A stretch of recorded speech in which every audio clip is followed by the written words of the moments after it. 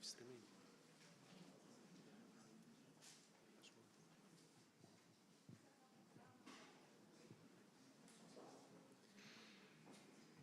Please ρωτάω τη Μύρια αν είναι ok το live και ξεκινάμε. Έτσι μοιράζει. Απλά πες μου ότι είμαστε live στο YouTube και ξεκινάμε.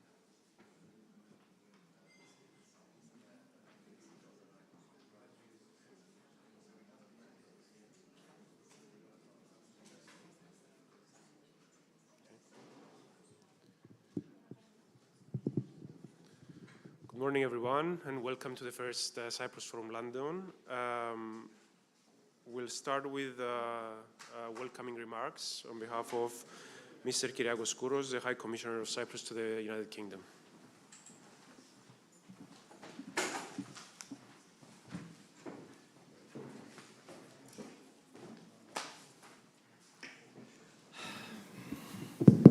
Yes, Libon.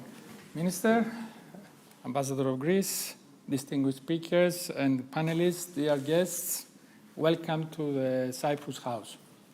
It is a great pleasure to welcome you this morning. It is a great honor for us to host today the first Cyprus Forum event outside of Cyprus, in what we hope to be the launch of many more to come in the London series.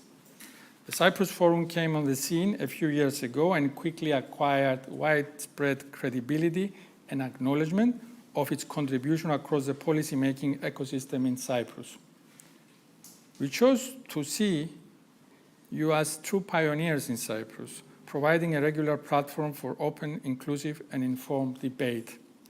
You have brought together politicians, diplomats, academics, experts in their respective fields from the public sector, the private sector, civil society, the media, in a way which has opened new avenues of communication that Cypriot society had rarely been exposed to in the past, both for those speaking at your events and for those listening.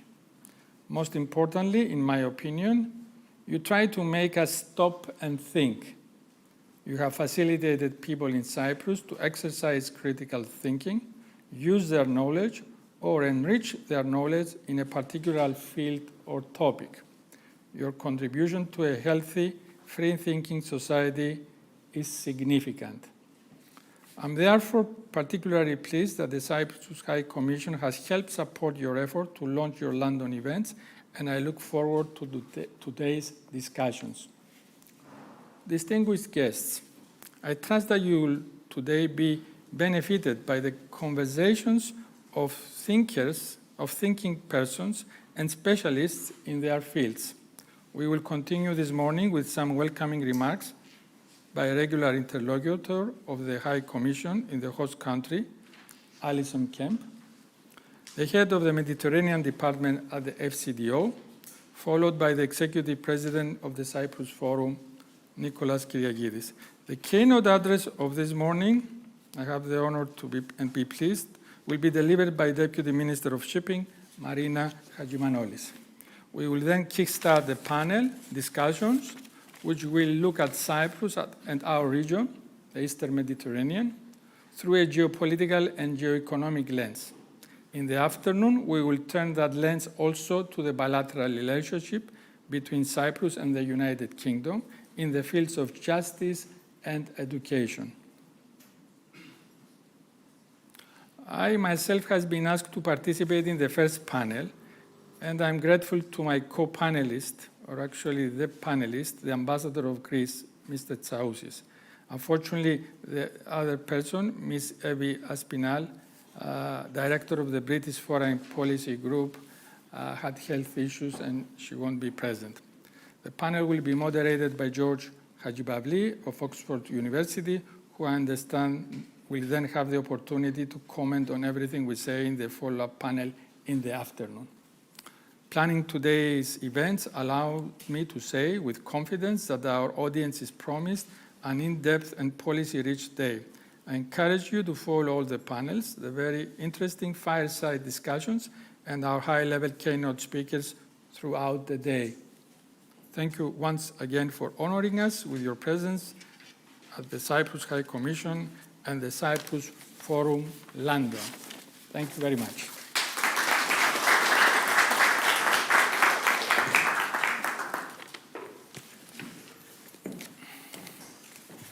Thank you, Mr. High Commissioner. I call to the floor Mrs. Alison Kem, Head of FCDO Mediterranean Department.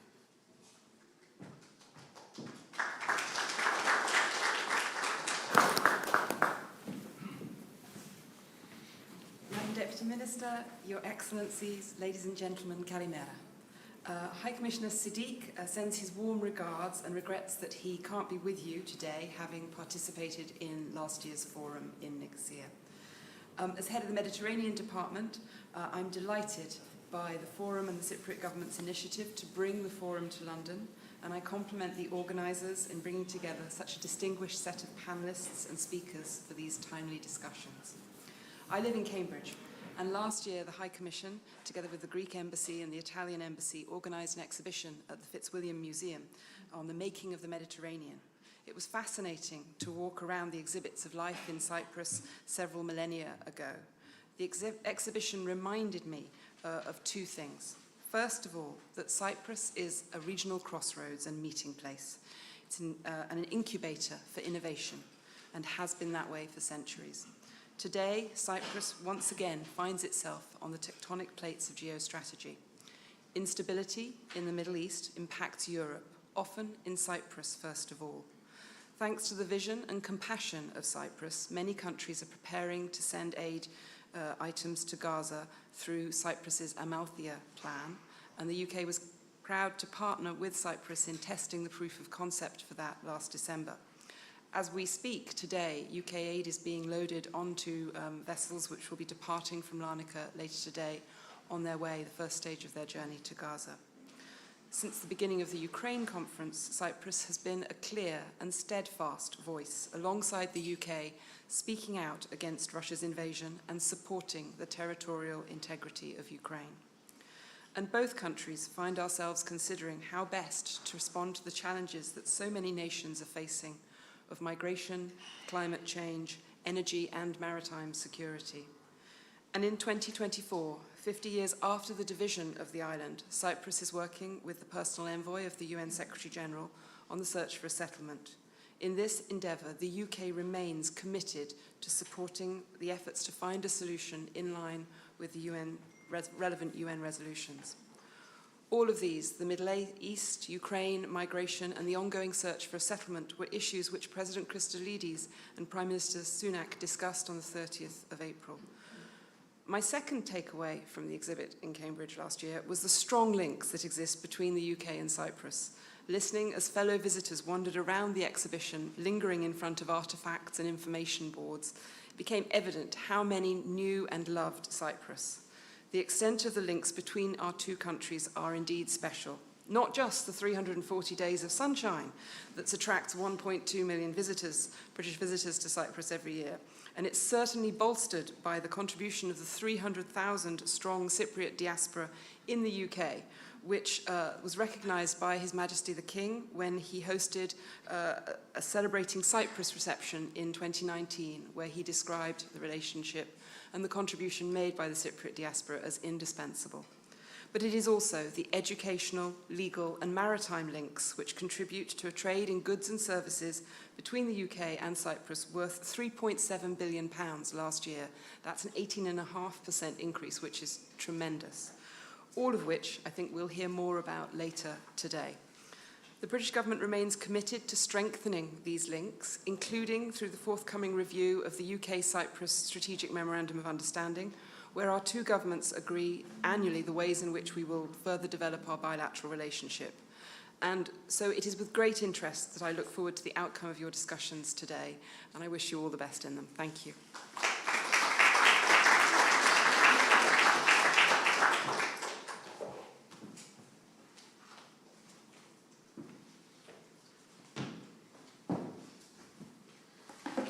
Thanks so much, Mrs. Kemp.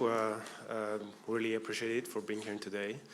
Ladies and gentlemen, it is with great pleasure and gratitude that I stand before you today opening the first satellite event of the Cyprus Forum outside of Cyprus, hosted here in the heart of London. Since its inception in 2020, the Cyprus Forum has been instrumental in facilitating discussions between policymakers, business people, academics, civil society representatives, and thought leaders. With our partners in Greece, the Delphi Economic Forum, Cyprus also has presence in Greece, Brussels, Washington, D.C., and with the addition of London, we want policy conversations relevant to Cyprus to further be amplified and drawing upon the expertise and dynamic energy of this global hub. First and foremost, I extend my heartfelt appreciation to our esteemed partners whose unwavering support and collaboration have made this conference possible. First of all, the High Commission, the High Commissioner specifically, Mrs. Milivia Dimitriou, our knowledge partners, the Hellenic Observatory at LSE, the Southeastern European Studies Programme at Oxford, the British Council, the Bingham Centre for the Rule of Law, the Department of Politics at the University of York, and our supporters, the Great Britain Cyprus Business Association, the Cypriots in the City, the Hellenic Centre, and the National Federation of Cypriots, and also our sponsors, the Property Gallery. Your support is truly appreciated. As we reflect on the road ahead, our commitment is to promote the policies of the Republic of Cyprus, which include peace, stability, prosperity in Cyprus and the wider region. And I would like to express my deepest gratitude to each and every one of you for being here today and for your contributions, your insights and suggestions that will be heard during the discussions. And may this conference serve as a catalyst for continued collaboration between British, Cypriot and other nationalities in the years to come. Thank you very much. I call to the floor the Deputy Minister of Shipping, Mrs. Marina Haragimanoli, for her keynote speech, and thank you so much for being here.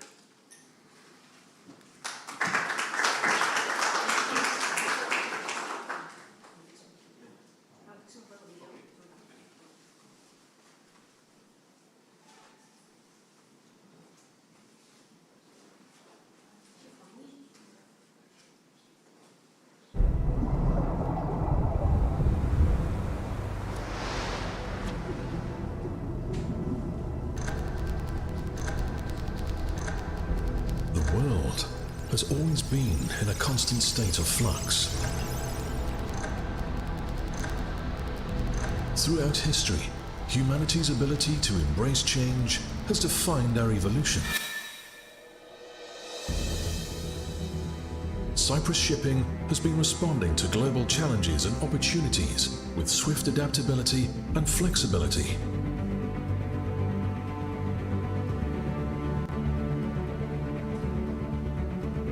For 60 years, since the foundation of the Cyprus Register of Ships, the Cypriot flag has developed into an emblem of stability, opportunity, and expansion, leading the way among the most powerful shipping nations.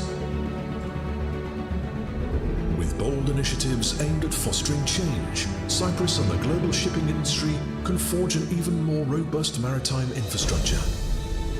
Change for resilience, implementing simplified procedures and delivering impeccable service.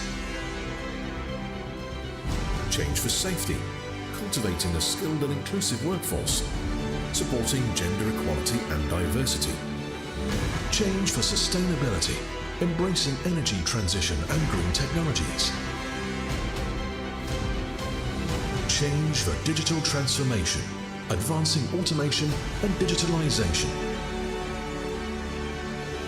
In our currently uncertain and fast-changing times, navigating change is navigating life itself. Shipping has the power to move forward and take charge, creating a legacy for change, shaping a brighter future for all.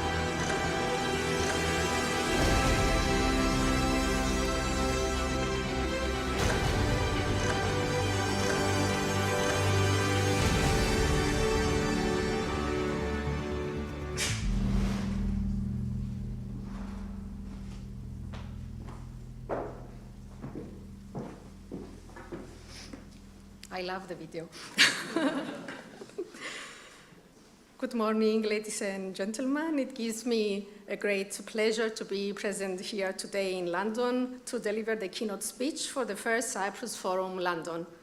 I extend my appreciation to the organizers, and in particular, Mr. Nicholas Kyriakidis, and to the High Commissioner of Cyprus to the UK, Mr. Kyriakos Kouros, for the kind invitation for this important forum.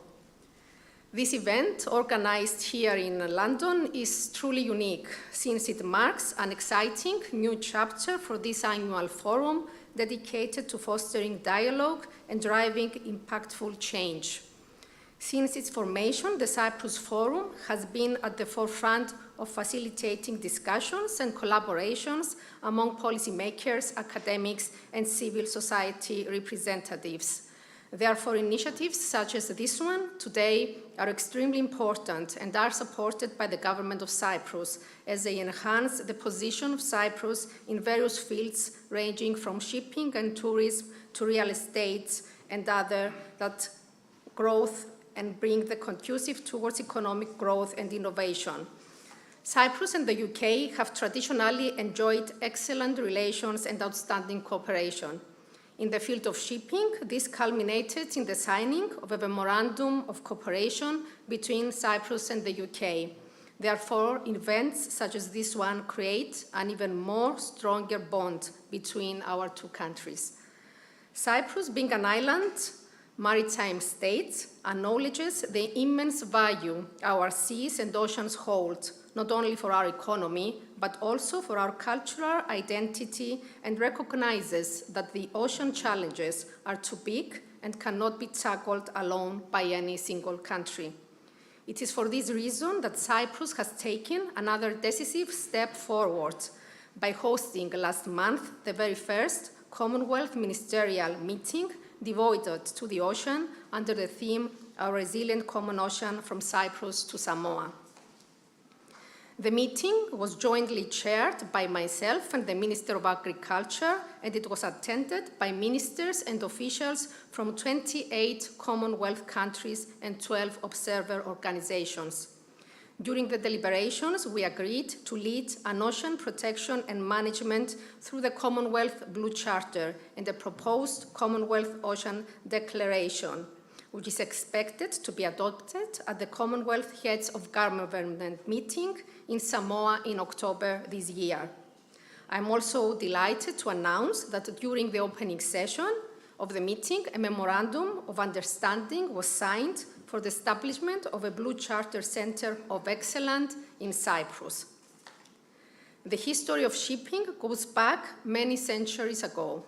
The strategic geographical location of the island of Cyprus at the crossroads of three continents played a critical role in the development of Cyprus as an important shipping center. The establishment of the ministry in 2018 undoubtedly marked a new era for shipping in Cyprus, demonstrating the political support of all governments and the commitment of Cyprus to the shipping sector. This development enabled the increasement of the functionality, the effectiveness, and flexibility of the public shipping administration. Today, the Cyprus Registry ranks among the top registries in the world.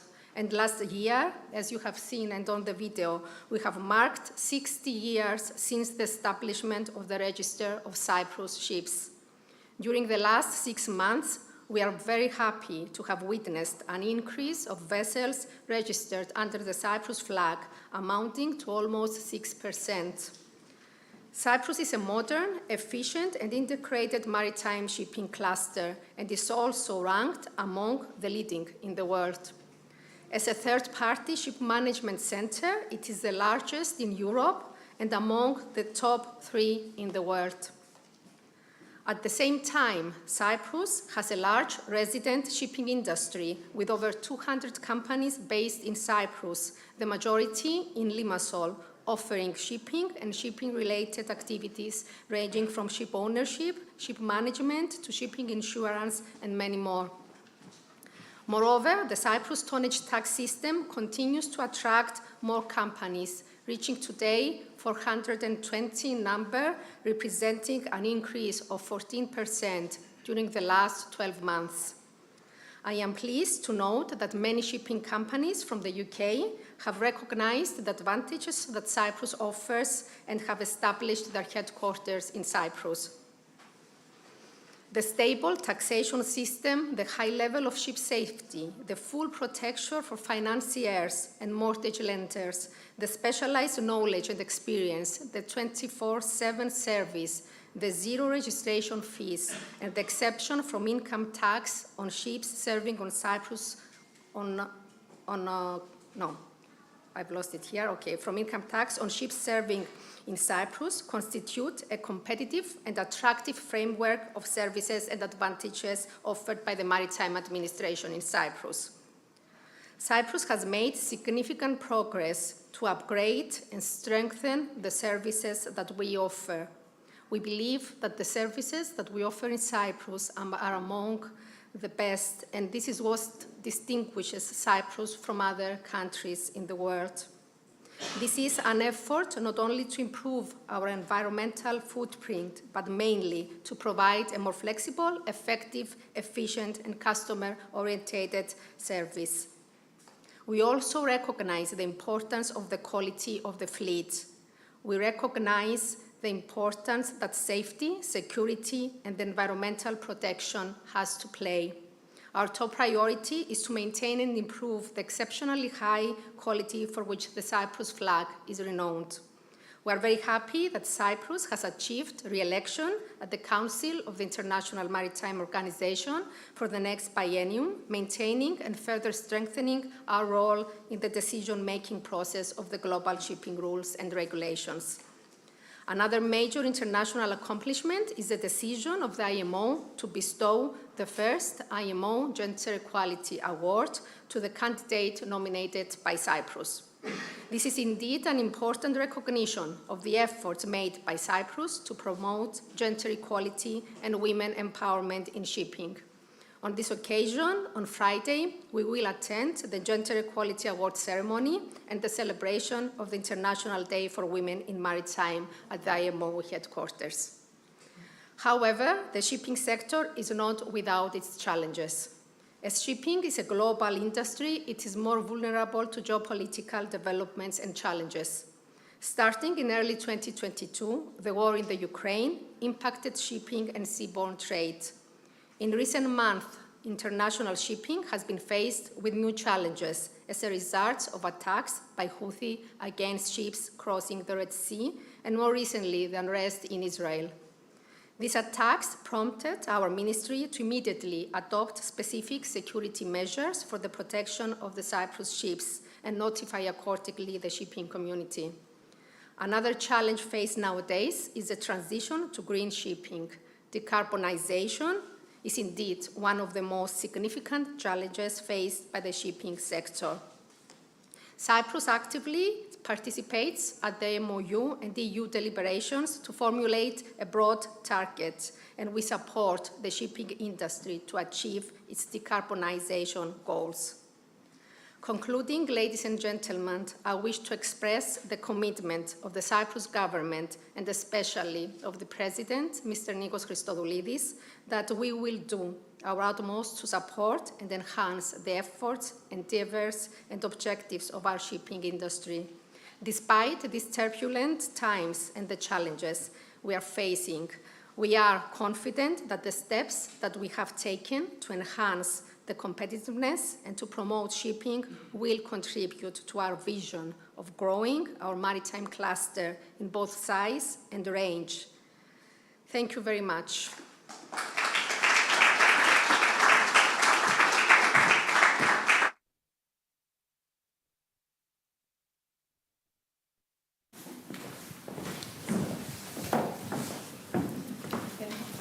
Thank you, Minister, for attending and giving us your speech.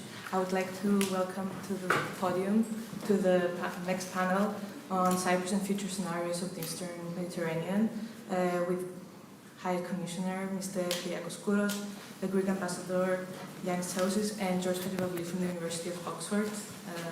Thank you. πρέσβη.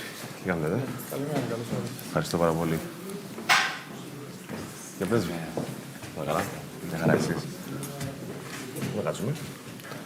Όπως κάθε... How Θέλετε do να we sit? κάτσουμε στη μέση. Sorry, Ό,τι how do we κάνεις στη sit? μέση.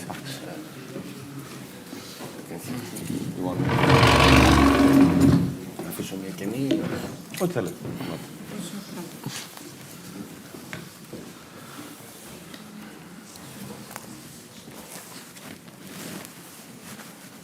Έτοιμοι.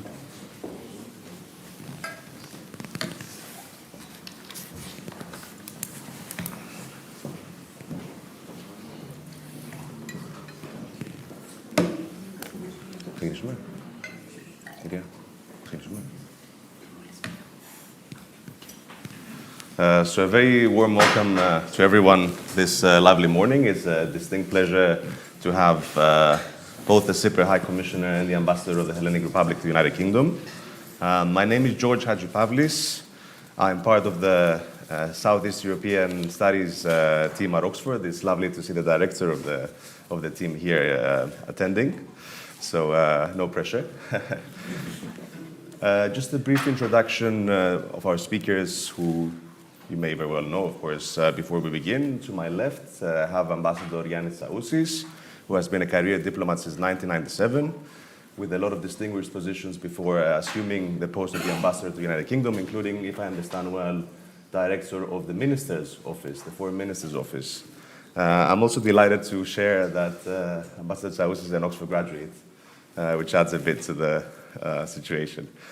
To my right, I have the distinct pleasure of welcoming the High Commissioner of the Republic of Cyprus, Ambassador Kouros, who held a lot of illustrious positions within the ministry and the government, including Permanent Secretary of the Foreign Ministry, Director of the President's Diplomatic Office, National Security Advisor, and Head of the Intelligence Service of Cyprus, which brings, I presume, and I'm sure actually, because I know Ambassador Kouros, brings a lot of wisdom. So the topic, today's topic, which will be continued by a CSOX panel later in the evening, which you're all welcome to attend, of course, concerns Cyprus and future scenarios for the Eastern Mediterranean. And I know the ambassadors always have their talking points, but I'd like to invite them to address a few core questions, including which are the most significant recent developments in the region and how exactly do they impact the region. Also, if that is expected to lead to a shift in British foreign policy and British thinking, how is great power competition shaping the region, especially given the recent emerging developments that have caused competition between the United States and the Euro-Atlantic bloc and Russia, but also China? And also, how can Cyprus perhaps benefit from recent developments to incentivize Turkey to commit to a just and lasting solution? I'd like to invite the two speakers in whatever order they would like. Don't want to meddle in diplomatic affairs. To deliver remarks in perhaps 10 to 15 minutes, if that's okay. So we can take questions from the audience afterwards. Of course. Thank you for the opportunity to give us for talking about the subject in such an audience, because it's addressed to the thinking persons, I presume, and that we want to benefit from the exchanges that will follow. You cannot talk about the future in the East Mediterranean from the perspective of Cyprus without, unfortunately, deal with the Cyprus issue and future developments. So we have the following scenarios. Either we don't solve it and we move on, either we solve it and then that will be the beneficial move on, and thirdly, we continue with attempts of negotiating and move on again.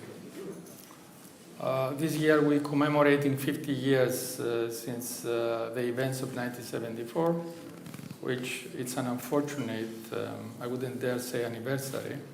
It's a commemoration of the fact that the new world order that came after the end of the Second World War is failing nowadays to deal with challenges of the nature like the Cyprus issue, and not to mention other challenges in the immediate neighborhood.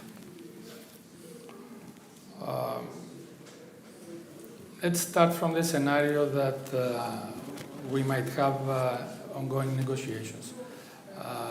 The envoy of the United Nations Secretary General, Marie-Angèle Cuellar-Olguin, just departed from Cyprus earlier this week. She had her meetings with her two sides. She also dealt with civil society in Cyprus in her attempt to figure out how to bring back to the negotiating table the two sides. This shows how challenging is the situation. We are not talking about an envoy on behalf of the UN who is coming to the island to engage in negotiations, but the new stage talks about an effort for making possible the return to the negotiating table. The narratives are not new. The Greek side, the government side, is that we believe that a lot of work has been done which has culminated in the 2017 meeting of Grand Montana, and we believe that we could continue from there. And the other side, the Turkish Cypriot leadership, but also Ankara, believes has submitted a new narrative, which is not new for us who unfortunately are older. It has remains from the 1970 Denktash first approaches of a two-state solution.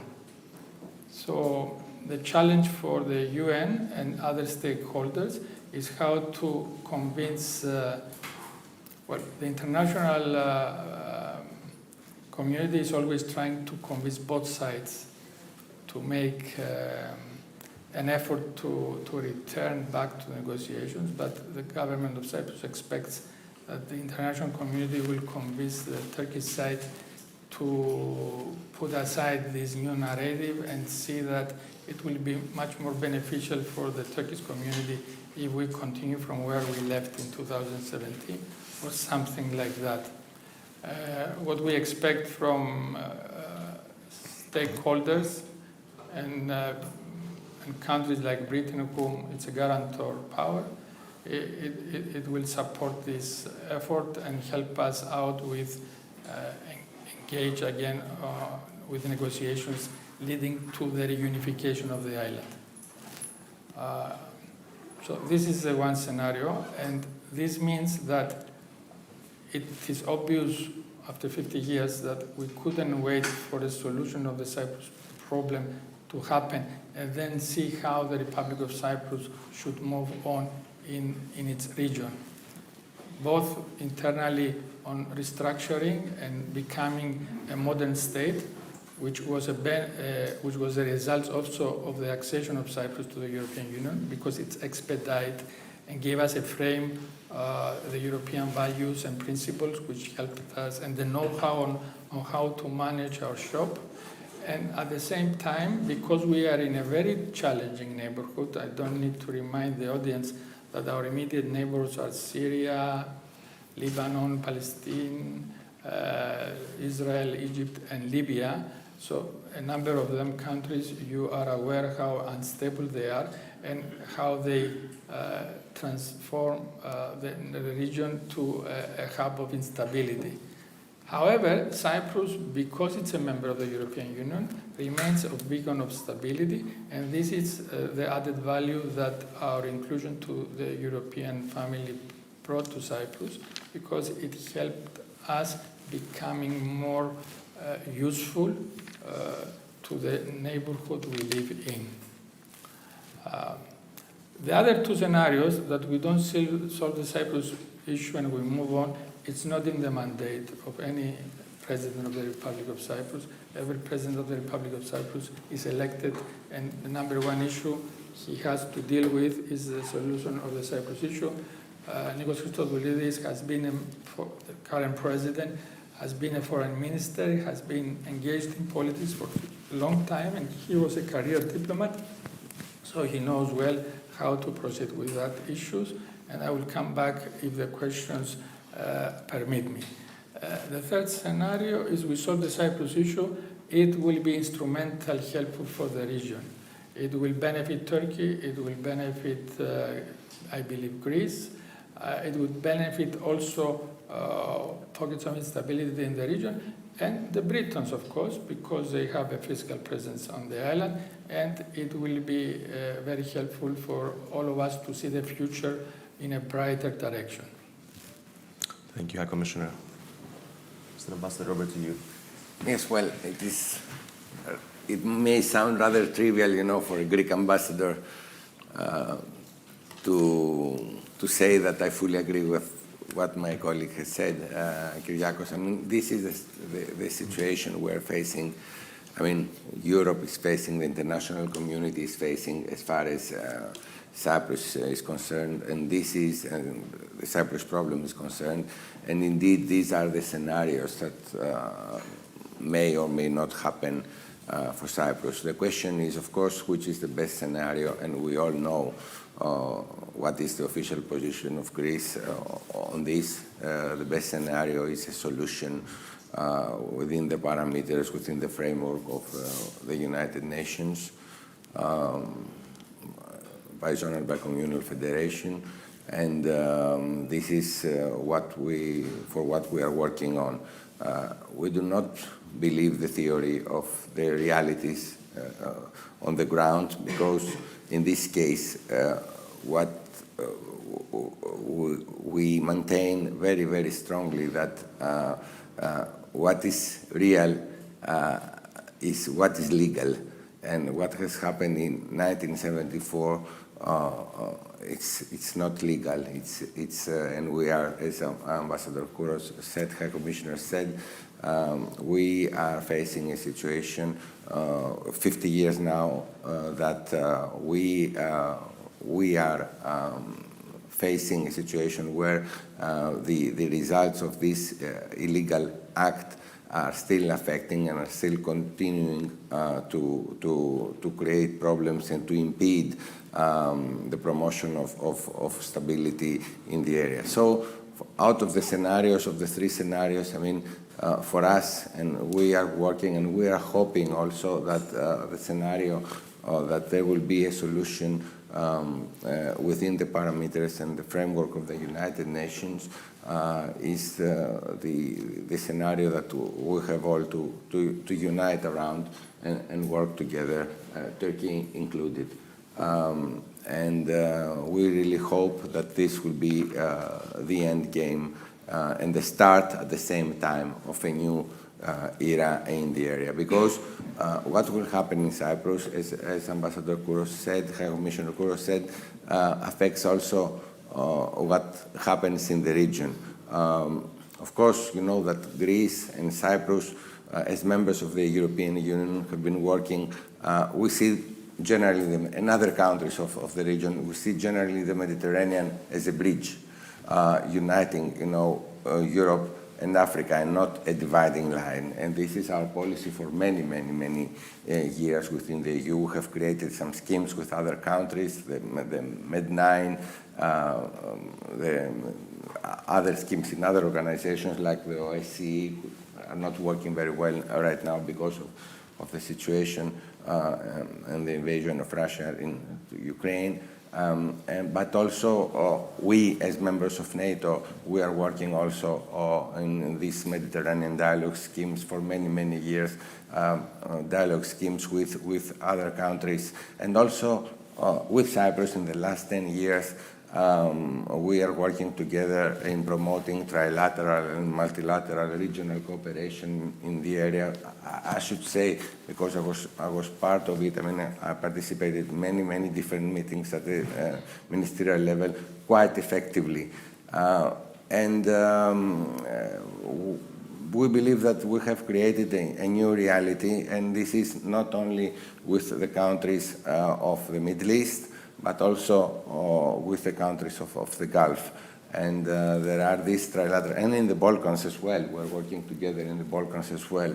And exactly this kind of efforts project us, both of us, as what we really are. I mean, beacons of stability in the area, as members of the European Union, as Ambassador said, but also as countries who believe in international law and believe in UN legality.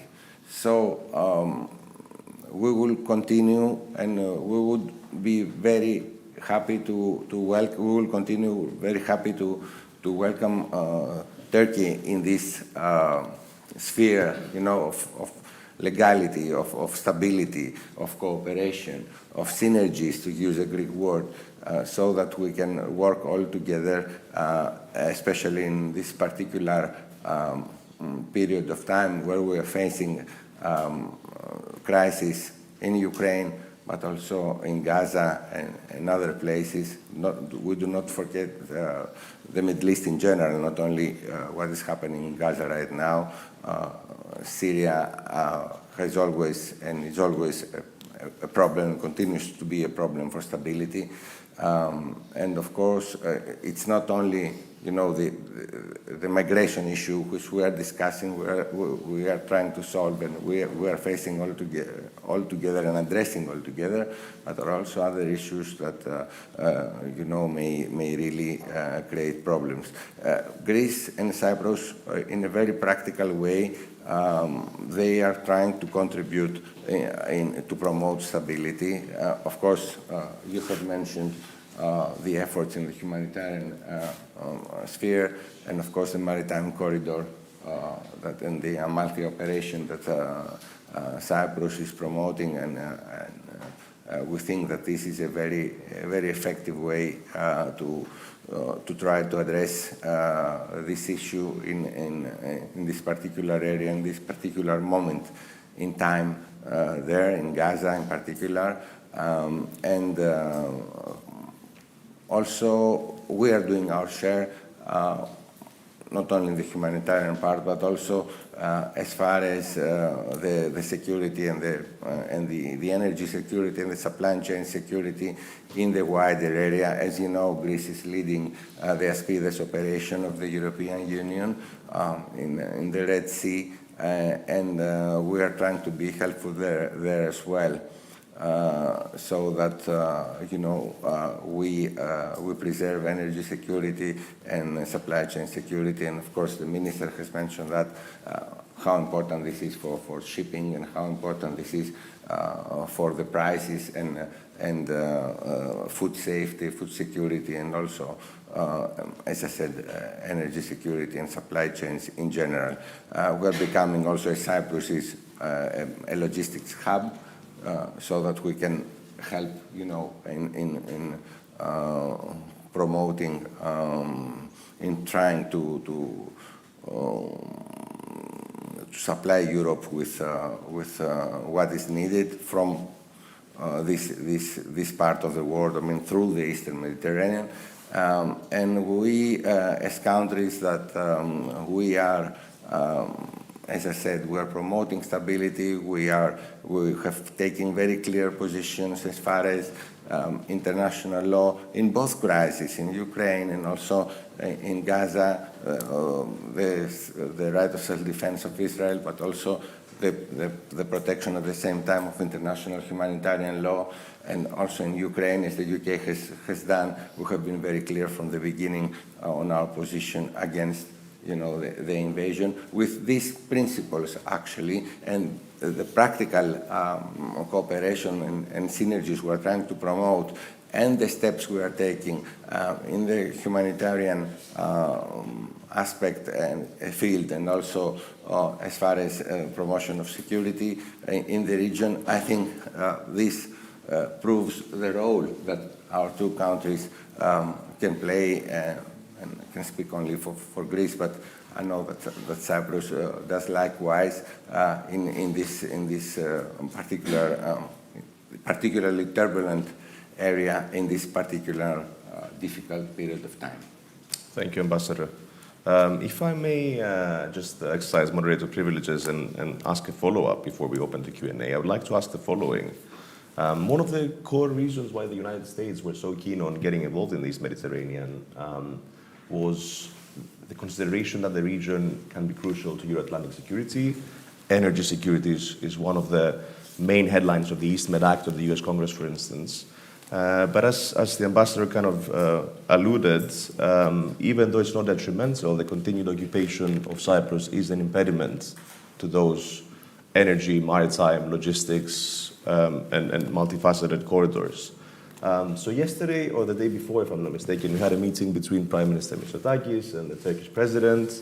And if I can recall well, the Turkish president said something along the lines, there's nothing unsolvable. Do you think the Greek-Turkish dialogue can positively contribute to the resolution of the Cyprus question, Ambassador? And High Commissioner, how does Nicosia perceive this rapprochement? Yes. Okay. Just to say a few words. Yes, of course, the answer is yes. I mean, it can contribute. You know, the messages that have come out from the meeting of our Prime Minister with President Erdogan were quite clear. I mean, there is a strand of cooperation in different areas, but at the same time, there are issues where the leaders and the countries disagree, and this was very, very, very clearly also, stated during the press conference as well. Yes, but this does not mean that the dialogue has to continue and can be also fruitful and productive as far as the issue of Cyprus is concerned. I mean, in the sense to create a climate, as you alluded, conducive to negotiations that could lead to a solution like the one we have been describing this morning with the High Commissioner within the framework and the parameters of the United Nations.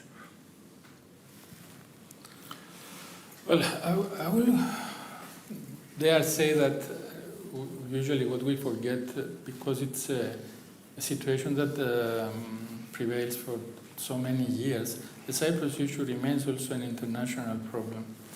And not only Greece, but Greece in particular, because of its dual identity, it is also one of the guarantor powers, has to talk with Turkey. And this is how we preserve it, and this is how President Christodoulidis believes that Prime Minister Mitsotakis should always be engaged, or whomever is Prime Minister in Greece, with the Turks in an attempt to incorporate in the discussion aspects of the Cyprus issue. Because at the end of the day, don't forget that Turkey, Greece, and Britain will be invited in a format to tackle the security parameter of any kind of a solution, because they are guarantor powers and the treaties gives them still a say on these matters. So we believe that the Greeks and the Turks should talk. We believe that as long as they talk and we avoid confrontations in the GNE or other in the wider sphere of the Greco-Turkish relations, that is beneficial also for Cyprus because it keeps things calmer. And there should be also a climate in the two capitals, I mean Athens and Ankara, who could be conducive for developments on the Cyprus issue.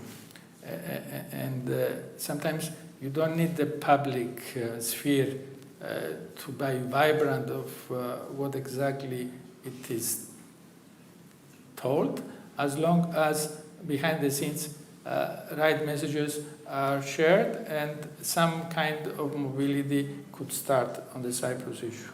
Excellent. At this stage, because we live in democracies and you cannot avoid informing your public about developments, especially on existential issues which affect everybody's life. But I think I touched most of your question, I think. You most certainly did. Thank you to both. With that said, it's time to pass to the audience for questions. Do we have any questions in the audience? There's a question at the back, gentleman in the back. Good morning. My name is Thanasis Gavos. I'm a journalist. I represent the Cyprus News Agency. An easy question. Do you think that the UK could or should take more of an initiative at some point to try to achieve the resumption of negotiations and the settlement?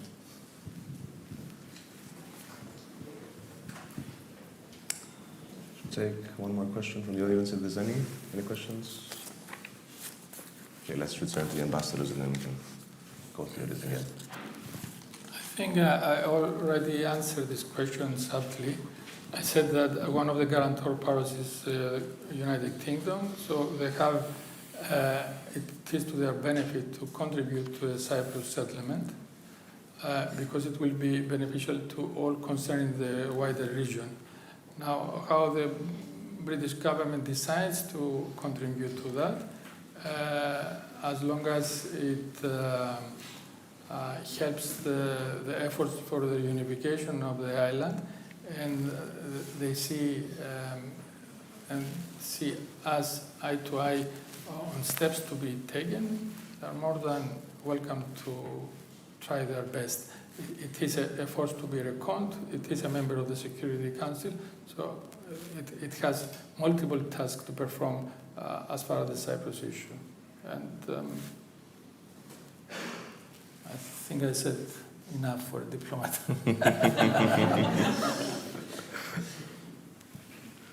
I think he said everything, not enough, in the sense that Ambassador Kouros, the High Commissioner, has reminded also that the UK is a permanent member of the UN Security Council, and of course is a guarantor power with Greece as well.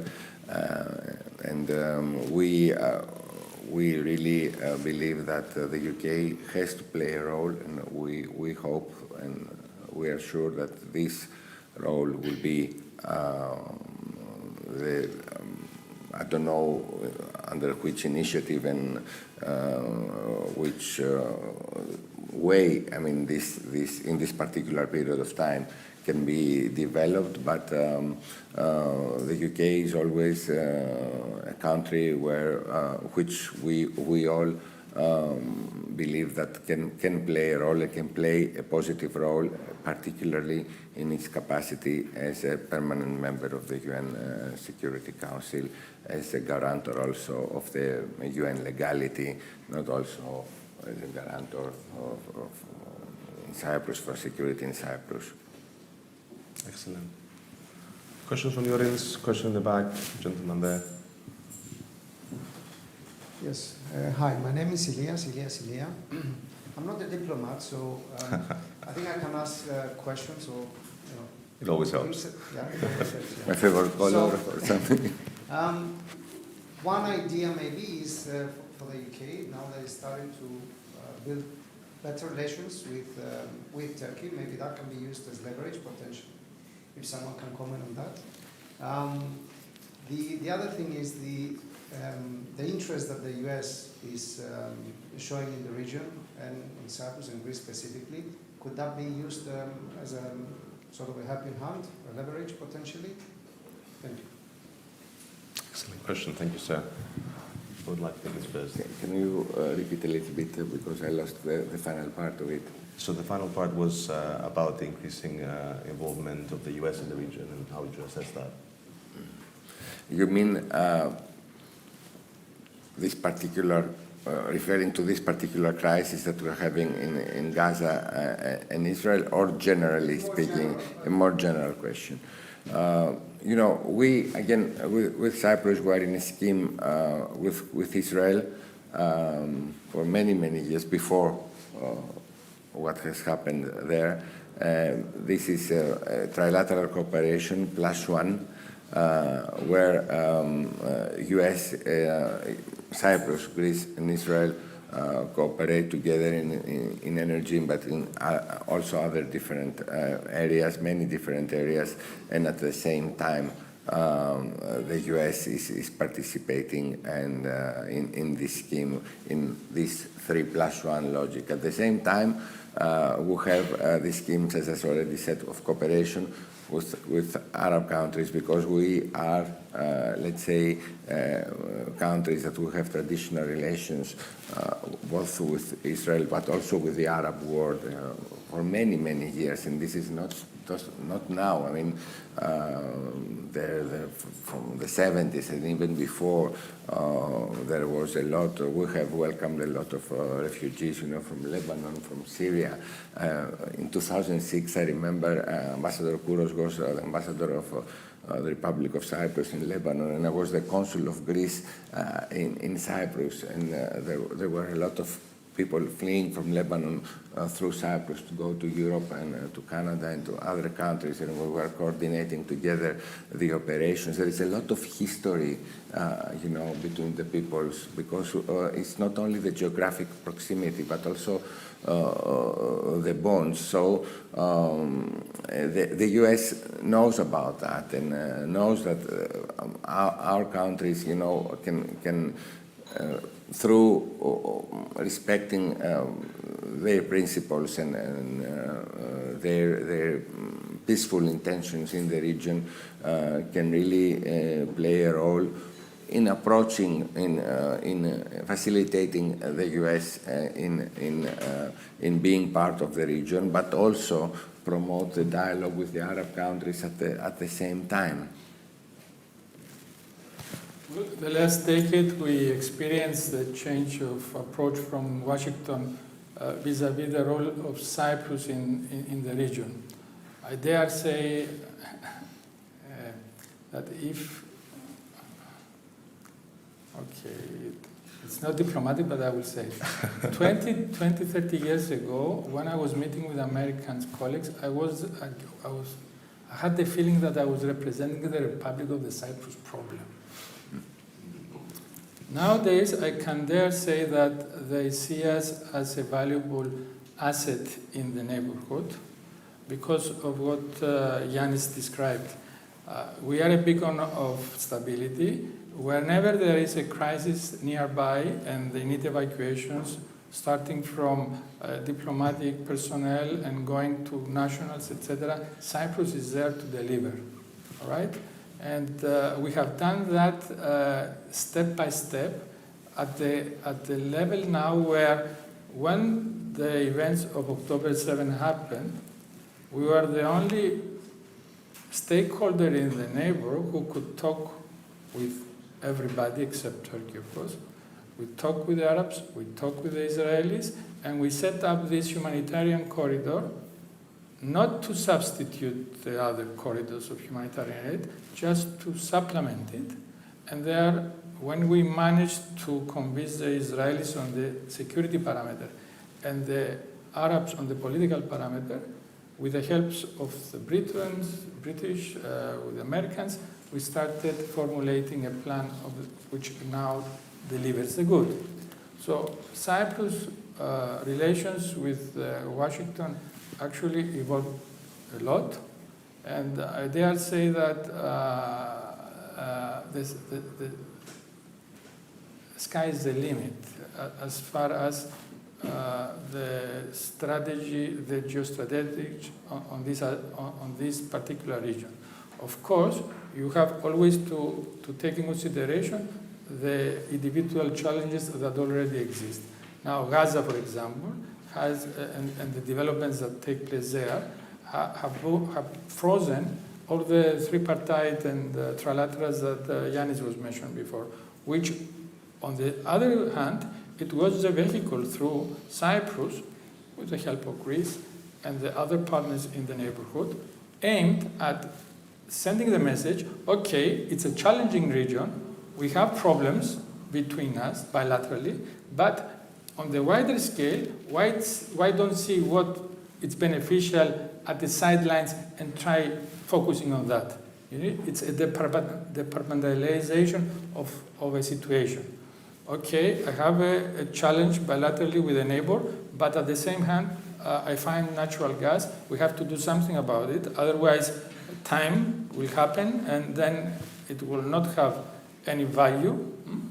And this makes sense, and it opens doors. And actually now Cyprus, I dare say, maybe I'm prejudiced because I'm a Cypriot, I'm representing the government of Cyprus, but I think our imprint in the region is bigger than our size.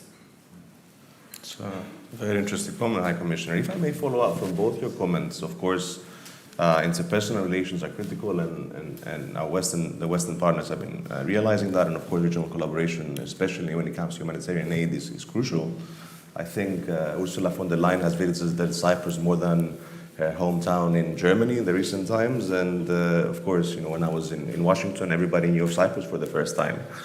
So these are positive developments, but on a broader scale, we now see this Mediterranean part of the strategic kind of plans of the United States. For instance, Joe Biden spoke of the IMEC, India, Middle East, Europe corridor, right? That is specifically meant to address great power rivalry. Whether the corridor happens or not, it shows a shift in the thinking of the United States that great power competition passes through the region. So I'd like to ask you, how do you assess these developments, and how do your countries position themselves in line of these developments, especially given that Greece, for instance, but also Cyprus has security centers with the United States, but also Greece has the port of Alexandroupolis, which is expected to be critical in this kind of great power planning and strategies. Well, as you know, we have a very good cooperation with the US. We have signed in the recent years 2 agreements on the MDCA, a protocol, but also an amendment to the Mutual Defense Cooperation Assistance agreement between the 2 countries.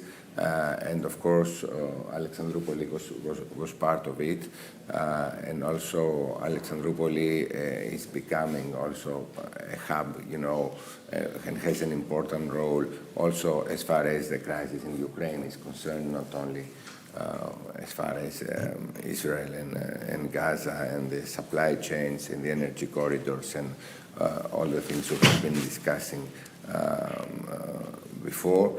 But at the same time, we are part of, as you already said, part of the EU. We are members of the EU, so we, by definition, the EU is also present there, and it's very natural what you have said, that the President of the European Commission has been in Cyprus many times. It's only natural for us, it's our working methodology, in the sense that as members of the same family, and when there is a member which are really close to what is happening and can from a strategic point of view, but from a practical point of view, can contribute in alleviating, the pain through, humanitarian initiatives in this particular period of time, in this particular part of the world. We have to work all together and create, the conditions so that we really do the job. That we really promote, and the UK is also part of it, to promote humanitarian aid in this very needy part of the world. I would like to point out that the recent visits of von der Leyen in Cyprus and in the region are also related to the migration challenges that we are facing. And the visit per se, it was a culmination of long discussions in Brussels on ways to deal with the phenomenon, because most of Europe had struck a deal with Turkey to keep there the Syrians, but in the case of Cyprus, we still had flows of migration, either through Turkey, which turns a blind eye on that misspell, or from Lebanon, from Syrians stranded there, and who, due to the developments in Gaza, there is a social unrest that this could include Lebanon in the crisis. And Cyprus started feeling that the pace of flow migrations, it's more than they could share alone. And that's why von Leyen, when decisions were taken in Brussels, came also to Cyprus and to the neighboring country, Lebanon, to see the extent of the crisis and how EU could be helpful dealing with the situation. And this goes back to the elements I said before. Cyprus, as a member of the European Union, has benefited, but you also benefit the group because you point out the challenges, you have a better understanding because you are close, you are also affected, and when you are convincing, then what follows in a rational way of doing is reaction, hopefully with positive results. And this is why we choose to belong to this group, apart from what we say that there is historical aspects, cultural aspects, values and principles, and this is the outcome of how democracy should work. Because at the end of the day, you told me how you see your relation with the Americans and the X and the Z. When the voter votes a particular government and you have a president that he has his focus to the West and what now we can depict as the West, it shows that you have a consent by the general public that you want to move to that direction. And this is what is happening, right? Of course. All right. Thank you for that very comprehensive insight to both. I think we have time for one more question, two more questions. Okay, let's take the lady over there, followed by the director of CSOCs, right there in the front. Good morning to all. My question would be, it feels that everyone is leveraging the position of Cyprus strategically and including the migration issue, which is a big issue for the West. But since 2013, with the situation that had occurred with the bank system, later on the golden passports, the name of Cyprus has been tinted in terms of the investments and the business world. And my question is, well, they're leveraging our position. How are we leveraging our position to the West to improve the status of business and restoring Cyprus as a business hub? And that does not include flowing funds through Cyprus and out of Cyprus. Thank you. Thank you for the question. Should we take both questions at the same time? Over there, the gentleman in front. Thank you. I'm Othon Anastasakis, and delighted that we are working with the Cyprus Forum. We've got another panel later in the afternoon, which is going to be exciting, talking about other aspects as well of the region. But for the ambassadors, I've got two questions, quick, long, but quick. Now, my first question is about Russia, because obviously with the distancing of Cyprus, the Republic of Cyprus from Russia, and also moving funds in the north as well, which complicates the situation even more. Cyprus getting closer to the United States as well. How that might affect the solution of the Cyprus problem, given that Russia is also a permanent member of the Security Council. And my other question is, I read recently that Cyprus says, as Greece said in 2002-03, when Turkey kind of got closer to the EU, that now the route of Turkey to the EU goes through Cyprus. Can we make this a little bit more concrete on how Cyprus is planning to use membership in the European Union to get Turkey on a kind of more convivial and common platform to discuss further the Cyprus issue? Two excellent questions. Thank you. Who would like to go first? Okay, I will take the floor first because I need to respond to the first question there. In 2013, what it happened because the economic crisis that affected Cyprus made us set up a mechanism to respond to the financial crisis. And I think it was acknowledged with the passing of time that it was not set up rightly. That's why we abandoned it. And that's why now we are trying our best to change this negative branding we got from the passports. And we are working diligently to change the attitudes. And actually, if you follow developments in Brussels, you will see that Brussels feels more confident that this partner, this member state, is going back to the right positions it should from the beginning. To the difficult questions you asked, Russia.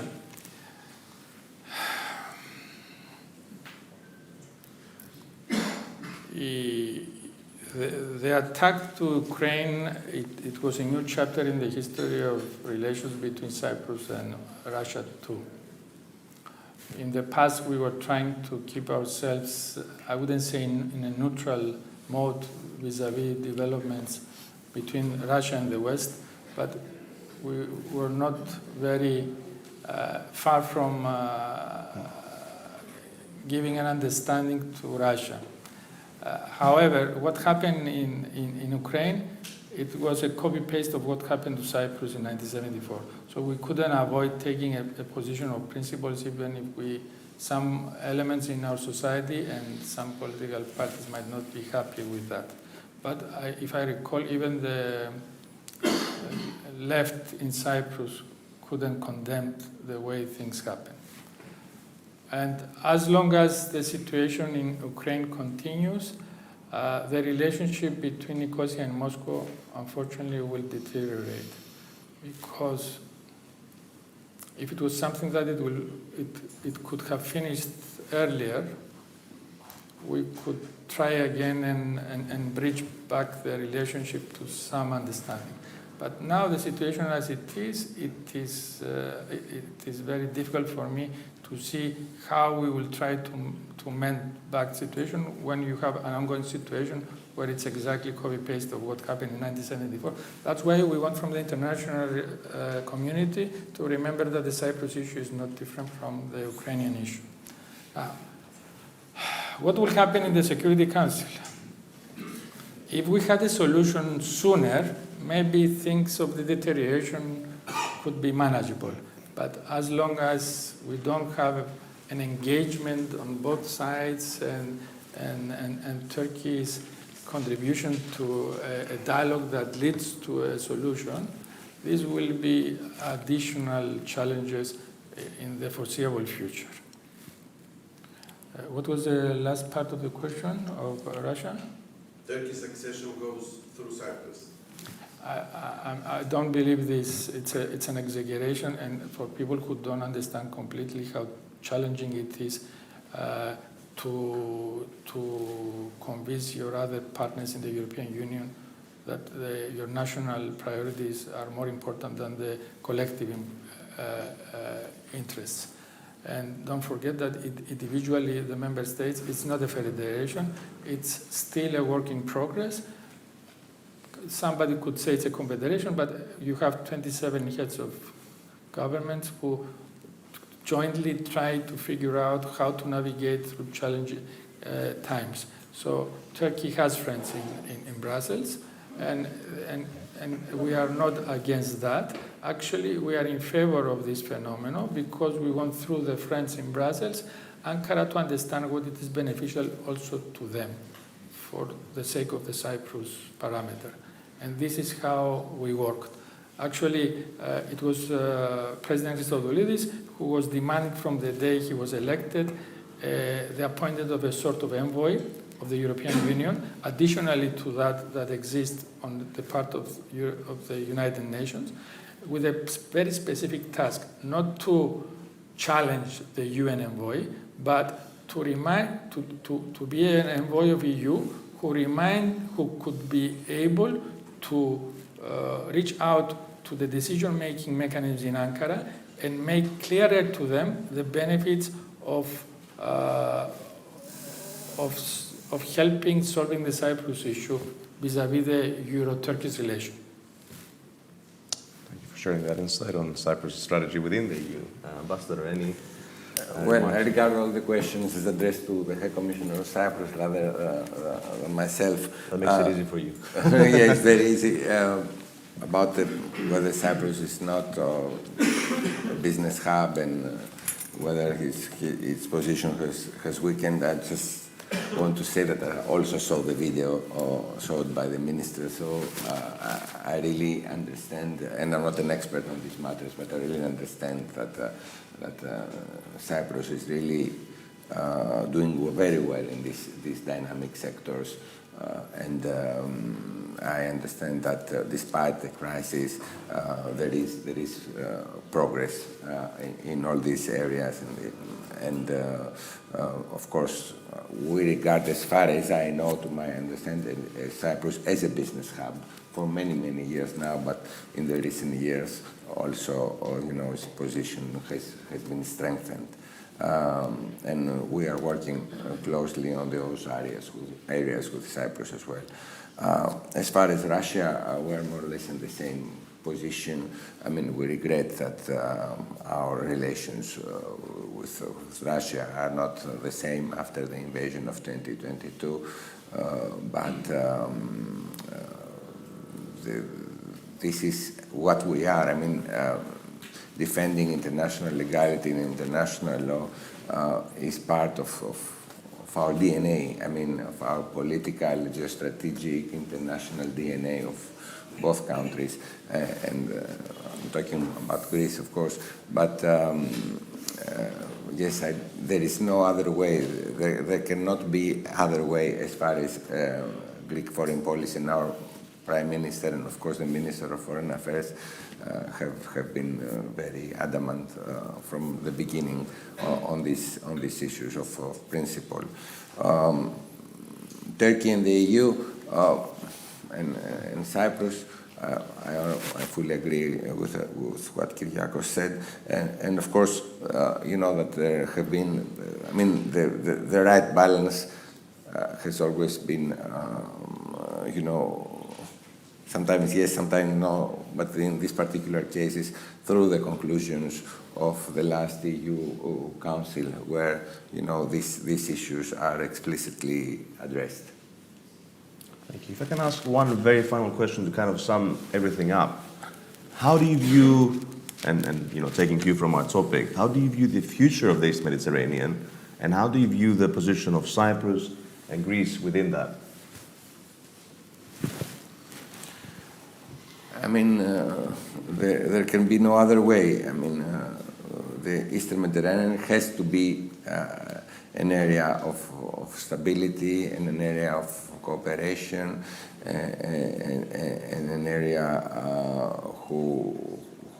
which, in a way, supports supply chains, supports freedom of navigation, supports trade towards the Balkans, and we have not discussed about the Balkans. We regard the Balkans and the Gulf as part of the same, let's say, trade corridor, and of course Europe and the northern part of Europe till here. And there is no other way. I mean, we have to work together and we have to cooperate. With Turkey, as I said, there are bilateral discussions, and there is this positive agenda, which is also an agenda referring or having trade as part of it. And I think this is also, as I said, a strand that we could continue to work with. But I will never stop to say, because, as I said, this is a very important issue for us, that the respect of international law is always the main pillar of what we do. There are things that we cannot do because we respect international law, and there are things that we can do without violating international law, and this is what we are doing. Yes, High Commissioner, any thoughts? Well, what additionally I can say is that energy is the future, and I'm talking about the plants that transcend the continents, and East Mediterranean can be part of that scheme. Before the events of October 7, we were planning to bring together partners and stakeholders as far as India for interconnecting and joining that part of the world all the way through the Gulf the immediate Middle East for us, Cyprus, and then European Union through Greece. Challenges in that region are always there to be tackled with, but we persevere. Yanis reminded me in 2006 what happened with events in July when Israel again attacked Hezbollah. It was bombarding the country for 33 days. Instead of me closing the embassy, we managed to help evacuate more than 86,000 people. We started with the Cypriots, and then we found out that the European Union wanted the same treatment, and then the Canadians and the Americans were involved, and 86,000 people through Cyprus in 3 to 4 weeks. You can imagine this. And at that time, we didn't have the resources or the know-how. I didn't even have a satellite phone. I was doing that from a private mobile phone. And that experience helped us in the long run to create what we have today, which is a mechanism that immediately Cyprus can be a stability beacon, and not only a beacon, but also a safe haven from whomever is in danger in the region. So this, for me, sends a positive message instead of the challenges we are facing, because the challenges didn't change. As I said, it was a bombardment, right? A real bombardment. I mean, I told my wife, don't listen to the media. I will call you back when this finishes. I called her after 32 days. She must be very unhappy. Yeah. Tell me about but nonetheless, thank you for that hopeful message. I think that's been a wonderful discussion, so please join me in thanking the two ambassadors for their wonderful remarks. And with that, I think it's time to pass it to the next panel. Yes, we should.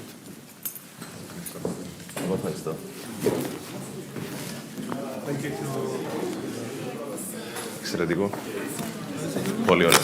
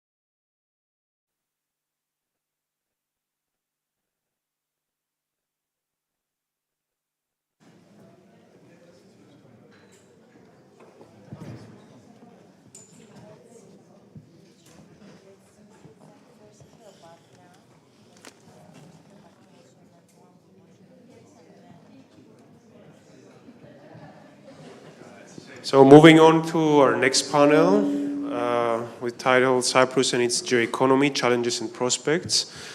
I'll give the floor to Professor Vasilis Monasteriodis from the London School of Economics, who will be moderating the discussion to present the speakers. Thank you, Nicholas. Thank you for joining this session. My name is Vasilis Monasteriodis. I'm the Eleftherios Venizelos Chair of Contemporary Greek Studies at the London School of Economics.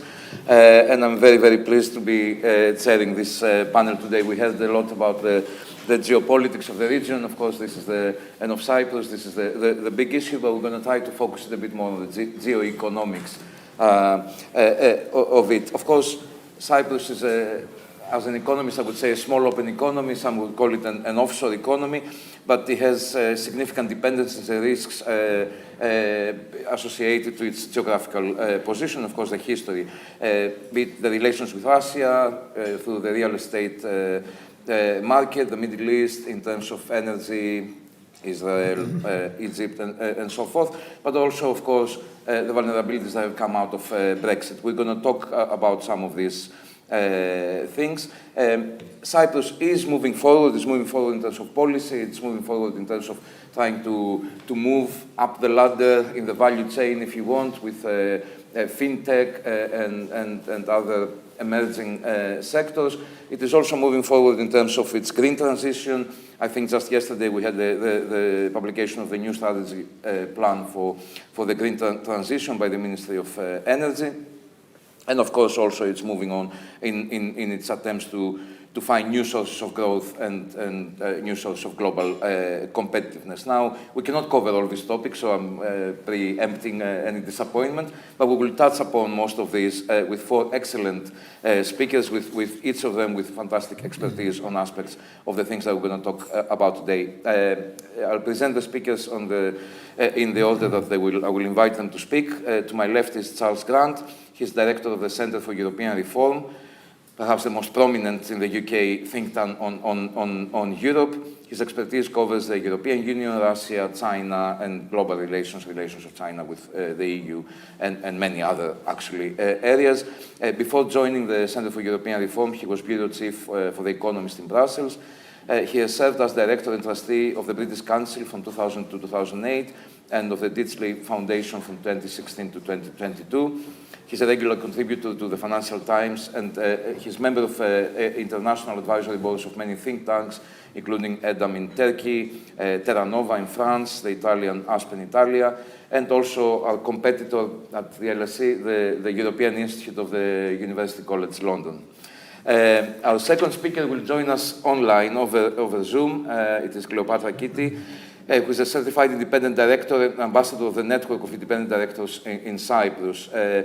Cleopatra has been advising governments, businesses, and international organizations for over 30 years on a range of issues: cross-border investments, EU regulation, governance, corporate governance, and many other things, in general, the geoeconomics, specializing in Middle East, North Africa, and the Levant region. Importantly, she's founder of the Mediterranean Growth Initiative, a networking platform which provides real-time data analysis for the economies of the Mediterranean. And she's also a senior policy advisor at ELIAMEP, the Greek think tank, and co-founder of its Mediterranean program. Our third speaker will be live in person, Dr. Stelios Sakas, who is a research economist at the University of Cyprus, affiliated with the Economics Research Center of the university. Stelios worked for a number of years before his current position.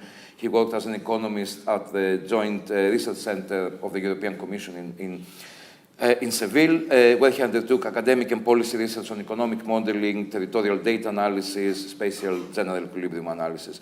He has a PhD and a postdoc from the Athens University of Economics and Business, and has published regularly in international academic journals such as the European Journal of Political Economy, Regional Science and Urban Economics, Macroeconomic Dynamics, Journal of Economic Asymmetries, and more. And I think today he will present something which comes out of a project that he did with funding from the Hellenic Observatory at the LSE, so I had to mention that. I'm sure he will also mention it. Last but not least, again online via Zoom, would be Our fourth speaker, Luis Loizou, who is co-founder and managing partner of Loizou and Company, a strategic consulting firm that provides consultancy, obviously, services and advice to firms internationally, but I think also with a lot of activity in Cyprus, at least currently. Luis has worked before his current position. He's worked in a number of financial institutions in the UK, Citigroup, Barclays, the Competition and Markets Authority, and also the Treasury here in the UK. He has served as chairman of the Hellenic Bankers Association in the UK, and he's currently chairman of the Hellenic Tech Network, a non-profit association which he co-founded in 2021, aiming at promoting a closer cooperation among professionals in technology companies and startups. He's a regular public speaker. He's given presentations at universities, including at the London School of Economics, and has published a number of articles in The Economist, Forbes, and elsewhere. Each with their own expertise, they will take us through some aspects of the geoeconomics of the region. To open up the discussion, I'll pass the floor to Charles, who's going to give us the big picture, I think. Thank you very much indeed. I'm not an expert on Cyprus, so I'm going to talk about the strategic challenges facing Cyprus, Britain, and the European Union in general. I think the sources of uncertainty are greater today than they've ever been before. I've been running my think tank for 26 years now, and I don't think the world has ever looked more uncertain. So let me mention 10 sources of uncertainty we have to think about. One is who's going to lead Europe. That perhaps is the least uncertain of the 10 things I'm going to mention, because I think Ursula von der Leyen is going to remain the President of the European Commission, probably. But the European elections do matter, because the far right is going to do quite well, and the centre-right is leaning to the far right in order to win back votes from the far right, which means that the European Parliament that will emerge in June will still be controlled by, if you like, the forces of moderation, the Christian Democrats, the Socialists, the Greens, and the Liberals. But it's going to be leaning more to the right than the current Parliament. So it's going to be much more hostile to green policies. It's going to be much tougher on migration. It's going to be more hostile to enlargement of the EU. And it's going to be more hostile to European integration generally. So it's going to be a different sort of European Parliament. Second source of uncertainty is obviously the war in Ukraine, which is much harder to read what's going to happen there. I think if Russia does quite well militarily in the next year or so, if Putin was clever, he could split the West. At the moment, the West and the Europeans have been pretty united on the war with Russia. They've all stood by Ukraine, more or less. But if Putin said, look, let's do a deal, I'll keep the bits of Ukraine I've got, Ukraine can keep the rest, then we'll call it a day and go home. Ukraine wouldn't like that. The Nordic and Baltic and Polish governments wouldn't like that. But quite a lot of European governments like France, Italy, Germany, Spain might say yes. Putin could split the Europeans by making such a proposal. I don't think there's no sign at the moment he wants to do that, but if he does, it could be dangerous for the West and for Europe as a whole. If he doesn't propose that, and there's no signs that he's going to, then I think the Europeans will stay behind Ukraine, backing it, mostly backing it, and the West will stay quite united. Third source of uncertainty, obviously, is Donald Trump. Nobody knows what he's going to do. None of us can be sure. But he's already weakened NATO by saying that he might not apply Article 5 of NATO to those countries that don't spend enough on defence. And he's already indicated that he would cut off American help for Ukraine, or some of that help for Ukraine.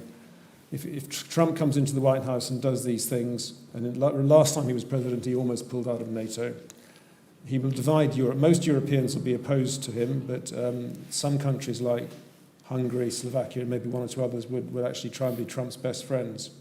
I think if Trump in the White House would lead to a lot more support for President Macron's ideas of strategic autonomy in Europe, the idea that Europe has to be able to look after its own affairs and without depending on others. The other point about Trump is, of course, he said he's going to put enormous tariffs against Europe and China, so he's going to start trade wars, which is bad for the European economy and the world economy. Fourth source of uncertainty, climate change. Trump, of course, doesn't believe climate change is a problem, so would pull out of the Paris agreements, which would have some impact. And I thought, as I've already said, I think the Europeans are going to be less keen to tackle climate change than in the past, because the political weather in Europe is moving away from caring about climate change. Public opinion isn't prepared to go much further in that direction. And it may become clear in the next few years that although climate change is happening, human beings are incapable of doing much about it, and we just have to live with it. However, the uncertainty there is actually China, because I was in China just a few weeks ago, and Chinese do care about climate change because a lot of their countryside is turning into desert, so maybe they can renew the global efforts to tackle it. Fifth source of uncertainty, China itself. The big question in China, as far as I can say, is does it become part of an axis of autocracies, Russia, Iran, North Korea, China, working together against the West, against the Americans? Because the Ukraine war has rather pushed China into that position, because China is so worried about America and fears America threatening it that it feels it needs Russia as a friend. So the war has meant that China stands by Russia. But a lot of people in China are unhappy with that, and they speak out in public and say they don't want to be so close to Russia. They think Russia's a loser. They don't want to be so close to North Korea and Iran. So I think it's interesting to see how that develops. Many of the people I met in China think China should be a leader of the global south, not a leader of an axis of autocracies. But so long as the war continues, probably China will stay backing Russia. And there are, of course, huge economic tensions between the West and China as well. China is developing a huge trade surplus. It's going for economic growth by investing much more in green industries and other modern high-tech industries, and trying to export the surplus to the rest of the world, which is creating tensions with the Europeans and Americans. So I think trade wars are quite likely, even if Trump doesn't come into office. Sixth source of uncertainty, the UK. There's going to be an election in the autumn. I think it's pretty clear we're going to have a new government, a Labour government. What is not certain is what that will do for Britain's relations with Europe. There are basically two rival camps within the Labour Party. There's one camp saying, don't talk about Europe. The Tories will attack us if we talk about Europe. We might not get back the voters who abandon us for the Tories if we talk about Europe. So don't talk about Europe and don't do too much about Europe. There's another camp that says, the current relationship between Britain and the EU is defined by the Trade and Cooperation Agreement. It's very damaging to the British economy. We need a fundamental revisit of it. And they will say that the security pact that Britain is going to offer the Europeans, and this will happen if Labour is in power, should be balanced by a revisiting of the Trade and Cooperation Agreement. So Labour's divided on what to ask for. And when I talk to European governments about this, many of the French and the Commission say, let's do the trade, let's do the security pact, but let's not revisit the Trade and Cooperation Agreement, because it's a pain to do that, and we've done it and sorted it out long ago. However, Britain does have some friends in the EU, the Nordics, Baltics, Polish governments, and even I discovered last week when I was in Spain, the Spanish government would be prepared, I think, to reopen that trade agreement, but that's a source of uncertainty. I personally hope it is reopened. Seventh source of uncertainty, migration. Recently, the EU agreed something called the Migration and Asylum Pact, hoping to solve the problem of irregular migration coming into the European Union. It won't work, I'm afraid. It's a good idea, and I wish it well, but it still doesn't give, for my money, doesn't give the borderline countries like Italy and Greece enough incentives to hold on to the irregular migrants who come in and process them. So they'll still have incentives to let them drift into the rest of the EU, I think. And the so-called solidarity mechanisms are not really going to work, because countries like Poland and Hungary don't want them to work. So I'm afraid that migration will remain a serious issue, boosting support for the far right all across Europe. Eighth source of uncertainty. How long do I have? 1.5 minutes. Okay, I'll be fine. I've got 3 points left. Eighth source of uncertainty, Gaza. I'm not an expert on the Middle East, but I was recently talking to some people who were. They are pretty convinced that there's not going to be any kind of solution. The Israelis do not want a two-state solution. The Palestinians don't really want Israel to exist. So sadly, this conflict's going to go on and on and on as far as I can see. This is damaging to Europe, because Europe divides three ways on Gaza. Those who support Israel, those who support Palestine, those who are in the middle. And it's very damaging to the West's reputation, Europe's reputation as well. Ninth point, France. So there's only 3 years to go to the next presidential election, but the bookmakers' favourite is Marine Le Pen. Opinion polls show if there was an election today between Macron and Le Pen would win. Le Pen says she doesn't want to leave the EU, but she says she wouldn't apply EU rules in France, so essentially she would disrupt the EU and try and destroy it from within. If she wins the presidency, which is quite possible, it'll be much worse for the EU than Brexit. It'll be the end of the EU as we know it, as far as I can see. Final source of uncertainty, Turkey. The current president of Turkey has caused a lot of damage to the West through helping Russia avoid sanctions, and through his generally stroppy behaviour in NATO, and for many other reasons as well. But as we learned recently in the local elections, there is perhaps a chance of a new government in Turkey in a few years. If we get a government that is more committed to respecting human rights, less keen to support Russia, and less overt in its support for Hamas, the EU will be ready to embrace Turkey and I think develop a much closer relationship, including in a new customs union. So those are 10 sources of uncertainty. And I think you'd agree with me that the world has never been more uncertain. Many of those sources of uncertainty are quite alarming and worrying, particularly if you look at France. But hopefully they're not all worrying, and hopefully we can cope with the challenges. Thank you. Thank you, Charles.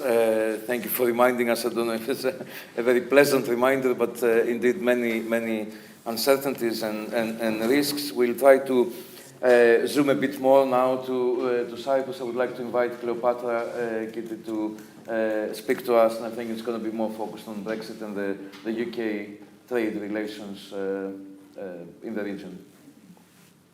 Cleopatra, if you can hear us. From Nicosia, thank you, Nicolas Kyriakidis, for inviting me to this UK Cyprus Forum. Thank you, Professor Monastiriotis, for hosting me on this panel. It's always a tough act to follow after Charles Grant, but I'll try and set a different context. I'll focus a bit on data and analysis that is drawn from the Mediterranean Growth Initiative platform that gives a context of the geoeconomics, the relations of UK in the Mediterranean. I heard a lot in the morning the discussion on the Mediterranean region and the UK. So how we define the Mediterranean, just to remind everybody, it's the EU Mediterranean, then it's Turkey, the Balkan Rim, the Levantine Basin, and all of North Africa. And in this region, we are 500 million people producing 10% of global GDP, but only a quarter of our trade is intra-regional. We're the least interconnected region in the world.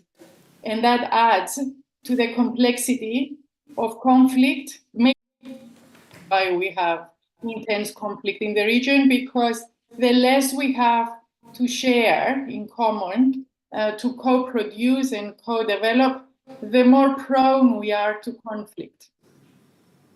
But I don't know if you see, I have two infographics to share with you. I don't know if it's visible to the audience. I cannot see it from my screen here. Could somebody let me know if you can see the infographic? Yes? Yes, yes. Graphic looks at the post or the UK relationship, trade relationship with the Mediterranean and the East Med.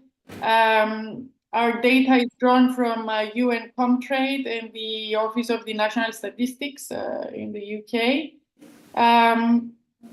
So what we see is that trade between the UK and the Med, the blue line in the chart, had a pronounced drop in 2020, which was the year when Brexit became a reality and the pandemic began.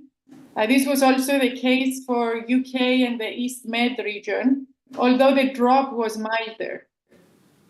The trend indicates that the drop in trade between the UK and the Med region mainly involved countries outside the Eastern Mediterranean. The Eastern Mediterranean countries are worth reminding are those that the UK has historic ties that are strengthened now through the Commonwealth. Some of these countries in the post-Brexit era are re-import and re-export trade hubs for the UK, such as Turkey, Egypt, and to some extent Cyprus on some products, and we'll see that a bit later. Another key point to raise is the type of goods traded. The UK continues to trade in the traditional sectors of energy and automotive, whereas the UK imports from the East Med are very culture-centric, are handicraft goods, works of art, and manufactured art. One point to note is the way data is collected and represented, and UN Comtrade data includes the re-imports and the re-exports. Because since Brexit, the UK has set up key distribution and manufacturing hubs across the continent, which is a point of note why, as Charles said earlier, the UK might want and the Europeans might want to renegotiate or relook at the trade agreement with the UK, because it's not only the security aspect, it's the value chains in a new world of regional value chains and less globalized trade. Regionalization matters, and the EU Med for the UK is a valuable manufacturing and redistribution hub.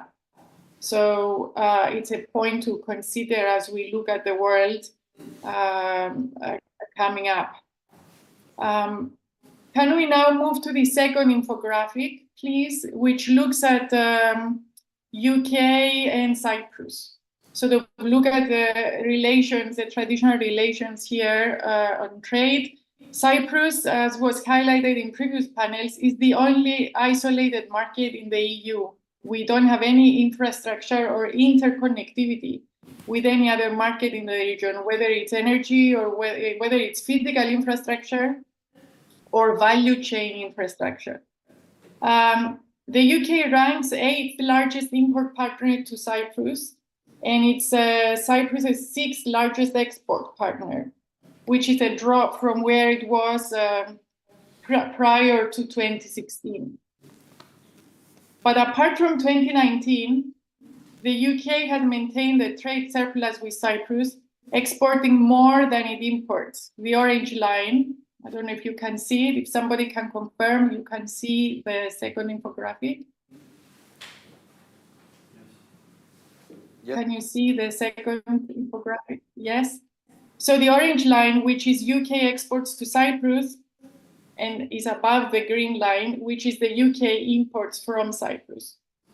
So imports from Cyprus experienced a sharper drop, and they are still on a very mild upward curve, which means Cyprus needs to try a little harder in its export relations with the UK to sharpen that upwards curve.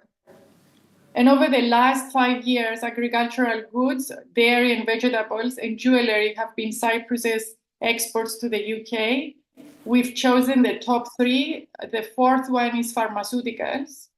And on the other hand, UK's exports to Cyprus have been vehicles and machinery, very traditional industrial trade goods.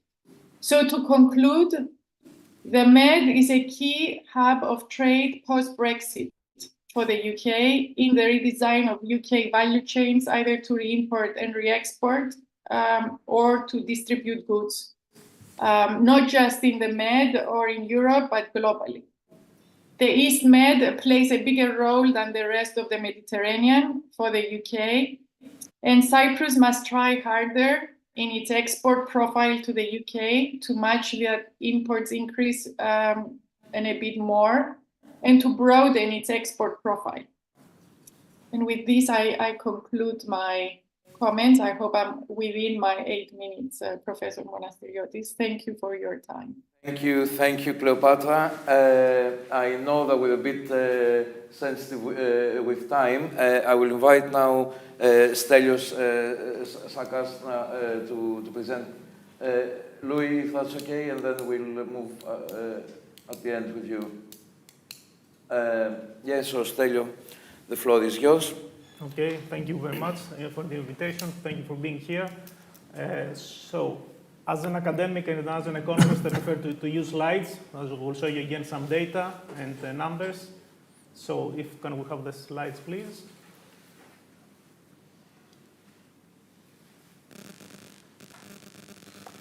So, this is a project that was under, let's say, the generosity of the Hellenic Observatory and the A.G. Levedis Foundation,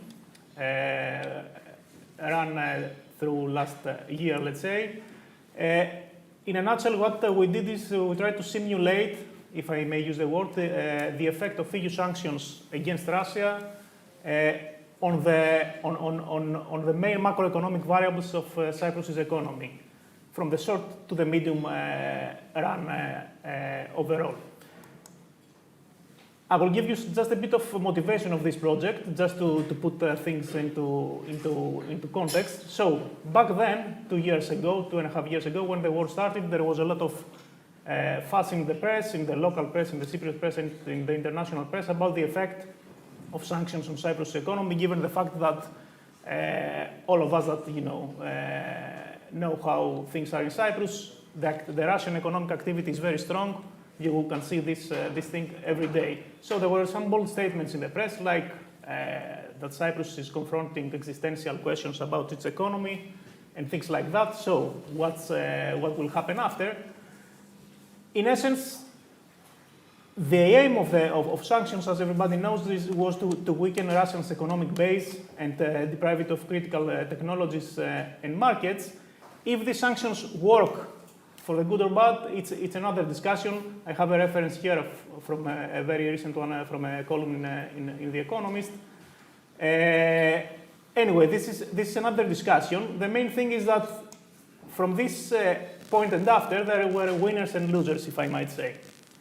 What I want to say by this is that, of course, Cyprus, trade policies in the mandate of the European Commission, Cyprus had to align with the decisions of the European Commission and the member states, of course, and they had to implement these policies. Initially, everybody thought that these sanctions would have a great negative impact on EU's GDP, especially for Germany and neighboring countries like Poland and the Baltic states. 2 years after, it proved that was not the case, because on the one hand, Germany and Europe tried, to substitute energy and decrease energy consumption. This turned to have a mild negative impact on GDP. Also, the weather was helping in this direction. It is unfortunate that climate change helped in this aspect, but it did, given the temperature. The question here is how Cyprus relates to all this, and if it is different. And my answer, and probably your answer, would be yes, it is, because Russia is Cyprus' strongest partner in terms of trade and FDI. And when I talk about trade, I mainly focus on export of services. I will show you now some data that prove this thing, but before showing the trade data, I would just like to focus on the first, let's say, the direct impact of the war. As you know, just a bit before the war, we had also inflationary pressures coming from the COVID period, and this aggravated the sanctions policy and the war aggravated the effect, as you will see, around January 2022 and after. Inflation increased a lot, not only in Cyprus, but in Europe as well. So that was let's say, an indirect effect of sanctions and the war. And the more direct effect, you can see it here. I have some data here. You have to dig deeper in the balance of payments accounts of Cyprus with Russia. Just focus, for the sake of time, on the orange bar. The orange bar represents the services, the export and imports of services from and to Russia, of course. And if you see what happened from 2021, the year before the war, and the year after the war, you will see that the orange bar is almost halved in terms of exports. Oops. I'm sorry, here, in terms of exports. This means, if you want to translate it in another way, that exports of services to Russia accounted initially for the 1/4 of total export of services. This was around 9% of the GDP in 2021, and now it's around 4% of GDP. This, of course, is a major shock in terms macroeconomically speaking. If you want to look at it in another way, if you want to see other kinds of services like tourism, tourist arrivals, you can see that, of course, they were decreased during the COVID time. Then people from Russia stopped visiting the island. And again, this is reflected in all the time series available up to 2022. We still wait for the 2023 data. Last one, in terms of FDI, there is also the Russian presence in terms of FDI was traditionally strong. But as you can see, again, focus on 2022, inward and outward FDI. By inward, I mean flows coming from Russia. They decreased. They are negative, actually, meaning that there is a disinvestment. So all in all, 2 minutes. Fine. All in all, we took this data. We have a model at the University of Cyprus, of the Economics Research Center, that tries to simulate and forecast the effect of such policy changes on the main macroeconomic variables. And from our calculations, all in all, very briefly, I can say that the Cyprus GDP, real GDP, falls by 5.5% the first years. But if you want to look at at an average pace, let's say, it will drop for around, it will drop. By drop, I mean it will slice GDP by 2%, more or less. Macroeconomically speaking, this is not a small number. It's quite something to lose your 2% of your GDP in just two or 3 years. And perhaps this partly explains the observed growth slowdown of the Cypriot economy from a 5.5% in 2022. The last year was only 2.3% growth rate of GDP. Now we'll close with some general conclusions and some remaining challenges. Of course, the effects are not negligible. We have to examine them a bit in more detail. Uncertain for how long and how strong they will be, because these people know here better than me. This depends on the geopolitical context. Other mechanisms are in play, like export reorientation, export substitution. So you lost a bit of your financial exports. You can substitute them with tourism or with other destinations, other markets. A question here is, do you substitute with other markets, or still you have a relationship with Russia through other markets? It's a standard practice. Firms try to implement sanction avoidance practices sometimes. Finally, this is, let's say, my opinion. Of course, there are some equity concerns of EU sanctions policy because Cyprus has been hit disproportionately relative to what happened to the rest of the EU. And finally, I will close with some challenges and vulnerabilities that are still taking place. Of course, Cyprus, macroeconomically speaking, has still a very high current account deficit. This is a burden for the economy. Net international investment position is like more, I think, 100% of the GDP. Households and non-financial corporations are still indebted, more than 150% of the GDP, plus the share of non-performing loans, even though it's going down now. And why I'm saying this? Because now with the sanctions, of course, and the effect of sanctions of the economy, this puts additional borrowing and financial constraints in the economy. So if you have capital flying out of the economy, this reduces the collateral available in the economy. This makes borrowing much more difficult. So it remains to be seen what will happen in the future. You can find the results in a forthcoming working paper of the Hellenic Observatory. And that's all from me. Thank you. Thank you very much, Stelios. Sorry, and a round of applause also for the previous speakers. I think this takes us very much then to this macroeconomic picture takes us then to the question about business and what is the investment environment in Cyprus, what is the business confidence about Cyprus, and perhaps how this is all seen from London. So, Louis, the floor is yours. We don't have sound.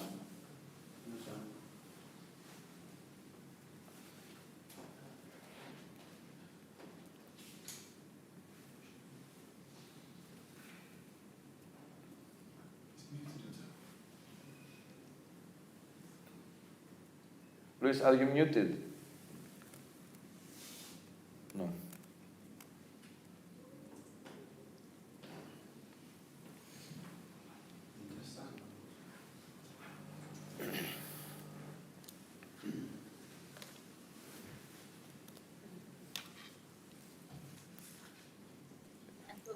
Can you hear me?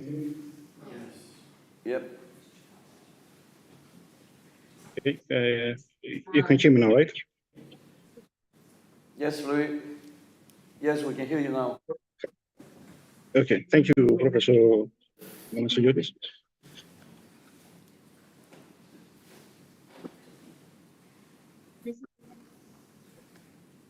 So following on from the previous speakers, I will adopt a micro perspective, discuss some of the sectors that they are promising in Cyprus and what business opportunities they are there, but at the same time touch base on threats and how things will look with the prospects also of a further development in the political problem that Cyprus has been facing.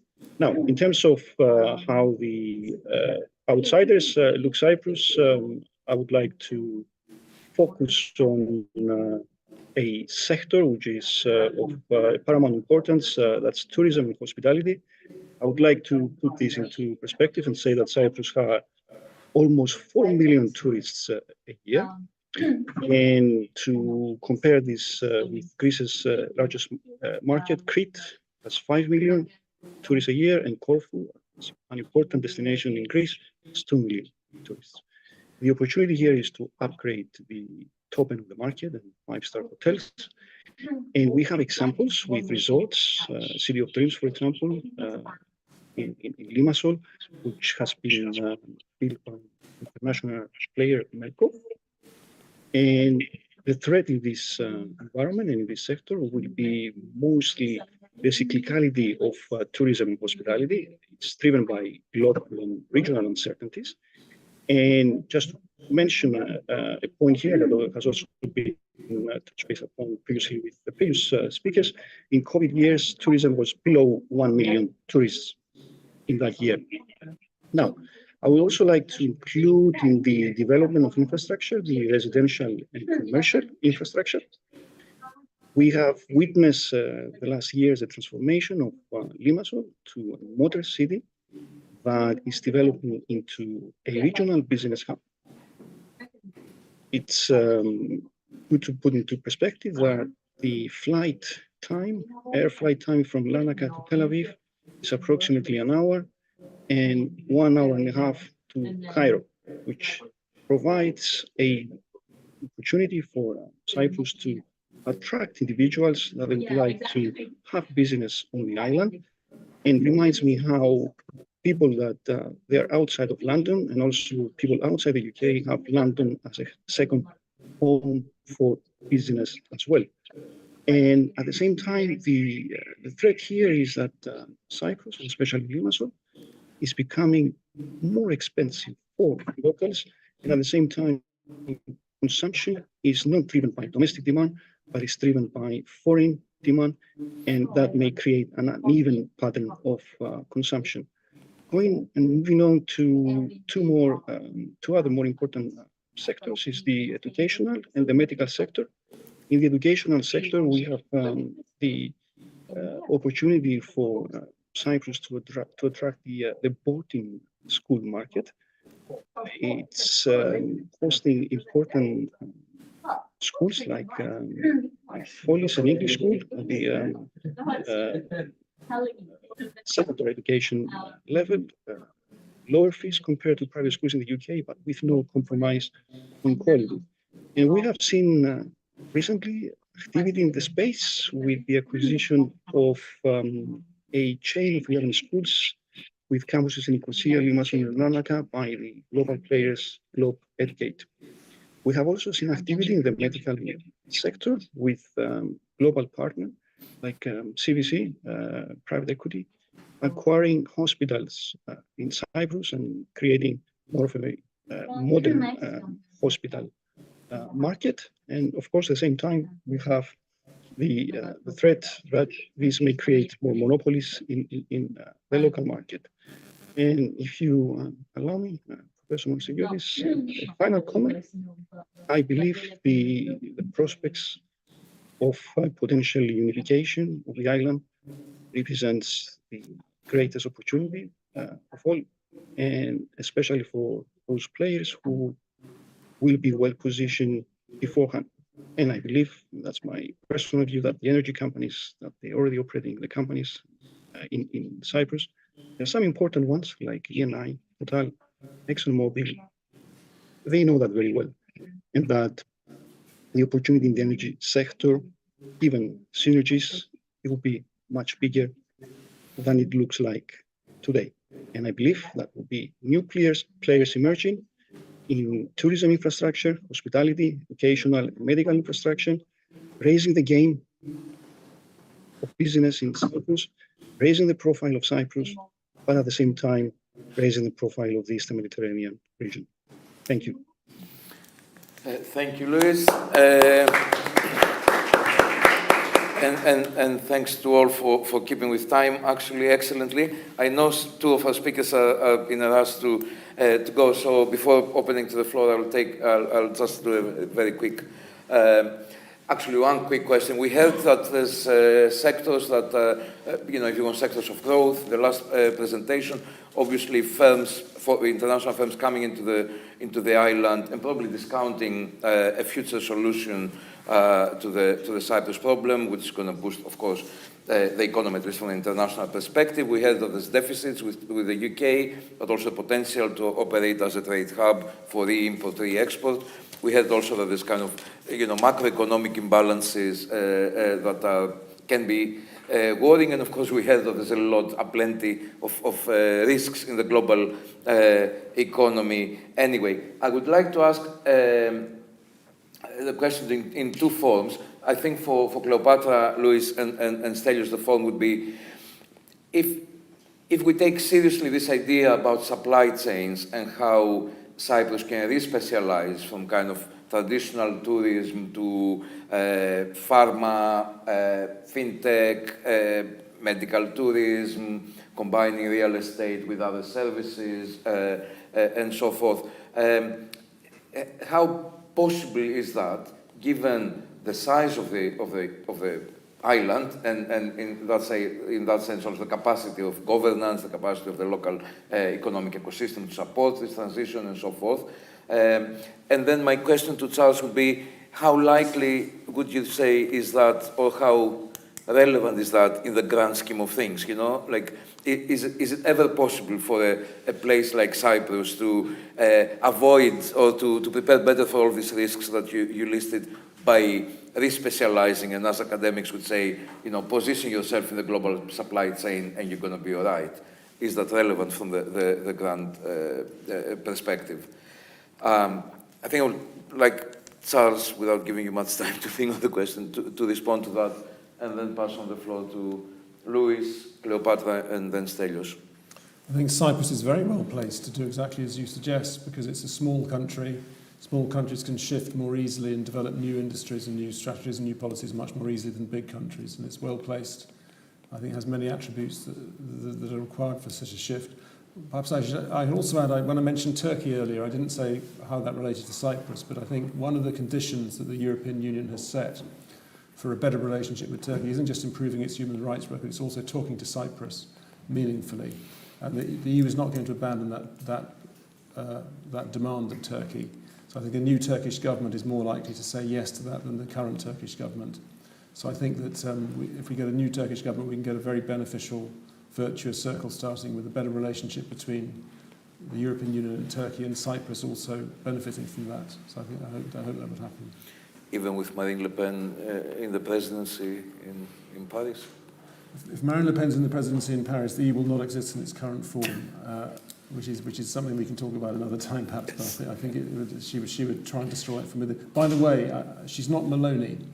I've met Marine Le Pen. I spent an evening with her once a few years ago.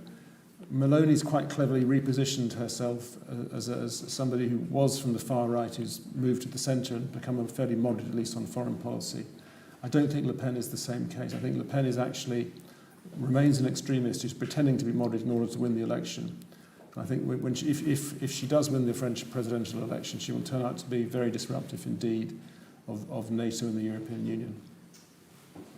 Thank you. We'll leave that for the future discussion. Louis, is it easy? It's a small economy, so it's easy to re-diversify. Do you think that the investment flows and the interest is such that it allows this possibility?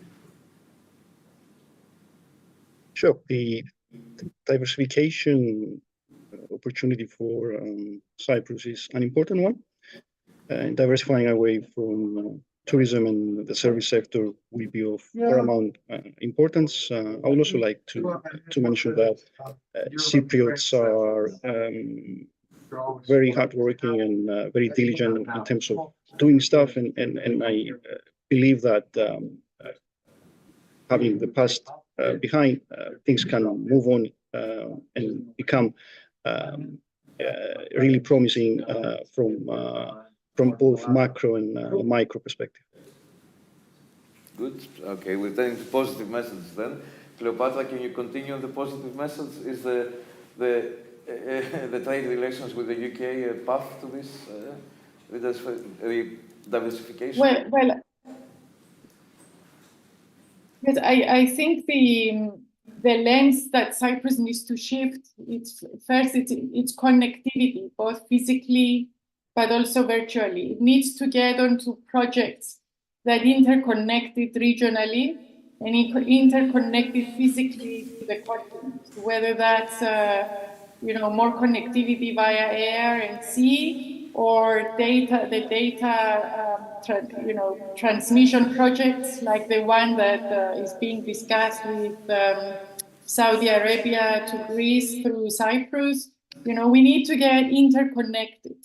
And also we need to look at that interconnectivity, how we grow the pie of the business that is not just the inland economy, the economy we already have, and how we attract people, but it's how we interconnect it maybe more as a confidence building measure with Turkish Cypriots, the Green Line Agreement, how we make most of it, how we begin to open up a dialogue with other countries in the region to interconnect, as I said, physically and virtually. So I think and that can go in every category. It could go to tourism, produce tourist products that connect our tourism to other countries in the region, Egypt, for example, and Greece, or it could be the hospital care, wellness, that how we connect that to the Gulf region or to more neighboring countries. So it's the flow of capital, it's the interconnectivity, it's connecting ourselves to other projects, it's the Green Line Agreement with Turkish Cypriots, it's a lot of other projects like that. So how do we shift the lens of thinking outside what we already have and what we already know? And I leave it at that. Thank you, Cleopatra. Very, very good points. Stelio? Yes, so I have some good points and some bad points, if I might say. The good point is that, from what I know and from my own research, let's say, what I realized is that Cyprus has a very big stock, let's say, of knowledge in terms of financial services, tourism services, and expertise. So it should exploit this much better, in a much better way, diversify, try to find other markets. So not only business with Russia, which I suppose it was a good thing. The flow of money was enormous, but still, if you have this knowledge, this capacity, you can find and invest in other markets. Possibly other sectors, like Louis said, AI, the tech sector, and so on. Of course, another positive is that it's very well placed, as Charles said. If you are small, you are flexible, and you can change easily. Another positive thing that I see in the future is positive if and only if they, let's say, have a swift implementation, a rapid implementation of the recovery and resilience plan of Europe. That is the funds coming from Europe. If and only if they invest it in the correct way. In the correct way, meaning that you have to implement the necessary reforms in the state in order to make the business environment even more attractive, and so on. I will put an asterisk in this point, because I think a major drawback of Cyprus is the justice system and how the justice system works.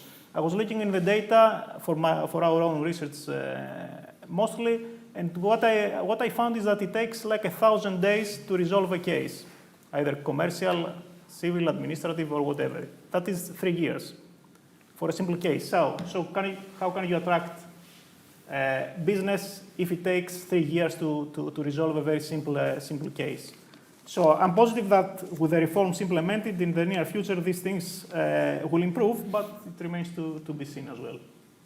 Very good. Indeed, we had a bit of a discussion yesterday at the networking dinner, talking about reforms and how things, in a way, block the growth potential and the diversification potential of the economy. So I think that gives us the opportunity to open to the floor for your questions. I can say we only have 6-7 minutes, and yes, I think Charles will have to live here. Thank you, Charles, for the contribution, and we'll see you in the next event. Thank you very much. And Luis, I don't know if when you need to leave, we'll also let you go as well. Thank you for joining us. Yep.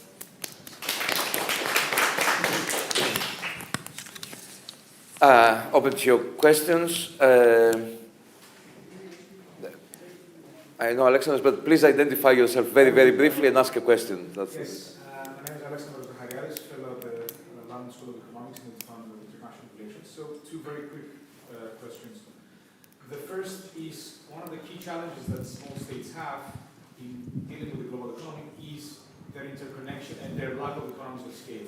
So, given this challenge of lacking economies of scale, how do you see Cyprus being able to circumvent that if it goes into new sectors?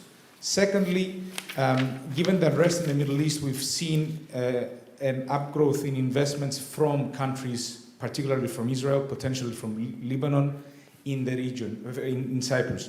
So how does that factor in? Can that play a mitigating role in the loss of flows of capital from Russia? Thank you. Thank you, Alexander. Any other questions? Not for, yes? Theodoros Theodorou. My area is transnational education, but I also have another hat, coordinator of Lobby for Cyprus. We talked a lot about the potential in Cyprus for all types of industry, commerce, IT, and so forth. We haven't talked about the human resources. I think that's an element that our government has to look at carefully and build skills by training and so forth for the long term, the 5 or 10 years ahead. What we want is our domestic kids to be able to be trained up, and not only looking at bringing in skill sets from abroad. So does anyone know what our government is actually focusing on that? My second question is regarding education. The UK basically has over £35 billion of money, let me call it part of the trade, that is received from international students studying in the UK. Cyprus should develop its education sector as a hub, just like other countries in Dubai, Mauritius, and so forth, by having a university hub. And I think that's another important. I know that other universities have just established in Cyprus, the American University in Beirut and so forth. But I see that as also a long-term strategy for bringing in income into Cyprus. Okay, very good. Thanks. I think, because I know Luis may have to go quickly, Luis, would you like to pick up on any of the points, perhaps this thing about whether, flows of investment from other places or the economies of scale, but also any other point that you want? Sure, thank you. So if I briefly mention a point on the economies of scale, will we say that Luxembourg, for example, lacks economies of scale? Maybe, but Luxembourg is very well positioned to serve the middle market and some of the large companies in terms of capital markets and fixed income specifically. So it's a matter of how you package and how you present your product to get attention first from your region and then from a global audience. And on the education point, yes, I will agree with that. It's a well said point, and not only the higher education, but also the secondary schools. It's an important part of the education. And I believe there are capital inflows from education in Cyprus, and definitely it can be increased. Thank you, Professor Monosigiotis. Thank you, Louis, and thank you for joining us. And see you in the next event, if I may. I'll pass the floor to Cleopatra. Cleopatra, maybe, also speak, of course, on the economies of scale question, but also on the capital flows and other flows from other countries in the broader region? Yeah, so to the point on education, actually education is a rising sort of sector in the total economy of Cyprus. It now represents 6% of our GDP with a growth potential. And it is a sector where we see more interconnectivity, sort of more educational institutions, not just establishing themselves in Cyprus, but Cypriot universities establishing themselves in other jurisdictions. So there is some flow of capital and private equity investing in Cypriot educational institutions is a recent development. Just to remind that Cyprus is Europe's southeastern border or southeastern market. Where there is potential is for more European capital, whether it's through private equity or multilateral partnerships to come into the using Cyprus as a hub of projects into the region. I think that's still to be tapped into, but also using Cyprus as an interconnector point, whether physically again or financially, because we are a European jurisdiction. It is British law here, and there is more potential for Cyprus to serve both capital markets from London, but also European capital markets into the region. So that's still untapped. I don't know if there's anything else you would like me to build on, but I think as a final point, it's a good point to make. I think it's a very good point. We'll make sure the policymakers have their ears open and we can pass on some of this discussion. Stelio, I'll give you also the ugly task of having to tell us about the human resources and developing the skills domestically. So these are more of personal opinions rather than research-based, and from what I know from my experience in the island, I would say if you see what happens in the higher education sector, I think Cyprus has done a pretty good job. Like 30 years ago, there was not a university in Cyprus. Now the state university, the University of Cyprus, is a center of excellence. It attracts a lot of money, faculty, and people from abroad. Also Cypriots return, and also Greeks want to go. Myself, you want to go to work there. It's a very good place for research environment as well. Where I see a problem is on the secondary education mostly. If you check what happens on the PISA scores, for example, the test results for Cypriot students are quite bad.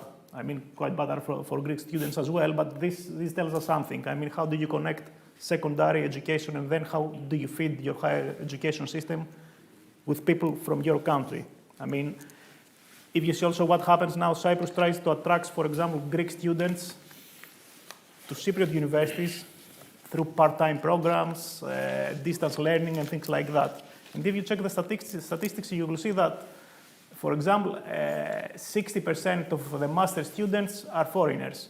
In fact, they are not foreigners, they are Greek students who are enrolled part-time. So there are many tricks that, tricks in this procedure, but I see the major problem in the secondary education and this upskilling or building skills from the base. One thing that I know is that, through the recovery and resilience plans, again, a major component is this upskilling of your human capital. Again, I want to be positive that there will be a real upskilling in the next years, because other than that, then you will have to rely only on the outside market.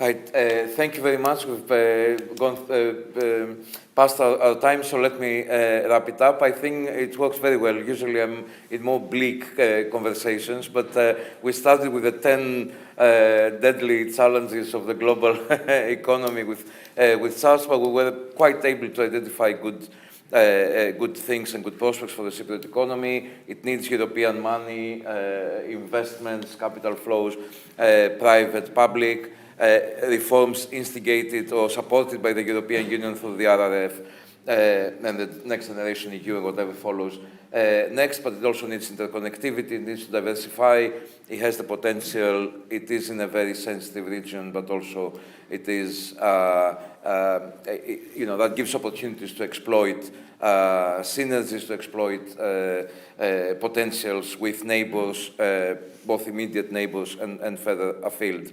We need to stop here. Thank you all for your attention, and please join me in thanking our contributors today.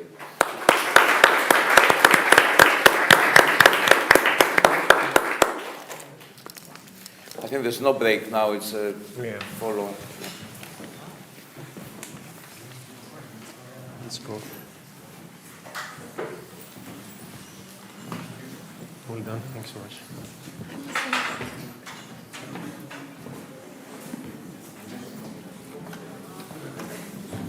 Thank you, Emiliano.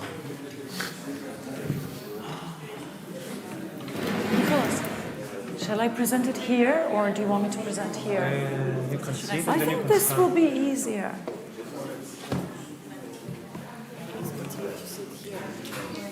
Huh? Oh, is it easier to see it? It will be easier if, yeah. You stand, Yeah, do you want to okay. swap? Let me make the No, introduction. no, I think I would like to present it here by showing the results. Standing, even standing. Why standing? Okay, Yeah, okay. I'm standing. Let's start with the introductions, and then you stand and go over there. Or shall I? Yeah, I think, yeah, maybe it's better. But let's start us, and then you stand.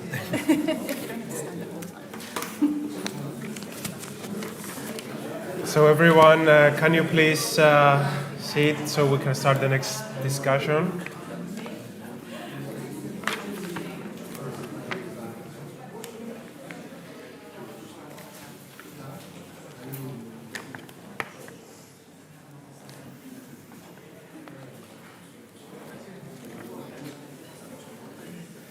So the next discussion, I mean, for me, it's the most interesting for today. Let's see. And I want to welcome Nina Kaspersen, professor at the University of York, and Sinem Aslan, research fellow at the University of St. Andrews. And thank you so much for being here. And the discussion will be about the research they conducted on the Turkish Cypriot community's views on Turkey's role and the prospects of peace. We'll start with a 5-minute introduction by Nina about the research, then Sinem will present the results of this research, and then I will give the floor to Mr. Ahmed Sezen, who is here to give us his remarks. So Nina, I'll start with you. Thank you very much. And thanks so much for inviting us. We're honored to be here today to present some recent research findings. So I'll just start by saying a little bit about the bigger project. So these findings are part of a comparative project funded by the Norwegian Research Council, which looks at a number of secessionist entities, that is, entities that have declared independence but are not recognized internationally as independent states. And the objective of this project is to uncover their internal dynamics, and in particular the relationship with external patrons. Now, every time I present a research project like this, people will always say to me, but this case is different, this case is unique, Cyprus is different from all these other cases. And up to a point, that's true. These conflicts are all different, and the Cyprus conflict is different from other secessionist conflicts in a number of ways. And probably the most notable one in which it's different is in terms of the position of the international community. So not only has the UN Security Council called upon states to respect the sovereignty, independence, and territorial integrity of Cyprus, and demanded an immediate end to Turkey's intervention. In separate resolutions, it has also declared the Declaration of Independence legally invalid and has called for it to be withdrawn, and also called on states not to facilitate or in any way assist the secessionist entity. And this kind of legal collective non-recognition or UN decision on on non-recognition is rare. There are very few cases of that. There would probably be a few more if Russia wasn't part of the UN Security Council, but as it is unique in that respect. And linked to this, the UN Security Council has set out clear conditions for the resolution of the conflict, that it must preserve the territorial integrity of Cyprus with a single citizenship and a single international personality. And it has also presented, as I'm sure you all know, a clear framework for such a solution. It's supported by a number of resolutions, and that's, of course, the bizonal, bicommunal federation with political equality. So, just to say that first in terms of the differences that do exist. That said, we would still argue that the comparison makes sense, as there are some important commonalities between different secessionist conflicts, especially the ones where you have a secessionist entity that has declared independence. And that includes, for example, the challenges posed by increasing geopolitical tensions and uncertainty. That's something that applies to the Cyprus conflict, but then it applies to a number of other conflicts as well. And regardless of any differences, what we argue in this project is that it's important to understand what happens within these entities. It's important to understand the views of the population, the views of elites, and the resources that they rely on, the resources that they can draw on, if we are to move towards peace, if we are to understand what the opportunities are for peace, but also the challenges that any peace initiatives will likely face. If we don't know this, if we don't have this knowledge, then we don't know what the challenges are. We also don't know what opportunities might be. And similarly, the relations of these entities with external actors, with neighboring states, they matter. Almost all of these entities that we're looking at are dependent on external support. They rely on external support for their survival. And this dependence, which often translates into a high level of patron control in these secessionist entities, presents a significant obstacle to peace. But what we find in our project is that these relationships are often more complicated than what we might expect. So then to what we'll be talking about today. So the results from the survey that we've conducted a survey in the Turkish Cypriot community, and Sinem also did a number of interviews with the elite. They point to both challenges and opportunities for reunification.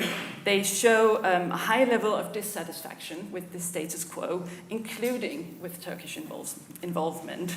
But this is combined with an absence of trust in key powers who have the potential to change the current status, and also a lack of belief in the feasibility of reunification. But I'll now hand over to Sinem, who can talk more about the details of those findings. Thank you. Thank you. Can I have the... This is not... this one. Yeah, sure. So I want to be close to the data.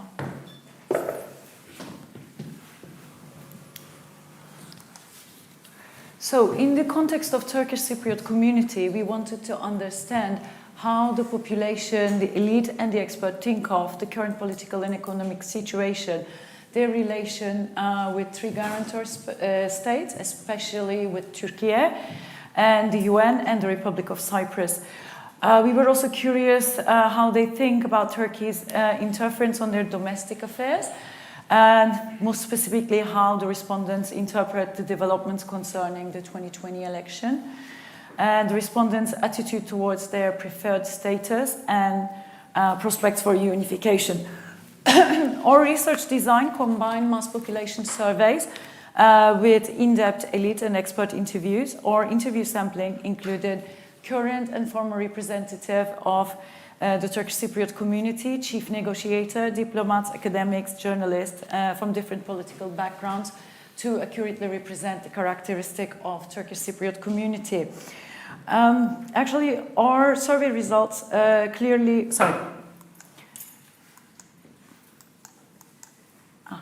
a survey, as I said, was conducted with 1,000 respondents. Our sampling was random eventually, and it includes 527 male and 473 female respondents, sampled from 6 different districts, such as Nicosia, Kyrenia, Famagusta, Morpho, Trikomo, and Lefke. Two things our survey clearly shows is the dissatisfaction with the current status quo, including the level of dependence on Turkey on economic matters and Turkey's interference on their domestic political affairs. And our observation, specifically based on the interview, is that Turkish Cypriot community still has the willingness for the reunification. However, they feel hopeless. This is the clear indication of the interview, especially coming from the elites and the experts. And we can also see from the surveys there are a clear lack of trust and persistent security concerns that create a significant obstacle in front of the reunification. So we asked the respondent, one of the questions we asked to the respondent, do you think that things are moving in the right direction or in the wrong direction, to understand how they perceive the current economic and political situation? And 80% of the respondents answered they think things are moving in the wrong direction.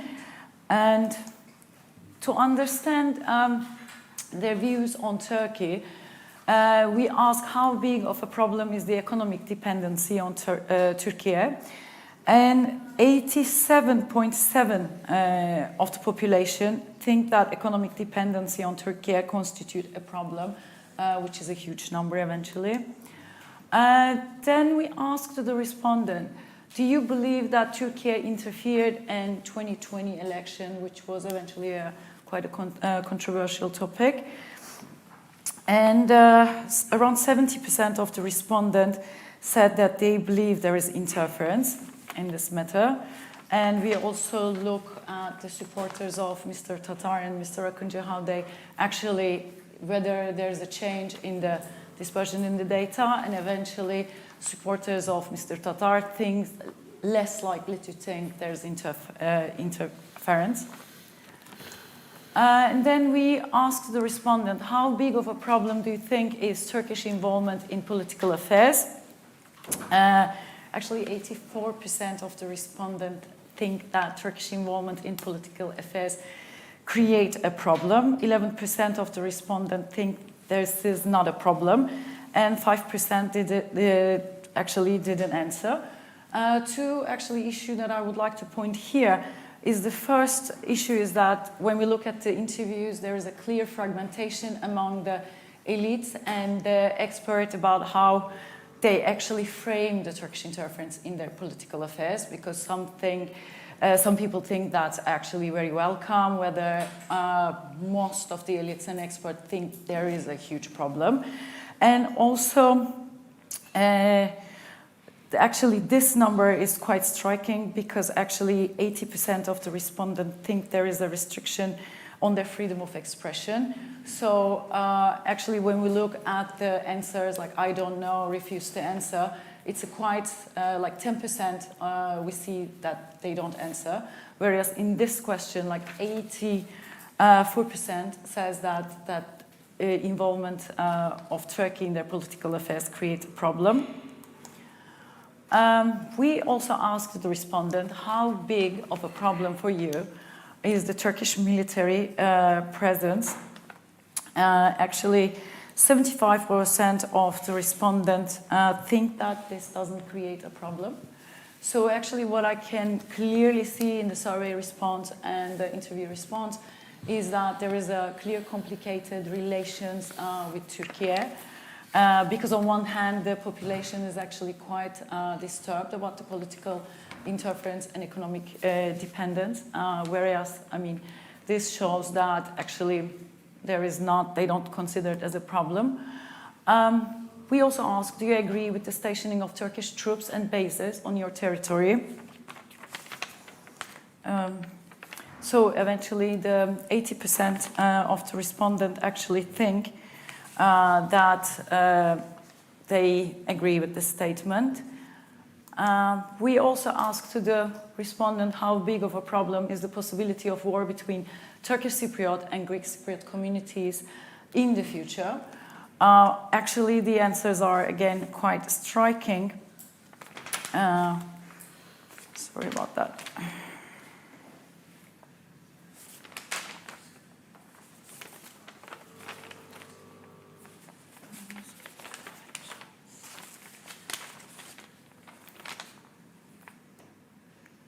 So 80% of the respondents think that there is a possibility of between Turkish and Cypriot communities in the future, so indicating that there are security concerns.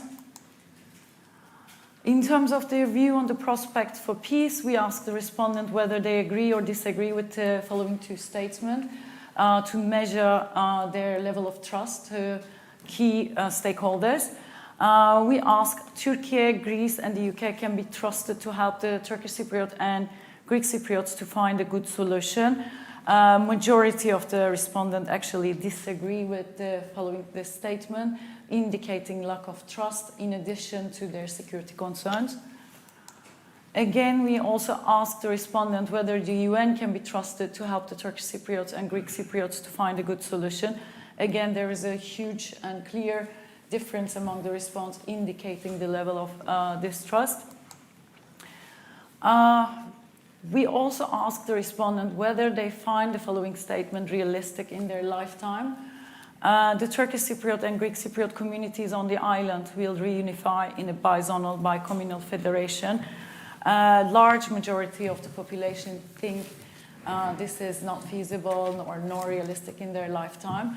I mean, when we actually look in detail in the elite and expert interviews, we found that actually Turkish Cypriot communities that actually carry the willingness to actually, be part of a bizonal, bicommunal federation, yet they actually feel hopeless in terms of like the security level, like security concern, and also the lack of trust to the three guarantor states and the UN. So this is our findings, the key findings for today, and we hope to share the rest of the results in the future. Thank you so much, Sinem. This is extremely interesting. And as I said, I'll now give... Nina, you want to follow up on that? Yeah, apologies, forgot about that. I suspect there might be some questions about this, but I'll just follow up with some policy recommendations based on this. So what I think we've found, or what Sinem has shown, is, as we said, sort of an absence of trust in an alternative, an absence of belief in the feasibility of reunification. And that's, of course, clearly a challenge. That's clearly a challenge if that is, to get to that as a solution, there's clearly an obstacle to peace. On the other hand, the unhappiness, the dissatisfaction that we also found with the status quo, with Turkey's increased interference, and it very much is an increased interference that we see, also points to possible opportunities if a credible strategy for reunification is presented. So the Turkish Cypriot community clearly needs to believe that another round of peace talks won't end in failure. Therefore, I think one key policy recommendation would be various confidence and trust-building measures. So contacts between the two parts of the island have declined. For example, while there is still cooperation continuing in the joint technical committees, it has become more difficult than it used to be. And why this is important is because reduced collaboration, reduced contacts, makes reunification harder to imagine as a likely future. And I think we see some of this in the data. Now, I fully appreciate the sensitivities and the difficulties around confidence building, around engagement, around these contacts. And I also know very well that these contacts are not just down to one side. And I mean, I've written about this in the past, but greater engagement, greater cooperation has been possible in the past. It is possible in other cases as well. And it would be good to, I suppose, not only return to this, but ideally to go further for the two communities to work together on projects of mutual interest, on shared problems, for instance, environmental problems, and to promote reconciliation. And I would not give up on confidence-building measures, even though I'm aware that a package of such measures was proposed in 2022 and rejected by the Turkish Cypriot leaders, who then proposed their own package, which was then rejected. But perhaps it is worth, I think, trying to come up with a set of measures that would be acceptable to both sides, while recognizing the red lines that do exist when it comes to this kind of engagement. And maybe that will mean more civil society engagement rather than having this engagement at the elite level. Also, when it comes to confidence-building measures, what we see in other cases is that sometimes it can be unilateral, at least as a first step, if it isn't possible to agree on a package of measures that both sides are happy with. But I think there are reasons for trying to be creative, for trying to make some of these measures work, because as we said, I mean, our findings point to the importance of making reunification appear feasible, making it seem like a likely future, to simply present an alternative to Turkish control, to increased Turkish interference, which is what we see. So such opportunities, they are still there, but they are already becoming more constrained. So it probably is the time to try to be creative about this. So I'll end on that possibly slightly controversial note. Thank you. Thank you both. Now opening up for discussion. I'll first give the floor to Mr. Ahmed Sezen, who is a guest professor at the Unit for Peace and Conflict Studies at the University of Innsbruck. And thank you for traveling all the way from Austria. Your remarks, comments as a Turkish Cypriot on these results. Should I speak? Yeah, why don't you? Yes, you can take the microphone, yeah. Okay, thank you so much. Where should I start? I'll try to give you a kind of the other side of the medallion a little bit, a different perspective. This is 2024 is a year of lots of anniversaries. It's the 20th year of Cyprus joining the EU. It's the 50th year of the Greek coup and the Turkish military operation.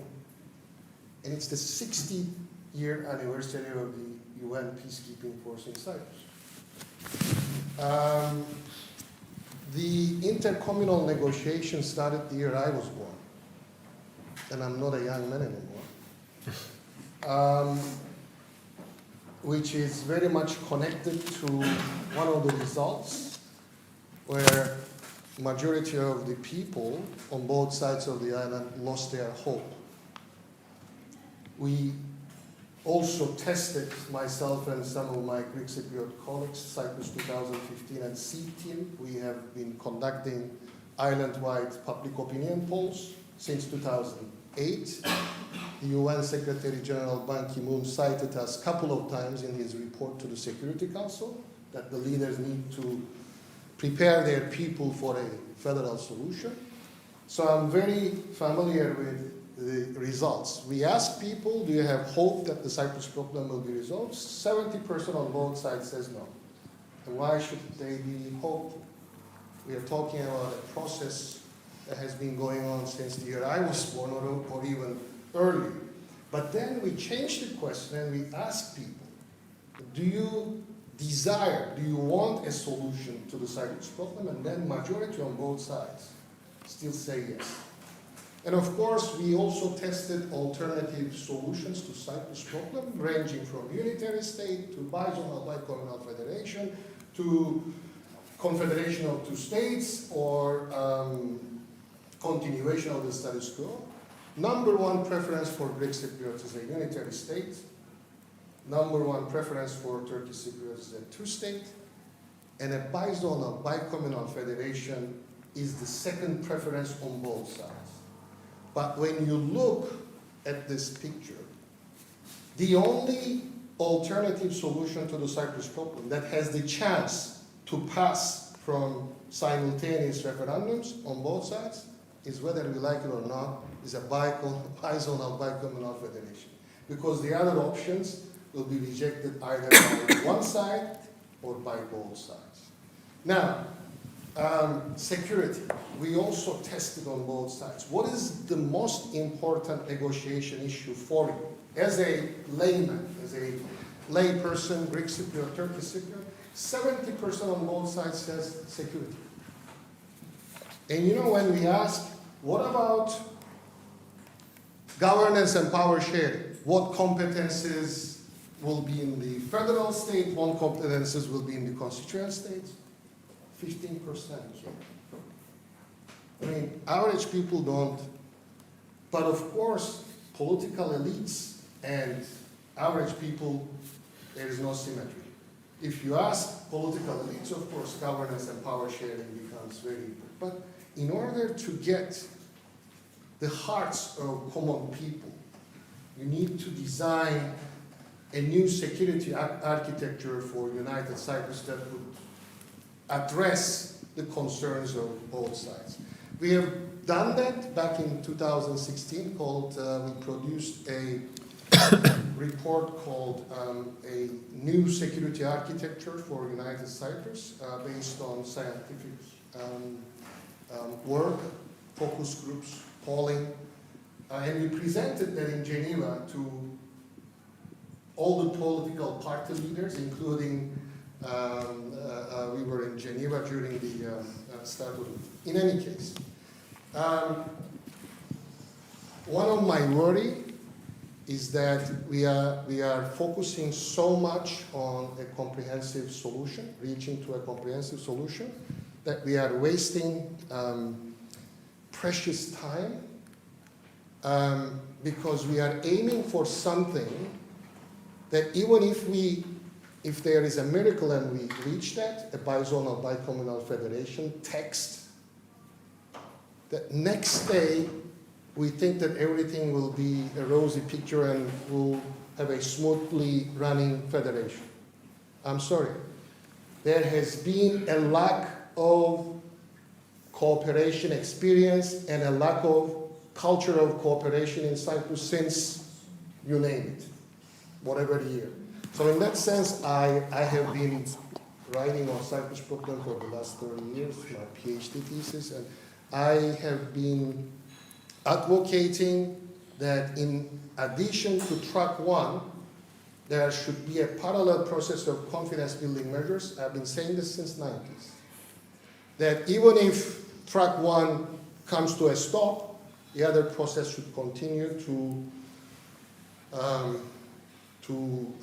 build trust between the two communities. One personal anecdote, I was part of this group of experts back in 1994. It's been 30 years. That was put together in the northern part of Cyprus to give advice to Mr. Denktash on the confidence building measures that the UN proposed in 1993 after the failure of the Gavi set of ideas. And there I saw how these confidence building measures were politicized and flushed down the drain in one night. I'm talking about opening the fenced area of Varosha as a free area where goods, services, and people from both sides will enter. I'm talking about the opening of the Nicosia International Airport under UN with 2 gates. And those things, like the discussion was, okay, what about the Turkish Cypriot and Greek Cypriot police? What kind of uniform will they wear and all that? So trivial stuff. And all these were flushed down the toilet. And I cannot help but to think that if we manage to open the fenced area of Varosha and the Nicosia International Airport 30 years ago, the amount of impact those could have made on Cyprus, we would be talking about a different Cyprus now. But unfortunately, that has not been the case. So I do harp like Nina on the need for confidence building measures. I think that the sky is the limit, and that we can also learn from or get inspired from things that are happening also in this region. For example, about 1.5 years ago, there was this agreement of maritime delimitation between Israel and Lebanon. Here we're talking about 2 countries who are at war with one another, who do not recognize with one another. I'm not saying do this in Cyprus. Cyprus could be one pillar where the two communities can establish a joint energy committee, which is lacking in Cyprus, and on the other hand, that can play a role with Turkey so that United Cyprus can, in absence of a comprehensive solution, may also reach a maritime delimitation. So I have all these, we have never lack of ideas, by the way. So thank you for giving me this opportunity, and I will be happy if there are further questions. Thank you. Yeah, thank you for being here. We really appreciate it. Very interesting. Any other questions, remarks? Let's continue the discussion. Yes, Theo.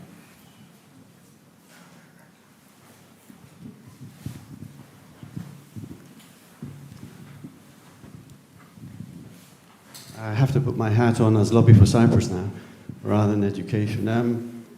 I don't like having to go back to the basics, but I always like to say that we mustn't forget there was an invasion occupation of our island in 1974. So we mustn't forget that as a basic principle to build on. I'm very happy with a lot of the results that came out there, because the Turkish Cypriots have identified very clearly there is an obstacle. And that obstacle is Turkey. So that is the element that we have to look at as far as the international community is concerned, and as far as the way forward is concerned. And it's addressing Turkey to see how they can, therefore, sit down to negotiate. Yesterday, Mr. Dagis was in Turkey, and so was, I think the Secretary General's envoy was basically had a meeting with Tatar yesterday. And I just want to read you the statement that came out from the meeting with Holken and Tatar. And this is very clear of what is happening. Her meeting with Tatar was brief, lasting less than 20 minutes. She also made no statements to the press after meeting, but did tell a reporter later in the day she had been surprised that Tatar had rejected a tripartite meeting with herself and Christodoulidis. After the meeting, Tatar had said he had told her that a new process could begin with the removal of the isolations and the emergence of a Turkish Cypriot sovereignty, saying that she had, at that time, found those positions reasonable. However, he said, when she came again, she told us that there was no opening on this front. We expressed our opinion that if there is no initiative on this front, we cannot take the dialogue further. She accepted this understanding. She sees that there is no common ground. If there is no common ground, there is no future. So, who is actually, where's the problem? The problem is the direction of Turkey towards the pseudo-state and the leader of the pseudo-state. That is where the problem lies. The control and the messages are coming from Turkey. The two communities can live together. There is no problem, and I don't like people saying that the Turkish Cypriots and Greek Cypriots cannot live together. Of course we can live together in harmony. Remove all these political issues, and we can. I'll leave it at that because I could go on forever. Thank you. Next, wants to take the floor? Yes, Vasilis. Thanks, just to demonstrate my naivety on things, but I mean, obviously, you can ask the question, you know, if the leaders are not doing what the people want, why don't the people vote for different leaders? And I understand things in politics are not that easy. So let me reformulate that to say, what do you think would be the process that would lead to political change? And I think, you know, it wouldn't necessarily concern only the Turkish Cypriot part. You know, what is the process by which the desire to reunify, the faith that the two communities can live together, the appreciation of the economic and other benefits from unification. We also had a bit of that in our session. That appreciation that it can be realized. What will it take for the political situation to change from the ground, from bottom up? Thanks a lot. Yes, Sinem. Well, actually, when we talk about different leaders in terms of 2020 elections, Mr. Tatar won actually with a very tiny majority, around 3,000, as you know, and there was like a clear, strong interference. In terms of when you ask about what would create the change, I do believe that it's the confidence building measure that are quite important, because unless this would be implemented, we would see in the Turkish Cypriot community that the ultranationalist would actually triumph, because the answers shows, compared to previous surveys, that there are like clear reactionary answer regarding the, they believe, or whether or not they believe in a bizonal, bicommunal federation. So I think this issue has a clear importance, because more and more, otherwise the Turkish Cypriot community would, sympathize what Turkey is actually would like to achieve in the north. I do believe, and I think this is quite important. Thank you. Nina? Yeah, I just wanted to come back on the Turkey as an obstacle to peace. Well, there's no doubt that that's the case, and that there's been a significant change since Crans-Montana, and a very explicit change in terms of Turkey's position. And we're not denying that in this project. We couldn't cover everything we're looking at, but part of what we are looking at is how patron state support and control and interference is an obstacle to peace in the conflicts that we're looking at. But it's not the only one. And I think what we're also arguing is that it's also important to look at what happens on the ground, what happens within these entities, because part of what we're finding is, well, first of all, that the situation is dynamic, that relations with patrons change, partly because patrons change their minds. And I guess, with Turkey, we have seen some changes over time, and I guess, Sinem is more of an expert on this than I am, but some, I guess, unpredictability sometimes as well, or pragmatism, I'm not sure what it is. But what we do also see is a level of, so it matters, so if the patron changes its position, well, then in a way, then you need to be ready, and then you need to have the conditions domestically for peace to happen, and for peace to be implemented, as well as Ahmed was saying. It's not enough to have an agreement, it also has to work, it also has to be implemented, and trust, we know that trust is important for that, and if you don't have it, then an implementation of an agreement might not work. But I think the other thing that we've found we're finding in this project is that there is a level of, even when you have a strong dependence on a patron, when you have a lot of interference, there is still a level of agency remaining. That these local elites, the local leaders, are able to do things that the patron isn't always happy with. If they feel that they have a reason to, if they feel that they have an incentive. And of course, one incentive could be if the population feels very strongly against the patron, and that's a part of what we see here, even if the relationship is complicated. So yes, you're absolutely right, it's an obstacle, but it doesn't mean that it's the only thing we need to look at, would be my point. Thank you. Thank you. Any other points? Maybe Mr. Yep. Yeah. Actually, I have maybe a question or a comment. Sure. Sorry, hi. Ilias Ilia again. So there are rumors, I don't have any facts, but on the north, a lot of people are coming from Turkey, so that kind of changes the demographics. Is that something that has been looked at or not? Mm-hmm. And also a lot of dependency of sort of government empowerments, even pensions, people are mentioning that are dependent fully on Turkey, so that can influence opinions and maybe results. Thank you. Sinem, do you want to say that? Yeah, we actually look at the immigration from Turkey, because there is a clear Turkish government policy in order to change the demographic structure. And you can see how the culture is actually different among people who were born in the island. I mean, you can very easily tell who comes from where. And the population think, actually 80% of the population think that immigration from Turkey is a huge problem. So they're not very happy about that. The representatives are not very happy about that. Some of the representatives, let's say. We actually look at how the answers change. As I said, like this is like a very brief snapshot that what we have done. I mean, our survey is extensive, our interviews are extensive. Eventually, the results change based on immigration, based on whether or not the person experience immigration whether or not they have immigrated due to war or one of their relatives actually had to move.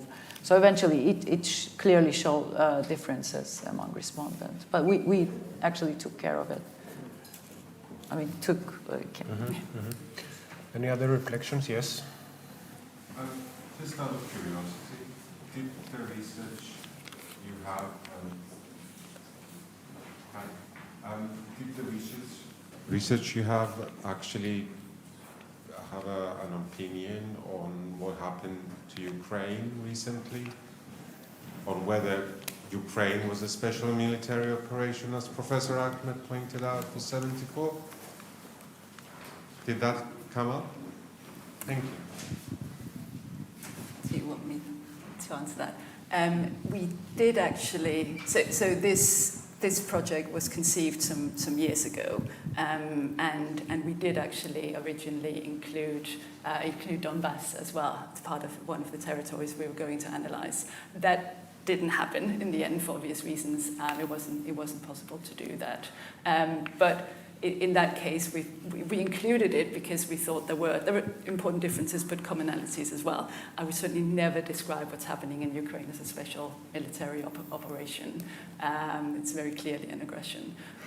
But it isn't something we were able to analyze in detail just simply because of what happened. So we had to change the project as we were working on it. Yes, Ahmed. Maybe can I say a few words on it, starting from your point, whether Turkey is an important actor. Of course, it's a very important actor, but I think that if we start history in 1974, it would be a bit skewed. Whether the Turkish military operation is the start or is the cause of Cyprus problem, or is it a result of the Cyprus problem? Two different parts. But the UN peacekeeping force didn't come to Cyprus for touristic purposes in '64. So that says something. Regarding the demographic changes, it's not just people from Turkey, but if you come to the north now, I mean, I live in a place called Iskele, Trigono. I coined a new term, I call it Iskelegrad, similar to Stalingrad. So the property prices tripled in a couple of years' time. So there is a huge demographic also changes, which is making the solution of the Cyprus problem even more complicated and harder. The more time we waste, it's going to be more difficult to solve it. There was something else that I was going to say, but it escaped from my... Maybe I can say something until you remember. Yeah. I wanted to comment what you said before about, if a miracle happens and somehow on a political level we reach a solution, like it was close to happen in 2004, if the Greek side voted for yes. I mean, it would have been a very strange development, taking into account that the two sides had no relationships for 30 years. But I mean, comparing with that era, I think... Comparing with that era, with that period of time, I think things have changed in the sense that on a civic society level, the relationships have improved. I mean, there is cooperation. There are even people working mostly from the north in the Republic of Cyprus. There are, I mean, there were the technical committees and all of that. Now they have stopped, but I think it's in a much different situation than 20 years ago. Yeah. Yes. Have you remembered what you wanted to say? No, I didn't, but I have been a bicommunal conflict resolution group member since the 90s, and I participated even in a very difficult time when the checkpoints were closed. We were trying to get special permission from both sides in order to be able to meet in the buffer zone line, which is, so when the checkpoints were opened, maybe our expectations were huge, and then we were disappointed to a certain extent because it didn't automatically translate it into integration between the two communities at the beginning. But now, retrospectively, when I look at it, it seems like the opening of the checkpoints have broken some taboos, that at least there is a level of civility in Cyprus, that people cross on both sides. It's probably the peaceful conflict in the world, although no frozen conflict is frozen. But nonetheless, I think on the individual level, things have improved. Now, I started remembering the Russia-Ukraine war. We asked questions in the past that if there is a guarantee system in Cyprus, who would you prefer that you have your guarantee? You know who came number one? 58% of Greek Cypriots? Russia. Number one. Much more than Greece and Turkey and France and whatnot. I think that has changed. I haven't done any public opinion on it yet, but I think that today the High Commissioner also alluded to it, that Cyprus' relations with Russia has changed and all that. Even the left-wing party, we know who we are talking about, is having difficulty to justify what Russia has done. But on the other hand, Russia is moving away, let's say, from the Greek Cypriot community or side, but they are coming in to the north with their finances, with their influence and whatnot. So it's a very fluid situation. I don't know how things will evolve. But last word, although I'm known as an optimistic person, I do not have much of a hope from internal dynamics. Given what is happening in Cyprus, that these two leaders will push things towards a solution.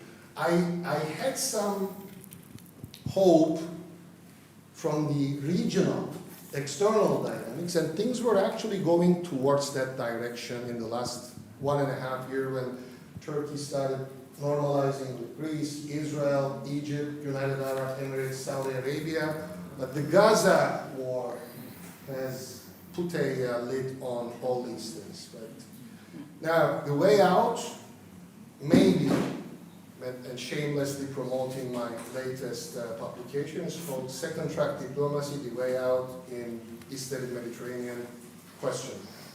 Meaning that the second track, I'm talking about people who, in their personal capacities, retired ambassadors, academics, think tankers, who came together in various different projects, and they have been producing blueprints or policy recommendations as to how we can solve the problems of the region. So they are there. So if and when there is a political will, then the leaders will not start from scratch. That there are actually blueprints, even prepared by experts, Greek and Turkish, on the Aegean issue, which seems to be a very difficult issue, but I hope that again, after the war in Gaza, we might pick up this positive climate that. Thank you. Last point by Theo, but just to, I mean, in order to, avoid any history debate, I would like to say that it seems that Turkey, regardless of what happened in the past, it is probably the key to the way forward. The thing is, I think we should discuss here is what can the Cypriots do, the Greek Cypriots and Turkish Cypriots? I mean, Turkey is Turkey. What can we do? Asking. No, that's a very important point. I did mention that the problem is not between the two communities. It's very, very clear. It's an international issue. It's an international issue. 1960, we were delivered a constitution which was unworkable. 2004, the Annan Plan was delivered by Sir David Haney, who we had meetings with him, saying, why isn't it transparent? We want a solution. Put that Annan Plan to all of us, to the people, and let the people look through that Annan Plan to see if it's workable. So what do Cypriots do from now on? Pardon me? What should we Cypriots do from now on? We Cypriots should demand that we should revisit either our constitution or another plan based on what is workable. I don't care what you call it. You can call it a bizonal, bicommunal federal solution as long as it has the basic principles. Freedom of movement, establishment, and so forth. That's what the people want. We can't have two segregations. The BBF is an apartheid system, if you look at it by definition, and implementation. So what we want is, yes, let's sit down and find that plan that is going to be workable. Allow us, as the people of Cyprus, to do that. And the international community, especially this country, United Kingdom, who has caused us all the problems throughout since 1878. All right, fundamental. And we're citizens of the UK. But yes, Sir David Haney was solid on what he wanted for themselves and the United States during that period of time. So thank you. I'm just saying, yes, there is a way forward. The two communities can find a way forward, but take out the other players and allow us to get on with it. The only other problem is the weakness of the United Nations. The United Nations is extremely weak. They allowed, I'm not going to call it, but we do call it now, a third invasion. Third invasion was Famagusta. How can you walk into Famagusta and allow them to do that? What is the role of the United Nations then? They're then going to start renovating our hotels. Heaven's sake. There has to be some rules set. Right, but Turkey, unfortunately, actually does what it wants. I want to thank everyone for this very interesting, scientific, and civilized discussion. And I mean, this is what democracy is about. It's okay to disagree, and we need to discuss. Do you have any final remarks? No. I just wanted to say that in Cyprus, we had a discussion last September about the architecture of negotiations, and we'll follow up on this discussion in the coming October. So please follow the discussion. And yeah, very glad. Thank you to the High Commission for hosting this interesting discussion, and also to the excellent speakers Sinem and Nina. And thanks everyone. Lunch break now for 1 hour, and then we're back. Thank you.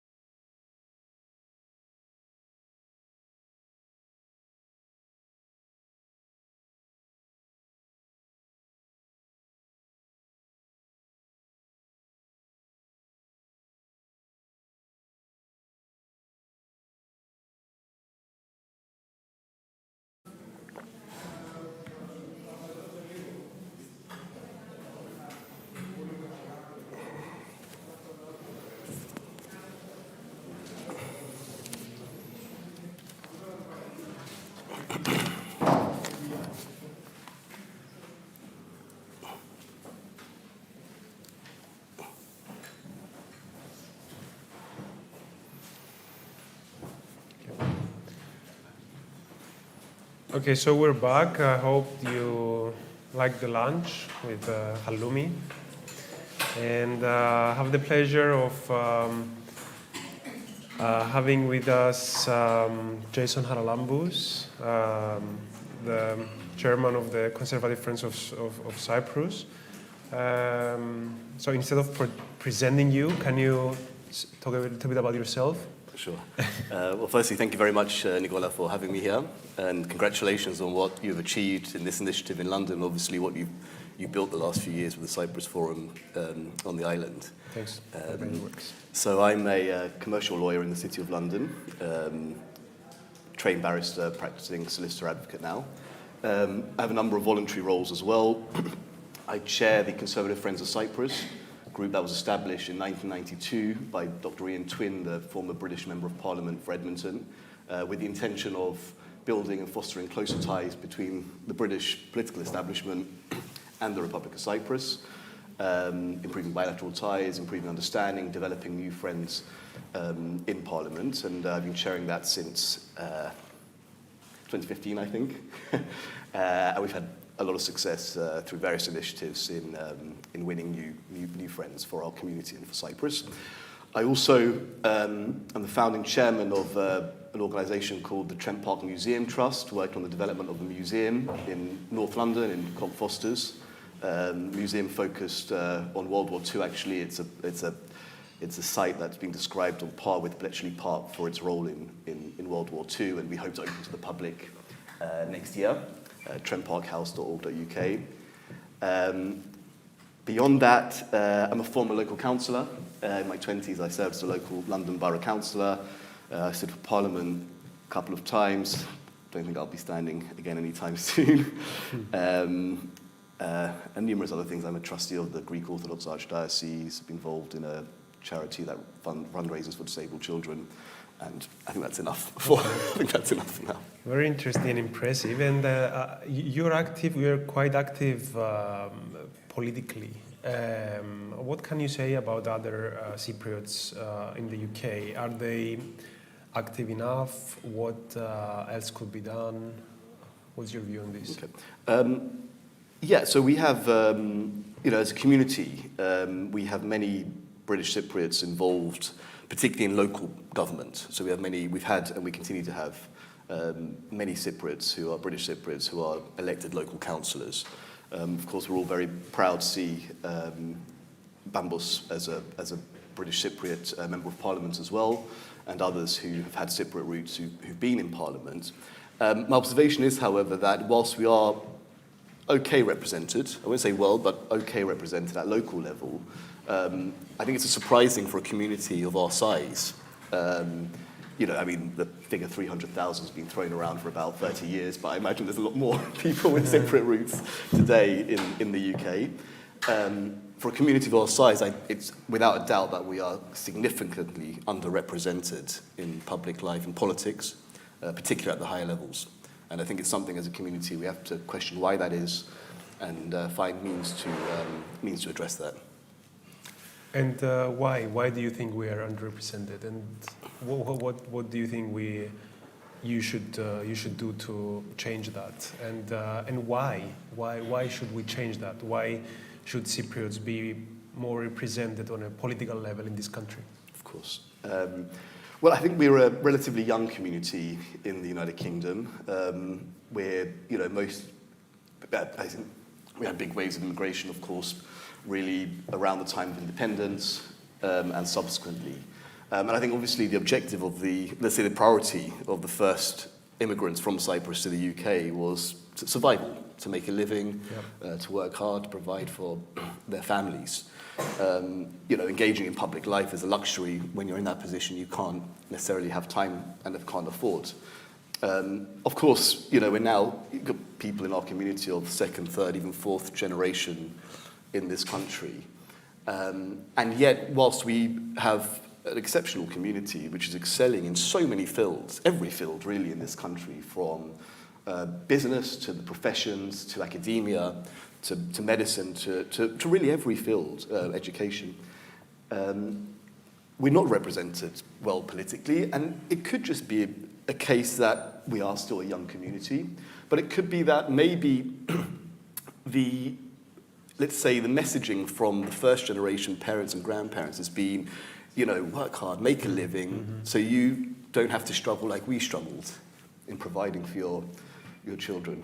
But I think that's changed. I think, people are starting to realize that they can juggle both a professional life or a life in private society, whilst also finding time to do public service on the side. They're not incompatible. For example, being a local councillor doesn't involve, not necessarily a full-time job. Yep. Many people maintain full-time jobs and perform their councillor duties in the evenings and weekends.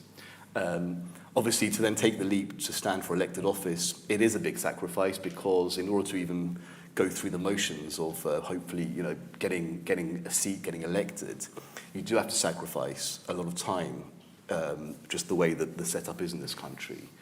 But I'm seeing that is starting to change. That is starting to change, and I think we just have to really, it's about encouragement, it's about mentoring, it's about inspiring people who already got senior roles in our community to help inspire, do what they can, speaking platforms, mentoring to inspire the younger generation, and also remind. I think there is another problem, which is to remind British Cypriots, or say second, third, fourth generation, that there is no glass ceiling, that you are as British as anybody else, and you shouldn't feel any sort of barrier, because I think there is, and sometimes in the minds of some, that maybe that's too English for me, that's too, Parliament is too remote for someone like me, the son of immigrants. And I think if that mindset exists, and I think it does for certain people, I think that needs to be tackled and addressed and say, actually, there should be no barrier to your ambitions, if you do have ambitions to pursue public life. In terms of platforms similar to the Conservative Friends of Cyprus, what others are there? And also, is there a Labour Friends for Cyprus, or should there be, in your opinion? Absolutely, there should be. First and foremost, there should be a Liberal Democrat, Friends of Cyprus. Dare I say there should be what are they called, UKIP, or whatever they're called, Friends of Cyprus. I mean, dare I say there should be representatives of our community involved in every political party in this country, and ideally in an organised way.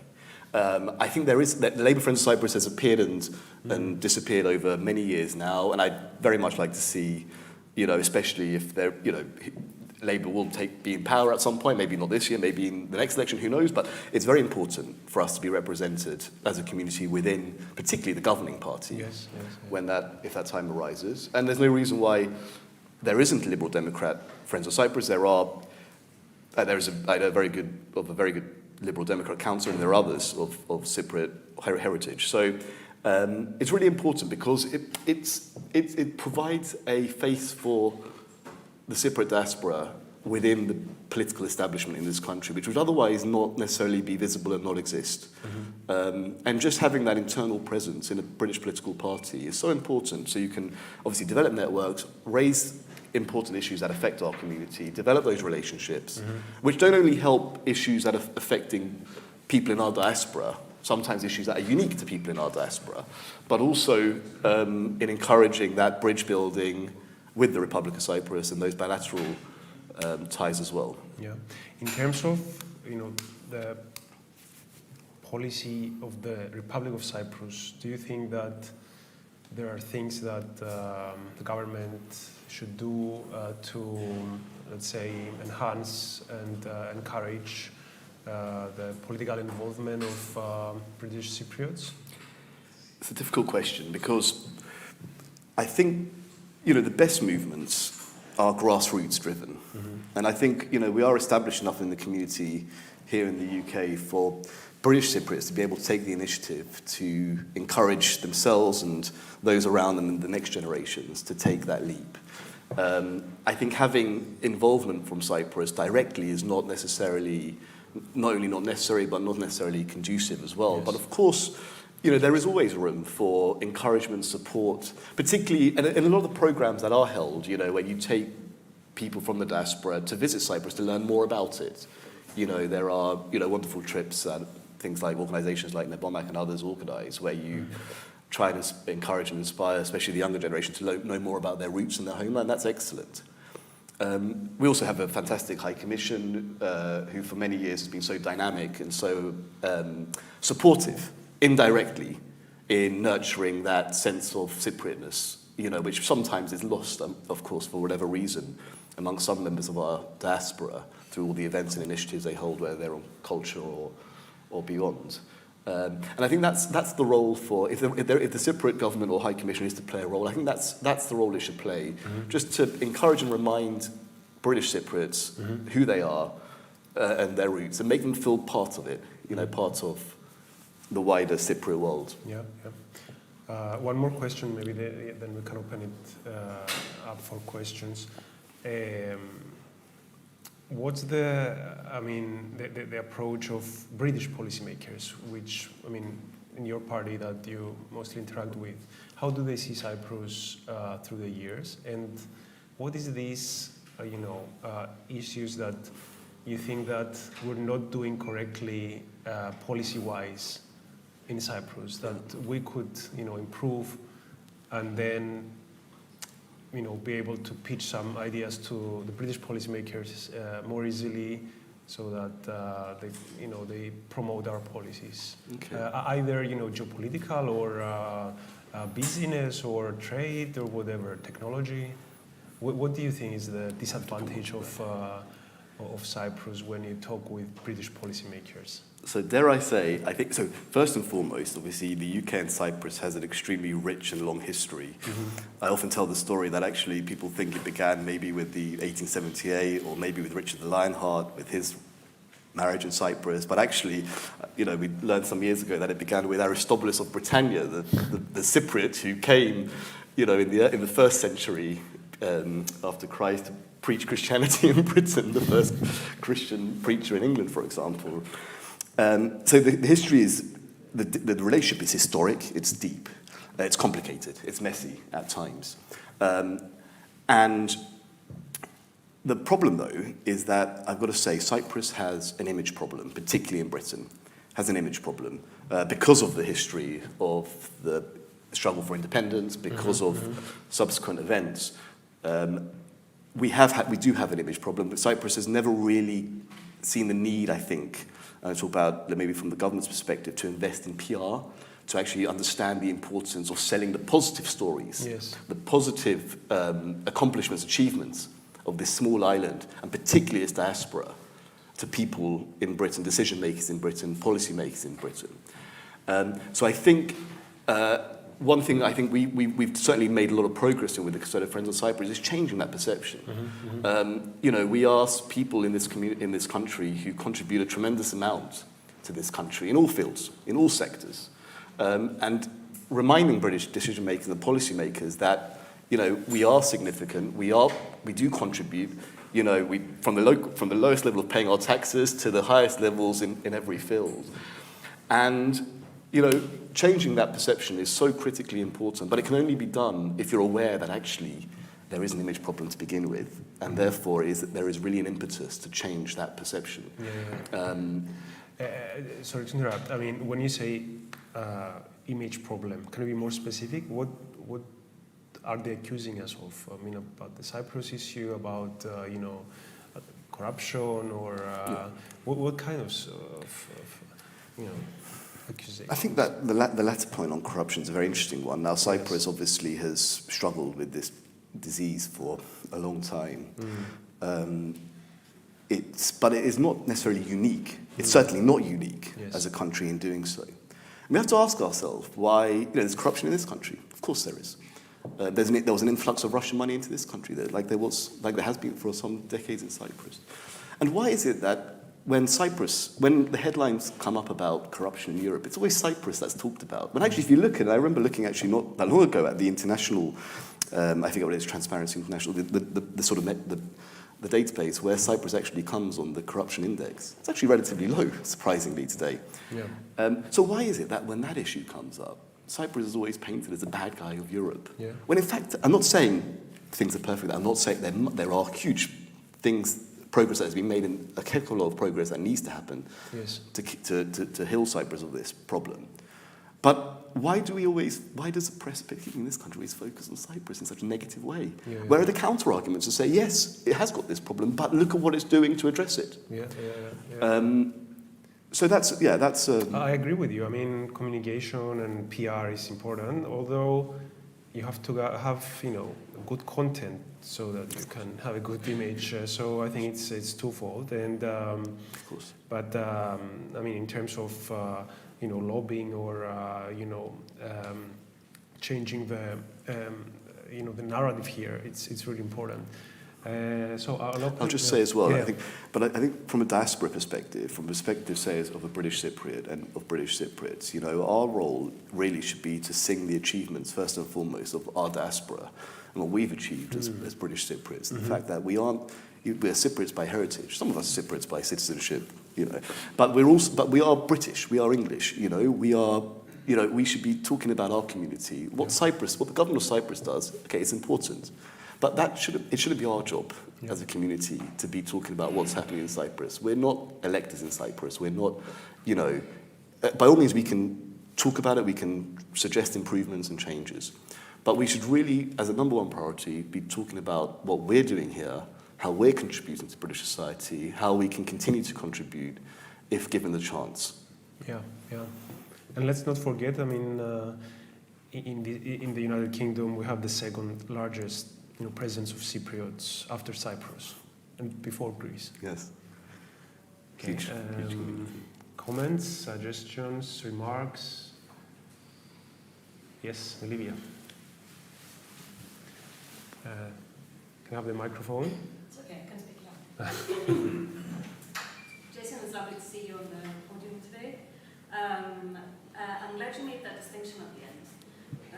Because it goes back to your original point about your identity as a Cypriot and breaking that glass ceiling that sometimes there's a mental barrier for members of our community that there is a glass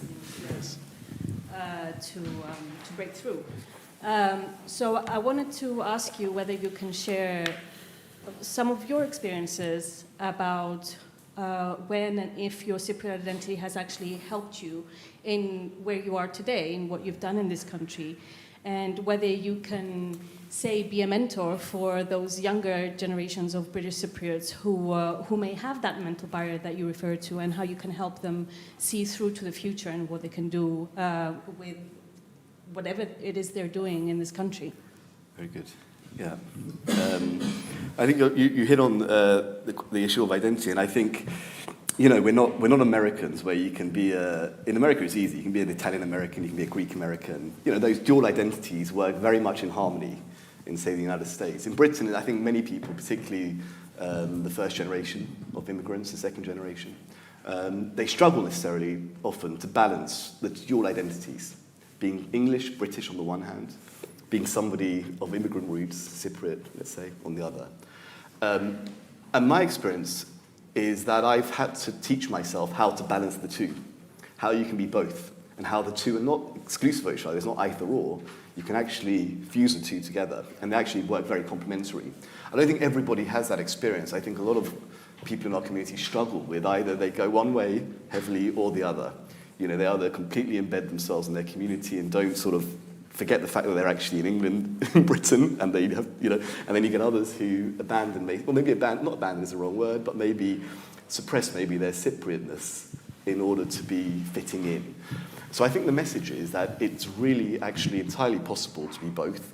The two identities really can work in 2024 Britain particularly. Might not have been the case decades ago, for sure, but certainly today it's entirely possible to fuse the two identities, where the two identities can work completely complementarily with each other. Has it helped the Cypriot roots? For me, absolutely. I mean, knowing, being the son of first-generation immigrants, my parents both have their heavy Cypriot accents. My grandparents, they came with, till they died, spoke very little English. Knowing that, this journey took place, from this small, impoverished island to Britain, and the journey they went through, like the journey many of our parents and grandparents made as British Cypriots. It's a source of inspiration. It's a real source of inspiration. That there should be no barriers to achievement, to success. And, whatever ceiling you think exists, it does not exist, and you should not. If you see a ceiling, it will exist. Just you have to tell yourself there is no ceiling there, and I think we do have a role, of course. People like myself and many other people like myself who are active in British public life and elsewhere to encourage, to mentor, to say this message over and over again. Nothing should hold you back. Excellent. Yes, Theo. Yeah, Jason, don't worry. I'm not going to put you under the hood. Don't be scared. We have the diaspora all over the world. We see examples of them in the US, how effective they are in lobbying and so forth. Australia, we have members of parliament who are from Greek Cypriot origin and so forth, which is very positive. And in the UK, you identified only a member of parliament, Bambas Haralambos, which we're very proud to have him. If we look at the other communities within the United Kingdom, the Jewish community, the Indian community, how more advanced they progressed within British politics. Sometimes I ask the question, why, when we've got a larger community than the Jews here in the UK, we haven't progressed. And I think my other question is, every diaspora has a federation. And what is that role of that federation in actually bridging the gap of the first generation with the third and fourth generation and bringing the young generation into an umbrella where they can help them to understand that by participating in politics, it will also help with a Cyprus solution? Yeah. No, we have, of course, like as you say, with many communities, we of course have a federation, an organisation representing our community at official levels, and they do tremendously. They work very hard, and they do a good job in many ways. They obviously are active in trying to encourage, particularly through the youth branch, younger people to come into the fold. Of course, there's more that can be done. There's always more that can be done. And I think it's always very important to be, dare I say, very much outward-looking as a community, particularly a community organisation. Don't necessarily just look inwards at the sort of people you're comfortable with. We should be reaching out. We have such accomplished people in this country who've never engaged with our organised community, in every field, who they are of Cypriot heritage. They are accomplished in their own rights. They feel Cypriot. They excel in Britain. But nobody has actually gone to them, identified them, gone to them and said, come into the fold. Can you help us collectively as a community? And there's a real exercise. It's a big job, and it should never stop. There's always an exercise in doing that, because a lot of people, if they're not approached, they'll feel this sort of reticence to sort of make the first move. Your other question was, the first one was...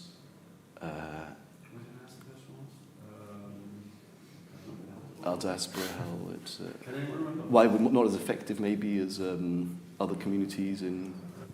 It's around yes, no, I mentioned the other communities, the Jewish and the Indian community. How have they developed? I mean, the Jews have, I think, 8 or 10 MPs in Parliament. If you look at the structure of their organizations, and I had a look at them, their organograms and so forth, they work very efficiently and effectively. Yes. With the support of their government in Israel. Yes. And I think that is something which has been discussed with our government as well, regarding the resources that our government should also offer us in order to help us to reach that. Sorry.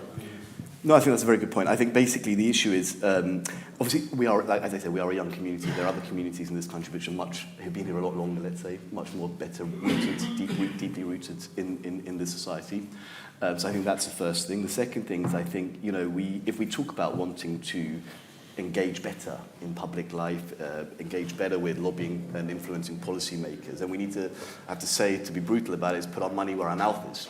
And I think our community suffers from a chronic shortage of investment in what is actually a professional exercise. You can't expect these things just to be shouldered by volunteers, which they have been by our community for decades now. People have worked, there's countless people in our community, like yourself, who work extremely hard as a volunteer to, sell our community and to help move things forward. But it's time we actually started to invest, I think, and it's not just as a government, but it's actually as a community.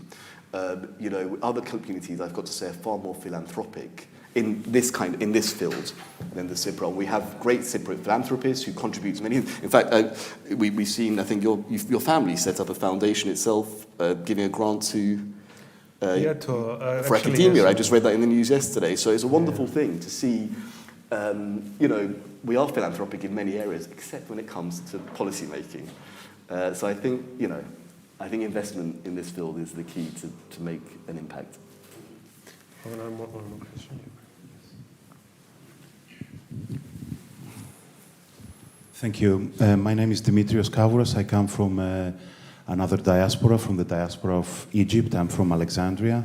The role of the diaspora of Egypt, both Greek and Cypriot, they helped in bringing closer, not only historically with many individuals or the community itself that helped bringing peoples together and states, but also how today can the diasporas play a role. For example, we had a diaspora program called Nostos between the three countries, yes. Greece, Cyprus and Egypt. They managed to bring closer into some political developments in terms of agreements, cooperations between the three countries. How do you believe, how can the diasporas today, not only in the Eastern Mediterranean, an important, let's say, for Cyprus and the region, let's say, space for cooperation, but also we have a diasporas in Australia, in South Africa. Yes. How can all these diasporas play a role in bridging between the Cyprus and the other nations? Thank you. Good question, a challenging one. Well, look, I think it's very important for these relationships to develop, particularly between diaspora communities in different countries. I think the Cypriots do it relatively well. They have organisations like BOMAC and things that do try and achieve that with limited budgets and resources, and actually quite effectively. I think diaspora communities integrating and building relationships with other diaspora communities, again, that's important, not least for sharing best practice. What are you doing that we can also benefit from, and what can we do that that you're and so on and so forth. So that is important, but I think we should get away from thinking ourselves as this word diaspora as foreigners in this land. We're not foreigners in this land. We are, we are as British and as English as anybody else, and so whilst we have our community is our community, and we have like-minded everything in common with our people of the same heritage, for sure, and that's where our strength comes from. We should be always looking outwards, not just inwards amongst ourselves. I think that's a key thing. And so building relationships is very important, but we should not forget that we are, in this country we are British, and we must contribute as much as possible in British institutions, in British civic life, in British political life, because only then will we, I think, elevate our community to the standard, to the standing it deserves to be after so many years and considering its size. Excellent. I think we have to stop here because we have another panel with online speakers. Jason, thanks so much. It was a great discussion. Pleasure. We'll continue now with, we have 3 more panels, one on geopolitics, one on education, and the last but not least on justice. And I'll ask Othon Anastasakis, Director of CSOX, to come to the floor. Great, thank you. Thanks so much. Cheers.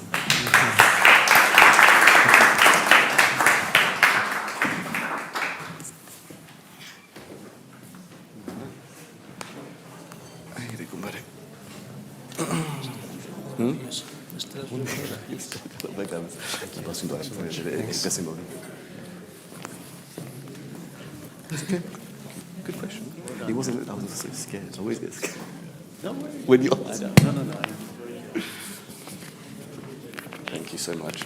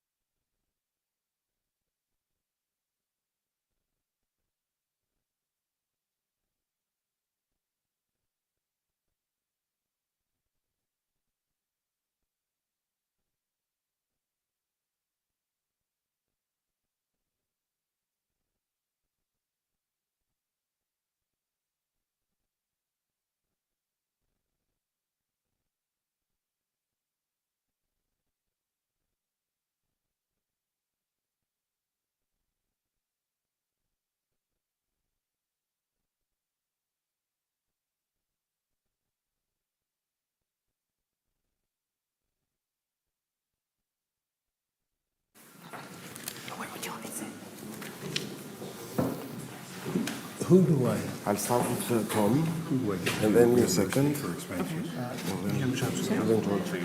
Okay, I'll just give you a piece of paper. Sure. Okay.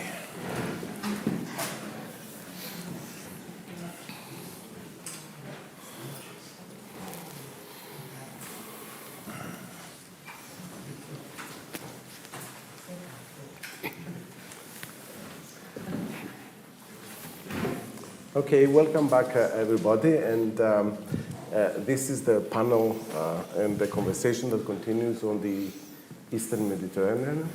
And I'm the director of Southeast European Studies at Oxford. And we are starting a program on the Eastern Mediterranean.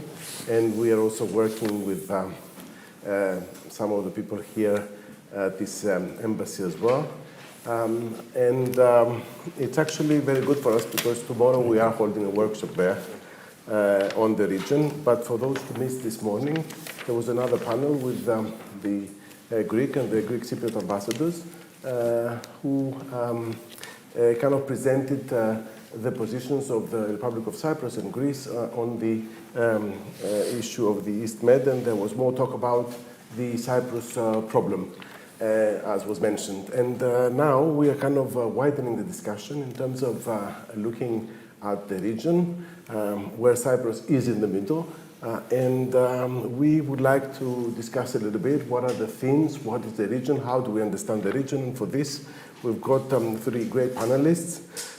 We will start with Ambassador Tom Miller, who knows the region inside out. Manal Shihabi, who is our Oxford colleague, among other things, and she also knows the region inside out from a political economy and energy perspective, but she's also the region herself because she comes from various countries in the region, and then George, who you met this morning. So let's start with Ambassador, with Tom, and then we'll proceed with Manal and then with George. Thank you, Ethan.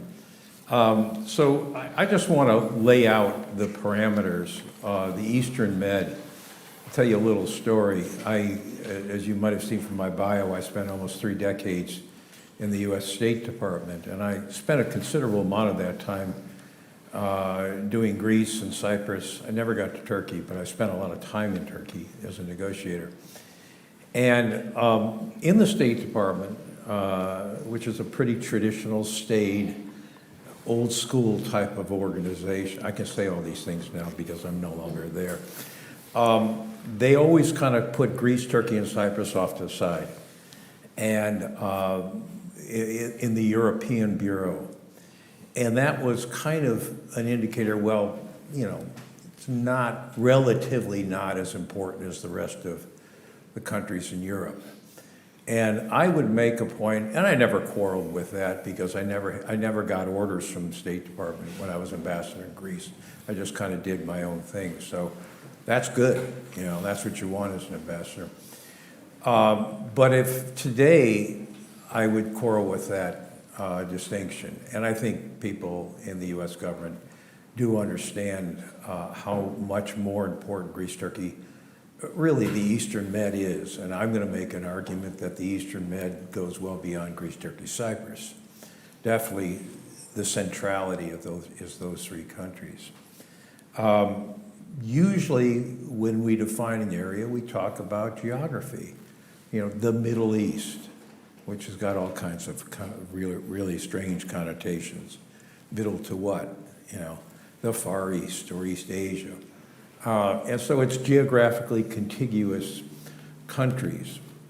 I would argue that when you're talking about the Eastern Med today, obviously you take energy into account. That's a big, big deal, and that's something that's very important. You also should take security into account. So it's not just geography. And so what we end up doing is carving off at least 3 more countries, Lebanon, Israel, Egypt. And you can make an argument one way or another about Libya, and that's kind of that's a discussion in and of itself, because Libya does play on the energy side most definitely in this dynamic. There are some other dimensions. as well to the Eastern Med.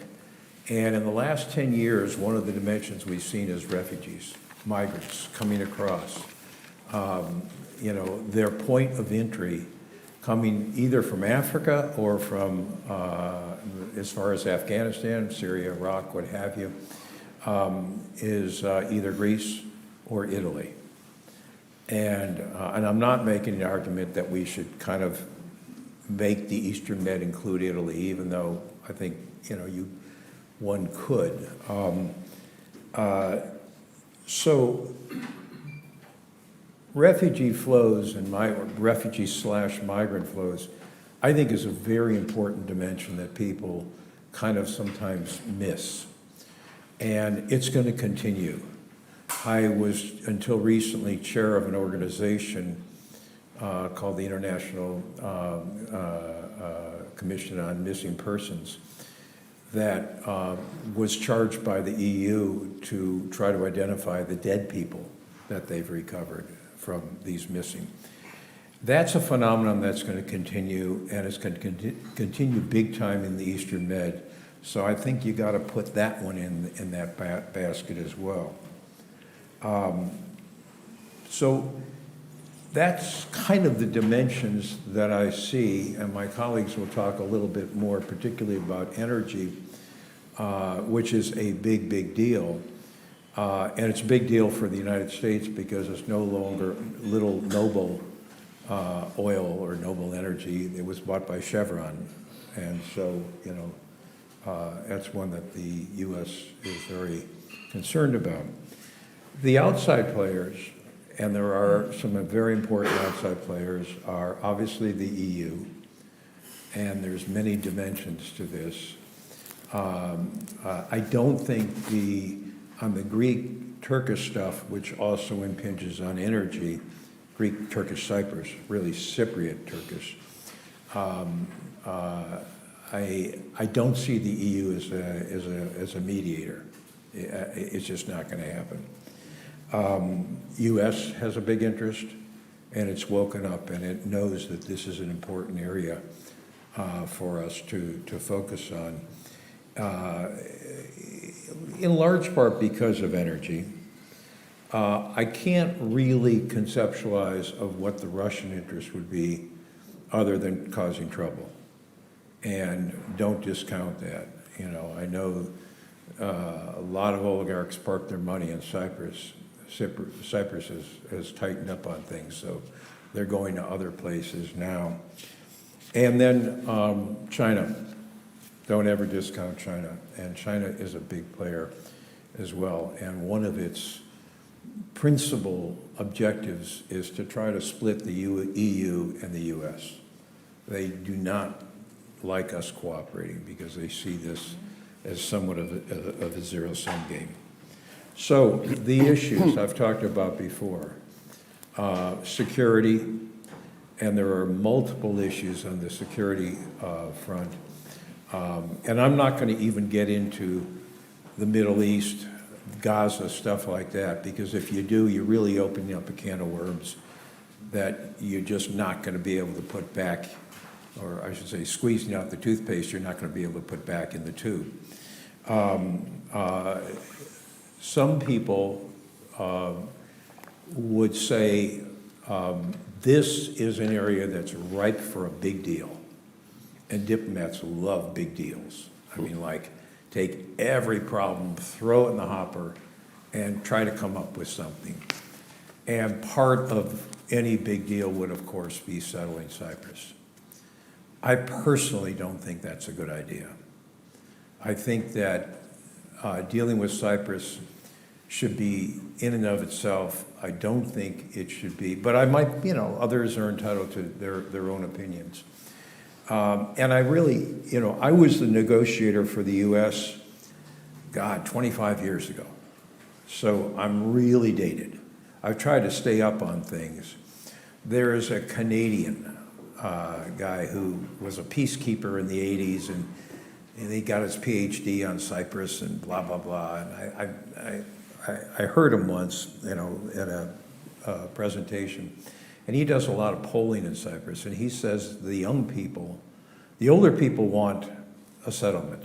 The young people don't. You know, they never grew up with any memories of United Cyprus. And so I that's a separate discussion out there, but my own opinion is be wary of the grand deal. I do think there are opportunities to sow the Greek-Turkish tensions, conflicts in the Aegean, continental shelf, territorial waters, the whole gamut. And Erdogan and Mitsotakis seem to be talking. This is hard. This is really hard because they are so far apart on their concepts of what a settlement would look like. But there could be some possible work on that. What I would do and we're going to have this conference at Oxford for the next couple of days, and try to define the parameters, define the area, define the problem, define the issues. I hope that's what we're doing. Yeah, absolutely. Okay.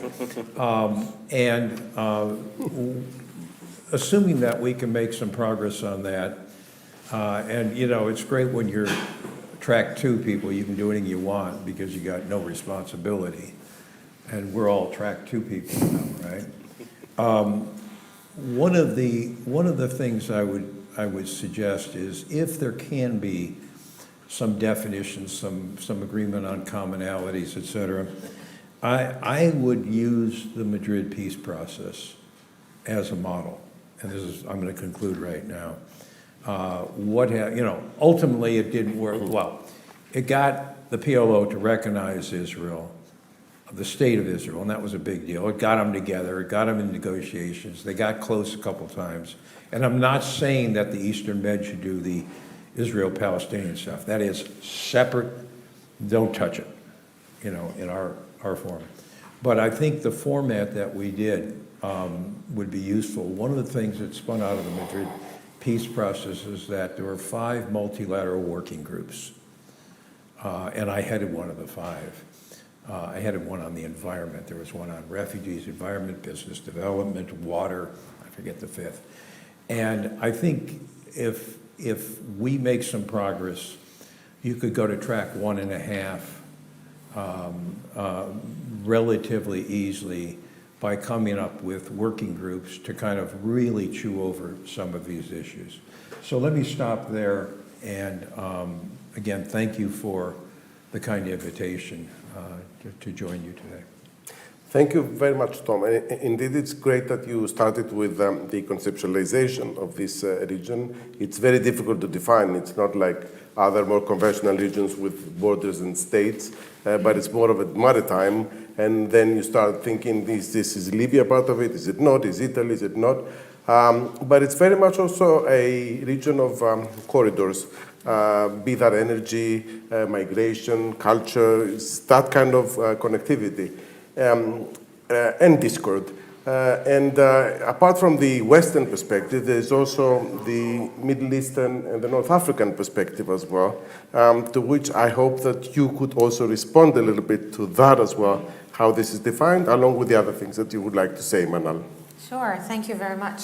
Indeed, I wanted to respond actually, because I think if we look more beyond geography and also culture and cuisine and all the historic things that really kind of connect the region, I think the region will see that easily it's not just it's beyond really Turkey, Greece, Cyprus, and if we look at the geography, where is actually the Mediterranean on the eastern side?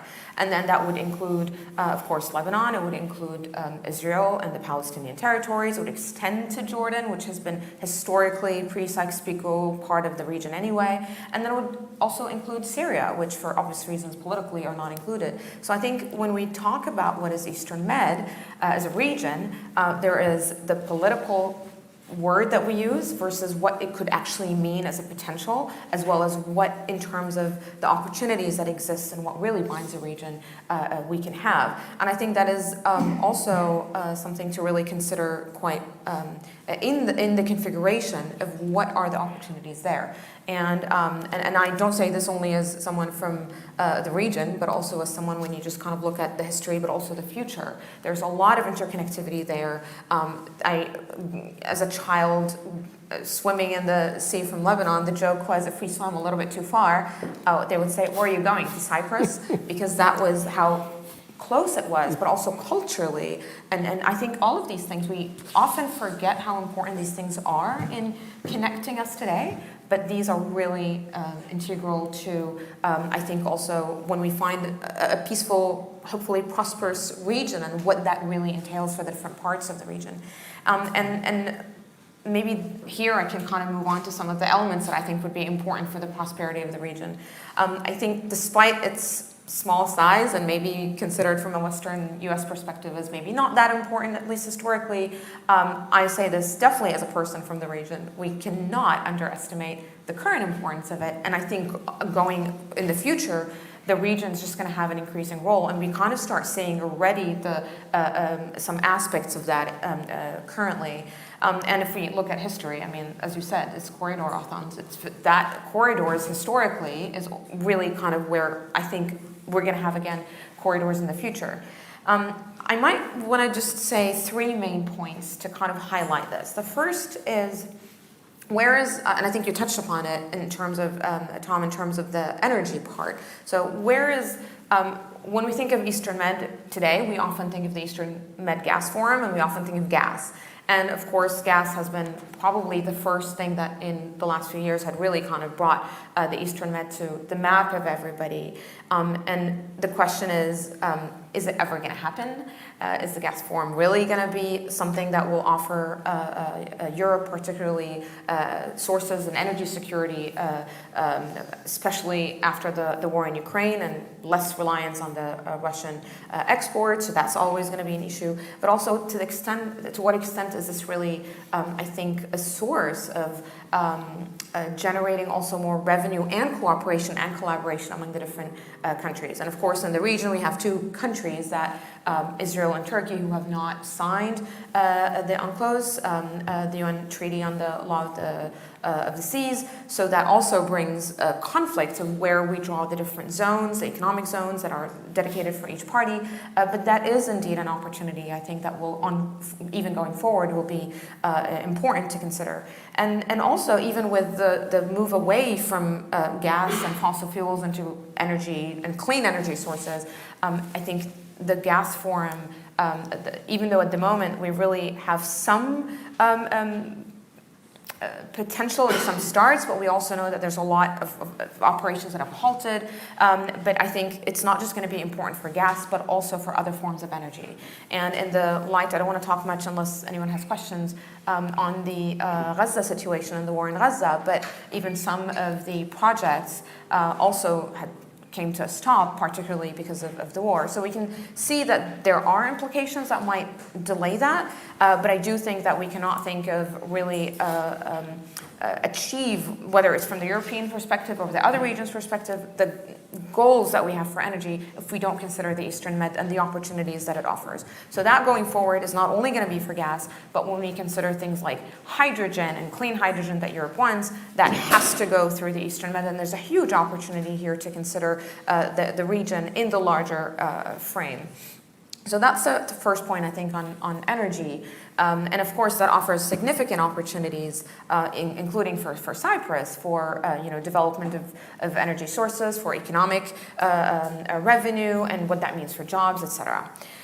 The second point I'd like to highlight is, which is kind of related to energy, but also separate, is I think the emergence of the Eastern Med as also more of an economic power again. And I think we see that very, very clearly, not so much in and of itself, but more as really a connector, again, as a corridor. And we see this very clearly with the India, Middle East, Europe economic corridor. So extending from its 4,800 kilometers, I believe, from India all the way to Europe, and obviously going through the Gulf, so it goes through UAE and Saudi Arabia, and then Greece, and then all the way up to Europe. You cannot connect these two parts, the Gulf and India, of course, to Europe without going through the Eastern Med. And that is massive economic opportunity. That will, first, the 8 countries that have signed this represent about 40% of the world's population, close to 50% of the world economy, significant portions of the energy sources that are also exported. And then this is going to cut costs of trade by 40 to 50%. It's going to make trade significantly faster. This also will bring a lot of opportunities to the region. And indeed, for Cyprus, that I hope Cyprus will also be able to take advantage of those and really bring that to benefit for Cypriots. But that, again, highlights how important the region is really becoming here from an economic perspective. And in here lies, I think, my third point on how this really works from a geopolitical perspective. Because we, and you highlighted earlier very beautifully the major powers that are interested in the region. I think we also see now India, obviously starting with the India, Middle East, European Economic Corridor, being more interested in, part for its own, of course, emerging kind of as in kind of opposing China, but also becoming more interested, therefore, in the region. And there's a lot of, and that not only in trade of goods and trade of technology, and of course, trade of energy sources, definitely green hydrogen that will also be going through pipes and also through the Eastern Med. So that is quite important. And then we also see the Gulf countries that are not a major power, but also really want to become even more powerful from a geopolitical perspective and economic perspective in the region.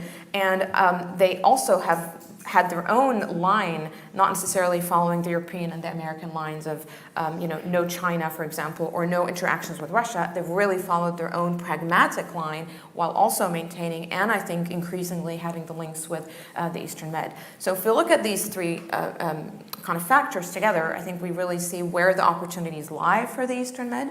We also see that the Eastern Med is kind of like, small, but maybe have like, we were talking earlier, you mentioned the word tentacles, lots of tentacles that are extending beyond the region. And I think you can see the dimensions that the region has and why powers outside the region are interested in the region from the geopolitical, economic, energy perspective as well. And that obviously provides a lot of opportunities for collaboration.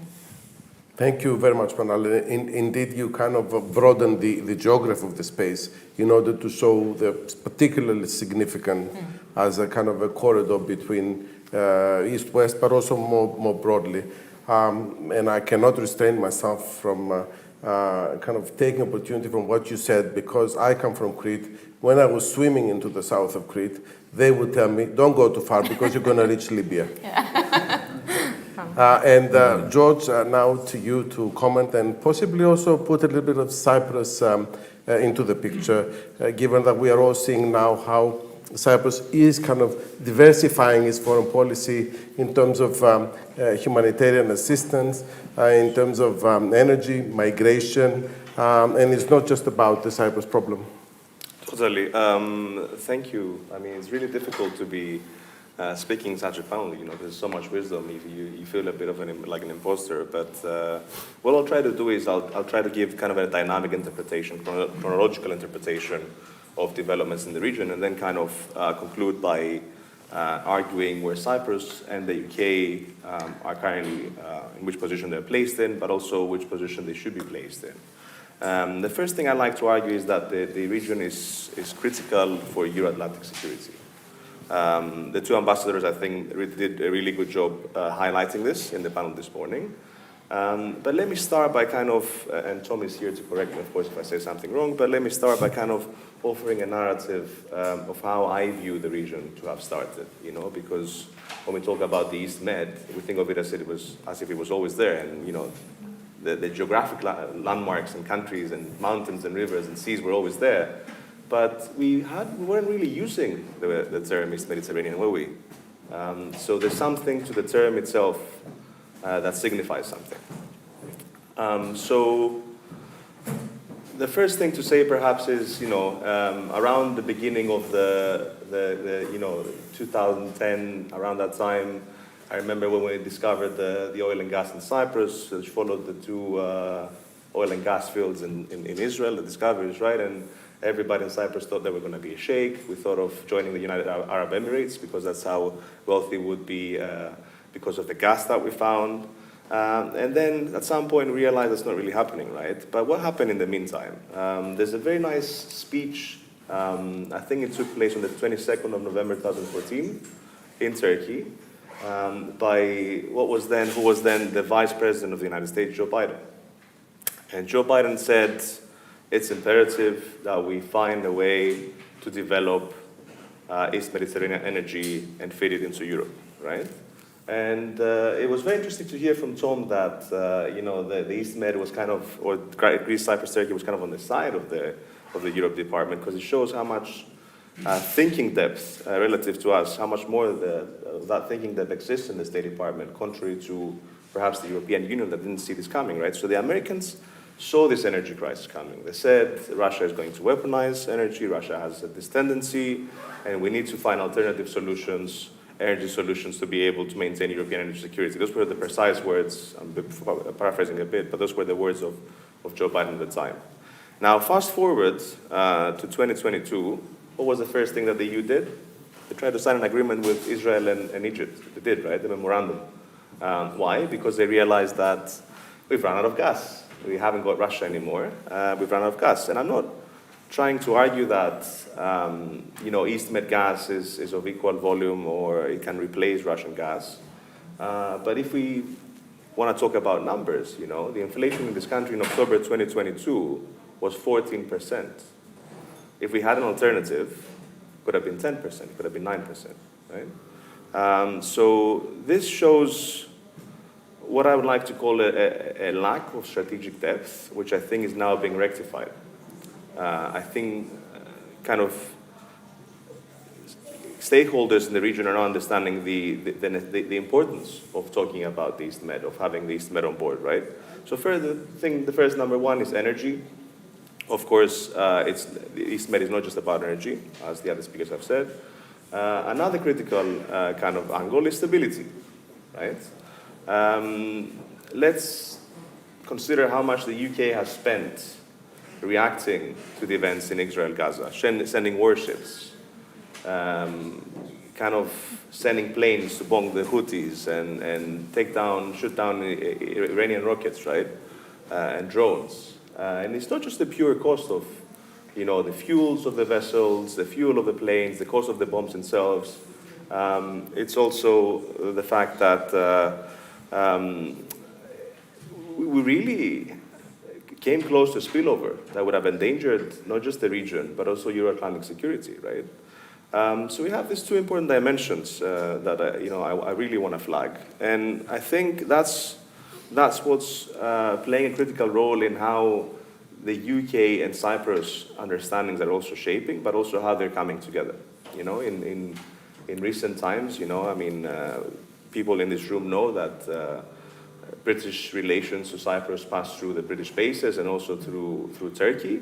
But I think that now the Foreign Office and the British government, and I think this is going to be shared by the next government, they're seeing Cyprus as part of the East Med, part of this regional dimension, right? And this regional dimension that is imperative not just to Cypriot or British security, but also Euro-Atlantic security. Because without energy and without stability, that is detrimental to Euro-Atlantic security. We don't have too much time, so I don't want to say much more, but I just wanted to offer those remarks. Thank you, George, and that was already a lot of ideas for a further discussion. I would like to invite you to, if you had any questions or quick comments to make on what you heard. There have been a number of issues that have been there on the table for you. Sorry? We only have 5 minutes. Okay, we've got 5 minutes, so you need to think fast. Yes. Just a quick question to Ambassador. I'm going to take more questions, and go on. The shifting of Turkey to autocracy and the relations that we developed with Russia, let's say not enforcing the sanctions or trade relations, all this stuff. something that the United States have to worry about, and if we put the game that the relations with Israel is also broken with Hamas support from Turkey. Thank you. Can we take another one? You keep that for Ahmed, I think you threw your hand. Yeah.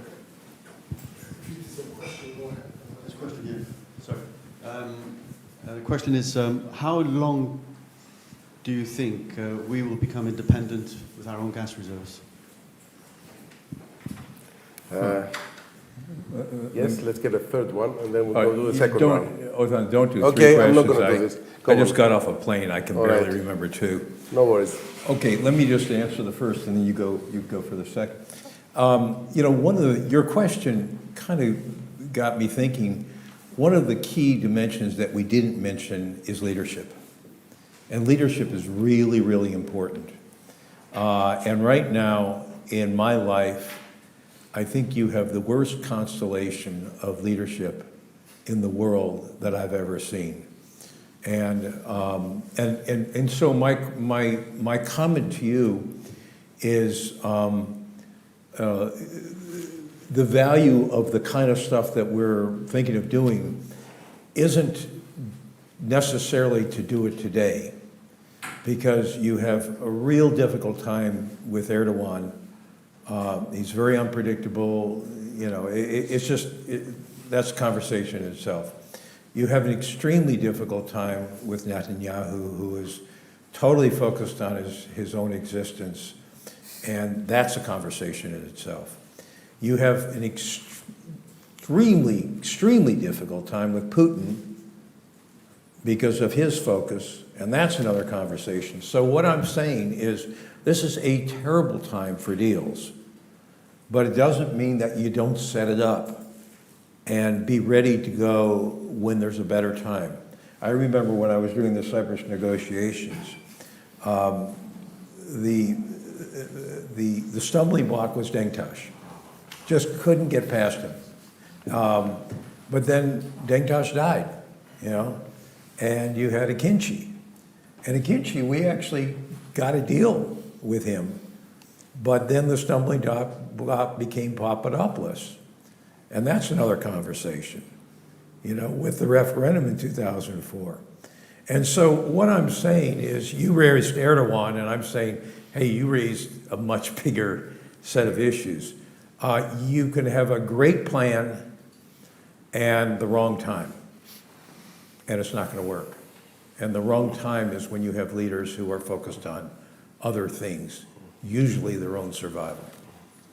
Thank you. And you haven't even mentioned the possibility of Trump becoming a president. That's even more scary. We don't have enough time for that. Yeah. Manal. Can I clarify your question? Who's we when you said we will? Sorry, Republic of Cyprus. Oh, Cyprus.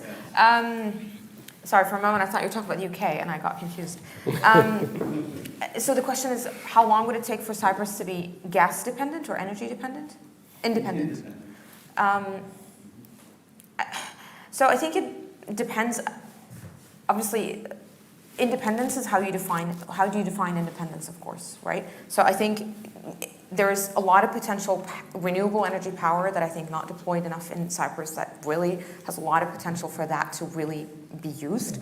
And then you can also look at how much, it should not only be gas dependence in terms of how long we're going to be, because the more renewables also you have, then obviously you're extending the life of the gas.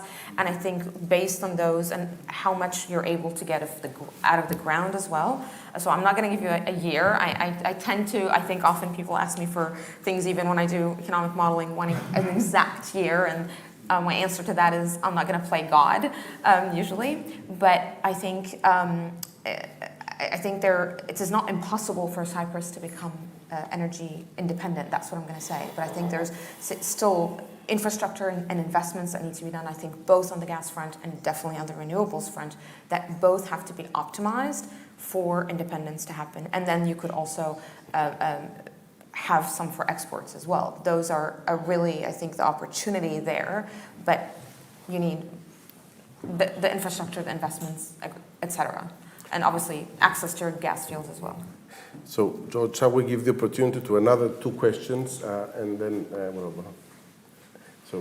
Can I just say one more thing about your question? I did a lot of work on Israel and the Palestinian thing in the 80s and 90s. And Israel, people forget this. Israel was totally dependent on outside sources for energy. It's now totally self-sufficient with the gas that it's got. That really changed the dynamic in Israel in a very, very fundamental way. And I think when that happens in Cyprus, and it will happen, it will really, really change the way you interact with the rest of the world, the whole dynamic. Okay, two more. Okay, more than a question, I start with the remarks of Ambassador Miller, and that this is not the right time of making deals due to the alignment of leadership. I agree, but I also think that track 2 diplomacy is the way out right now in order to prepare for the day when we have those leaders with the political will to actually not start from scratch, but to find those blueprints that track 2 produce. In that manner, the EMGF, I think, was a good start, but it's not totally inclusive. So we have to find some ways, I think, to also include the elephant in the room, which is Turkey, and also broaden this, not just the gas itself, but taking energy in a much broader sense.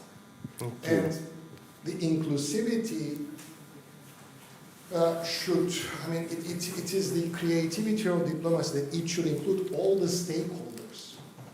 I'm not saying states, by the way, saying stakeholders, and that we can actually learn from some of the at least good things in the region, which was this Lebanese-Israeli deal in the maritime delimitation, that it can inspire us to solve some of the other problems. Thank you. And one more. Just highlighting the Lebanese, no one even said anything about it. I'm glad you did, because that was a major, major deal, considering that Lebanon and Israel don't even have relations. Yeah. But enemies. You know, that was a big deal. And so if that can happen, other stuff that's considered a very heavy lift can happen as well. That's right. Thank you. I wanted to ask if energy cooperation, all of the panel referred to the importance of energy. Can energy bring peace in the region of Eastern Mediterranean? We're talking about two frozen, not very frozen actually at the moment, Palestine and Cyprus issues. Can the energy cooperation bring sort of peace in the region? Thank you. Thank you. The perennial old question. So very briefly, each one of you. Shall I give it a go? Yes, go. On energy and peace, you know, for a long time there was this idea of the peace pipeline, right, which has been widely discredited. But energy, you know, why is energy important? It's not just obviously Euro-Atlantic stuff; it's very, very important. But you know, something that the Americans did in their wisdom is to try and force agreements between Israel and Jordan, but not only. And that, you see, has kind of played its part in ensuring that there's positive codependencies and there's less of a desire to incur the cost out of attacking each other, because there's things there that will be damaged, right? So, but the question is, how do you do it? How do you approach this energy thing? Obviously, my opinion, as I said, is that if you induce this energy codependence on a regional level, then that you have the best chance of stabilizing a very problematic region, right? But then, as as it was said about the elephant in the room, how do you bring Turkey on the table, right? Turkey right now has a revisionist neo-Ottoman foreign policy. It's occupying Cyprus, it's occupying Iraq, it's occupying Syria, right? It doesn't show a desire to even come to the table with its Euro-Atlantic partners. There was a big publication in the Politico yesterday about how Turkey is enabling Russia to bypass all the Western sanctions. Turkey shows no appetite to change that, despite being punished by the Americans, not getting the F-35s, which went to Greece, and getting instead the lesser, not even fourth generations F-16s, right? So how do you Of course, I mean, if there was a magic wand to bring Turkey to the table, that's the ideal scenario, right? That's how you resolve everything. You create a pipeline, you create whatever you want at the time, and you induce positive economic dependencies out of the custodianship of the United States. But how do you make that happen? And this is, if you find the answer to that solution, then you've resolved the whole ISMED issue. And we don't have to be on this panel as well. We can go home and have a drink. Manal, on the inclusivity and on the potential of energy, whatever you want. On the inclusivity, I think it's a two-way street. I think, yes, Turkey has to want to come to the table, but I think also the other part has to also open and be inclusive and say, this is what we're also offering at the same time, right? So I think if at one... inclusivity is going to be extremely important, I think, but getting there is, I think, the challenge. It's not the concept, it's how you get there. And I think there is a zero-sum game often in the politics and the geopolitics of the region. And for us to get into an inclusivity situation, it has to be not a zero-sum game. We're all benefiting from this. And it also has to basically come with willingness from different parties and, dare I say, acceptance. And this is probably the biggest part to kind of also accept. And then, and I think ultimately what's interesting about trade, and including in energy, is that yes, indeed, it does trump a lot of the politics. And the Lebanon-Israel was a great example, but also you see other examples, even within, even when gas was still flowing despite war. I mean, those examples still exist. So I think inclusivity, yes, will be important. And maybe I will link that to also, how do we include also the countries that are also at war, and how energy can then be an enabler for peace. I think we're looking at two different things. I agree with George that in the example of Jordan and Israel, which was facilitated by the US, it brought peace. But the countries were formally enemies, but there was no war between them, right? I think this is very, very different. And Jordan needed had an incentive really to get into signing that agreement. I think energy cooperation will lead to a lot of stability, but on the Palestine story in particular, it will not necessarily in itself lead to peace. That is a massively separate situation that requires a lot more work than energy, because there is occupation, and I think that the answer here is obviously clear on that. Thank you. Can I ask for a very quick point, because they want to continue with the next. My answer to your question would be no and maybe. No on the Palestinian, I agree. The issues on the Palestinian-Israeli front are so complicated. And frankly, I would say if you could get a change in leadership on both sides, you could have a deal.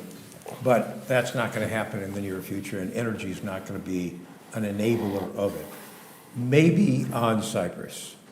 I said earlier, I don't see a grand deal, but there's a lot of win-win that comes out of energy for everyone. And as long as the energy stays in the ground, no one wins. So maybe there might be something, because on a deal with Cyprus, there's a couple of big pay-fors. You got to come up with compensation. And when I was doing the negotiations, it was estimated $10 billion, and now it's much more than that. And number two, you got to come up, this is kind of like a West Germany, East Germany kind of thing. If you're going to really integrate the island into one country, the North is a lot poorer than the South. And you're going to have funds in some way, shape, or form to redress that balance. So I say maybe. Thank you. So join me in thanking this excellent panel. I also want to thank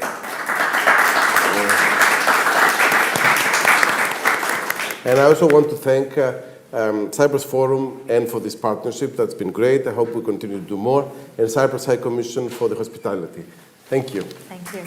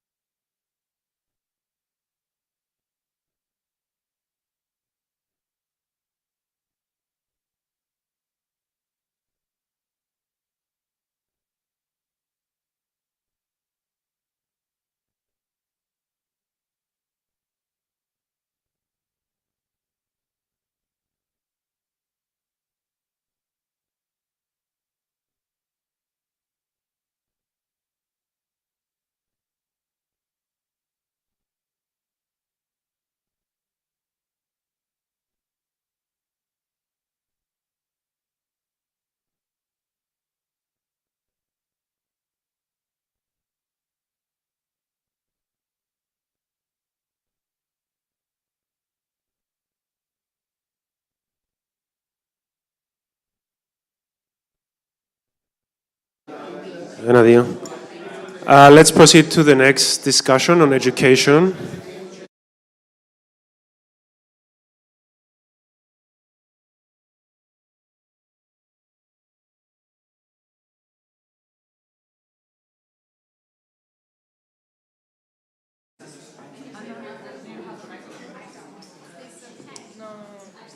Where is the laptop?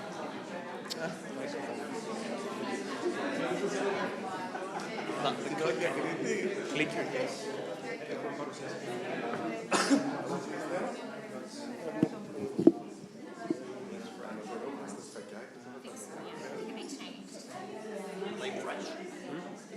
Fresh. Yeah.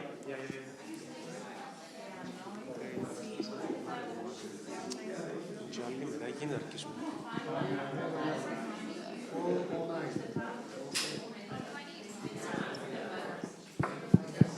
Ένα.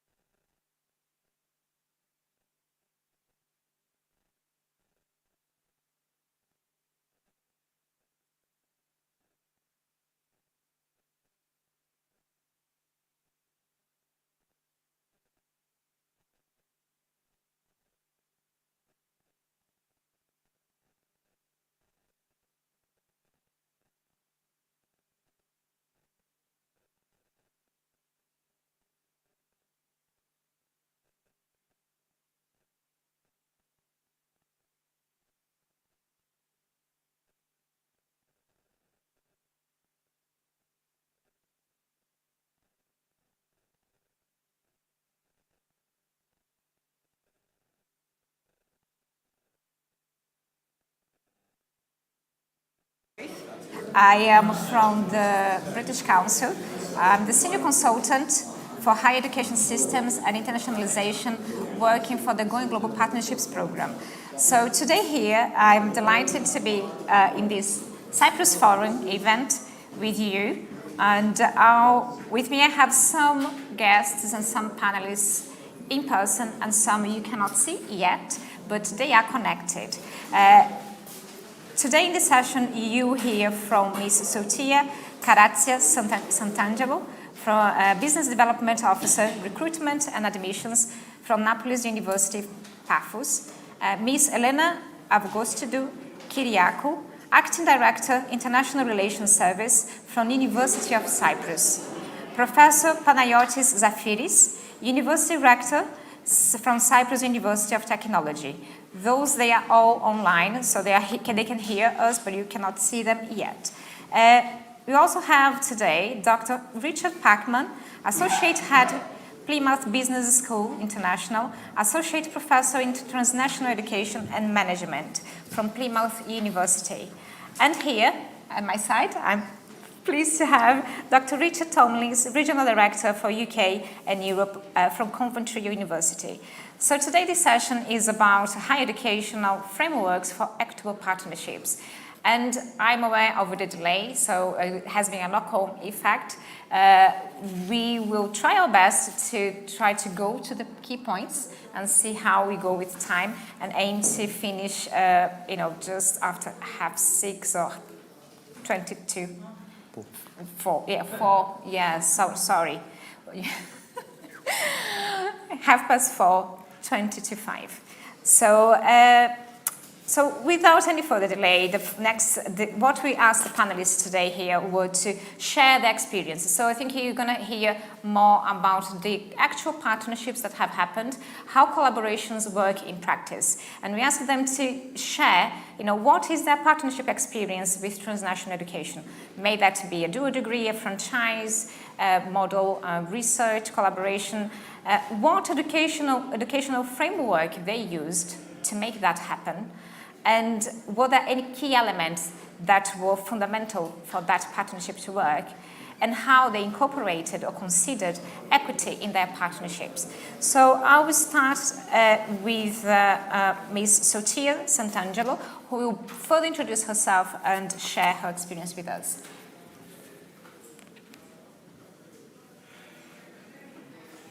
We can't hear you. You might be on mute. All right. Okay. Hi, good afternoon, everybody. It's a great pleasure to be here. And thank you very much for this invitation. Sorry, 1 second. Can you not hear me?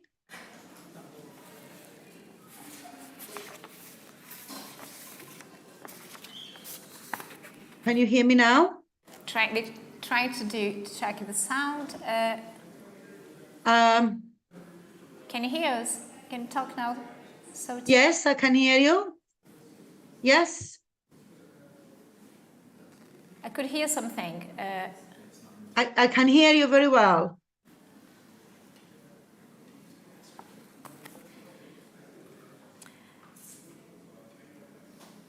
I can hear you very well. Can you not hear me now? I'm trying to just sort out I'm just aware of the time, and because Ms. Sotia, she has another appointment and she would benefit to be the first one. So while trying to sort that out, I would just briefly talk about, why the British Council is here. And I think some of you asked me, what the British Council interest in this Cyprus Forum. So the Global Partnerships Programme is one of the 6 higher education global programs within the British Council. And it supports universities, colleges, and wider education stakeholders around the world to work together towards a stronger, equitable, inclusive, more internationally connected higher education, science, and technical and vocational education and training. So the British Council recognized that working in collaboration and through partnerships, we can develop more meaningful, trustworthy, and inclusive relationships, which is mostly, what we've been discussing in this forum today, collaborations and partnerships dialogues. I hope that has helped to give some time to sort out the sound. If not, I'm afraid I'll have to invite our next guest while they try. Ms. Sotia, I can hear you very well. Again? I don't know. No? I can hear you very well. We can't hear you. I hope you can hear me. No. I hope the others are hearing me okay. If you can just give a thumbs up. If you can hear me. Yeah, good. Right, so I'll leave that with the technical team, and without any further delay, I would like to invite Professor Zafiris then to share his experience, please. Yeah, I wonder if you can hear me myself. Can you hear me, please? Yes. Yeah. Okay, so I'm Panagiotis Zafiris, rector at Cyprus University of Technology. I have joined the university in 2009 after passing 7 years through UK as up to the rank of reader at City University in London. In the past, I did all my studies in the States. So I have a good understanding of the education system in UK through my employment there, and I explored possible collaborations in the past and currently with UK as a university here. I have to admit that the Brexit decision of UK has changed dramatically the opportunities that are available for us to collaborate across Cyprus and UK. As a state university, we invest a lot in research funding schemes, and this has been tremendously influenced by the decision of Brexit. In terms of collaborations in educational programs, dual programs, and other such opportunities, we have a legal restriction here in Cyprus that state universities like the one I lead have to focus on undergraduate programs in the national language, which is Greek. So we have quite a big difficulty to collaborate on the undergraduate level of programs.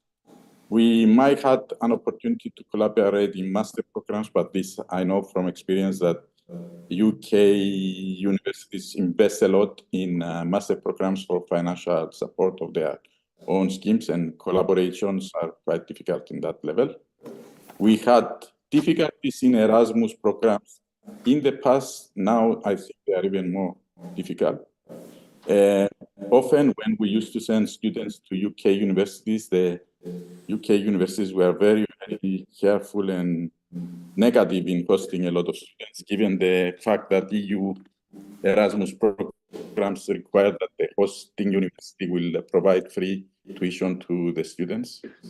As you can understand, I have to be honest about these restrictions and provide a perfect image of these opportunities. But we did explore other opportunities, and I'm going to mention two successes that I think are examples of what can be achieved under this difficult collaboration scheme that exists. One is the teaming projects. I know that other universities in Cyprus and other consortia also benefited from this. A big success is Science, which is a common research center of excellence, where the University of Cyprus, the Cyprus University of Technology, Open University, and the municipality of Nicosia are collaborating together to establish a world standard center of excellence funded by EU with 15 million euros and funded by the government of Cyprus with another 15 million euros. UCL is a partner in that proposal. The scheme by EU had one strong requirement, which was that weaker countries in securing EU funding, which is Cyprus was one of them, need to team up, as the reason why it's called teaming, to team up with a partner from a successful country. UK used to be one of those, and so UCL was an advanced partner advising us on setting up the research center. This research center is very active in the city center of Nicosia, very close to the buffer zone, and it has been engaged in a lot of activities, including by communal activities, research activities. This is a very strong, successful example. This cannot happen again because of Brexit. Let's be honest. So we cannot do this type of collaborations anymore. We need someone to fund, to give substantial funding to repeat these type of successes. And that extra funding is difficult to secure outside the EU. That's my personal opinion. But I think this success is continuing, and this collaboration will continue. Another example of a good success story is bilateral agreements between universities that can happen without the need of substantial financial funding, and definitely without the need of going through the EU schemes. One of those that we have established is a bilateral agreement with UCL and Cyprus University of Technology under the scheme of industry exchange networks, as they call them at UCL. So what this is, this collaboration entails is that students from our multimedia and graphic arts department collaborate with computer science students at UCL, create common teams of students to tackle real-life problems that industry and governmental sectors in UK put under the scheme. So an industrial partner or a governmental sector in UK can propose a real problem to be solved, and this is being solved by a collaborative team of students between the two universities. This does not require any funding and is embedded in the efforts that different academics from the two institutions provide as part of their courses. And this is a big success up to now. We have run and completed maybe 30 projects in the last 3 years, 10 projects a year. For us, it's very successful. So thank you very much. That's all I wanted to say at this point. Thank you, Professor Zafiris. I think it's good to see, how you have collaborated in terms of the university, the different types of research, the opportunity for bilateral agreements. So that is good. It would be good to hear from Ms. Sotia. Hopefully now her sound is sorted, and then we can see what was her experience in terms of partnerships and equity. I hope you can hear me now. Yes. Oh, very nice. Okay. Hi, good afternoon, everybody. Thank you so much for the opportunity to be here with you today. It's a pleasure. I myself, I have 25 years of experiences with UK education in Cypriot and Greek and Middle East recruitment. I was an independent consultant recruiting students for the UK, as well as worked with various higher education universities and colleges here in Cyprus.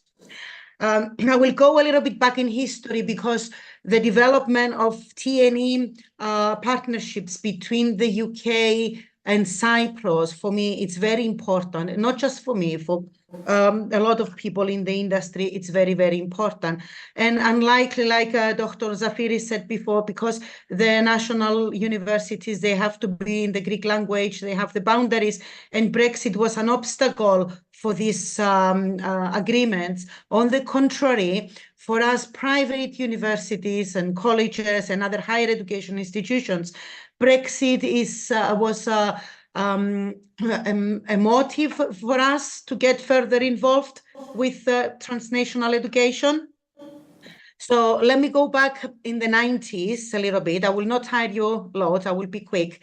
So back in the 90s, whilst Cyprus didn't have the national universities, there were just a couple of colleges around, private colleges in Cyprus. These colleges, they were fast enough, and they had created the so-called articulation agreements between themselves and higher education institutions in the UK. And that was back my first experience. It was back in 1997 when I was actually a student who transferred from a local college in Cyprus to a university in the UK to continue and complete my studies. The reason back then for these articulation agreements was financial. Students from Cyprus and the surrounding areas, we couldn't afford to spend 3 years in the UK because we were not part of the EU. So we had to pay the money like exactly the same as it happens today. So the articulation agreements, but then it was 2 years in Cyprus, a top-up year in the UK, or 2 years in Cyprus and 2 years in the UK. Then this continued successfully, assisting thousands of students experiencing UK education. And then Cyprus joined the EU, and UK education became affordable for all Cypriots. So these articulation agreements were left a little bit behind. So slowly, they died, if we say that word, And then Brexit comes out, and back in 2020, we all start thinking, okay, as long as Cypriot students cannot go to the UK for their studies, and the UK continues to be #1 destination abroad for the Cypriots, let's bring the UK to Cyprus. So including myself, we have done successfully launched full franchise schemes in Cyprus with local institutions and the UK, which attracted students, full franchise modeling means that we take the program as it is in the UK, as the UK university delivers it under the authority of the university. And instead of this course being delivered in the UK, it's delivered in Cyprus, not at the university campus, but under a full franchise agreement.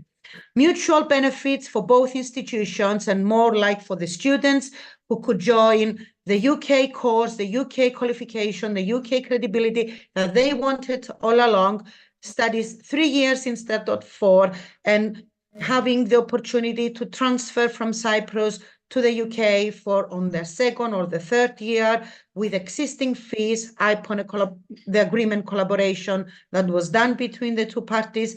Or the British students, they had the opportunity to come to Cyprus as exchange students on this collaboration, not under Erasmus or any other mobility scheme available. Joining Neapolis University, I had the opportunity for quite some time now to explore Middle East recruitment.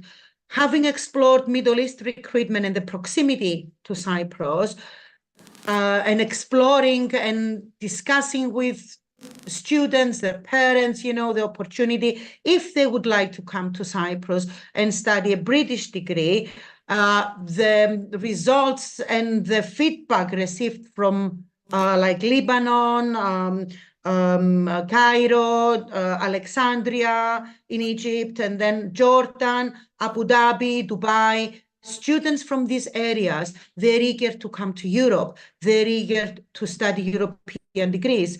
So coming to Cyprus, which is very close proximity, in a university, because as a university, we can offer the status UK universities require, that was embraced widely by the thousands of students that have attended the events and the exhibitions we have seen.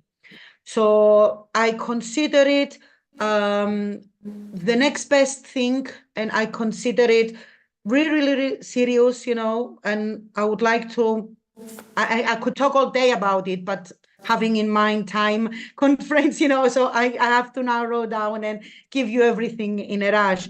So it's highly recommended. We would like to get into more discussions. People embrace it, students, parents, higher education institutions from both parties, from Cyprus and from the UK. Thank you very much. Sotia Sant'Angelo, really good. Thank you very much, and I will be back later for questions. I would like to allow my colleagues here to have their own time on board. Thank you so much. Thank you. So I think it's interesting. We have seen different perspectives, how opportunities presented themselves in different ways, depending on the type of institution you have, the relationships you have established, and how some challenges can come with new, opportunities for new diversification of approach. So we'll be good to hear a bit from Dr. Richard Packman next, and see what his experience is, what other elements he can bring to the discussion before we open for question after we hear from our next two guests. Dr. Hi. Yeah, can you hear me? Yes. Brilliant.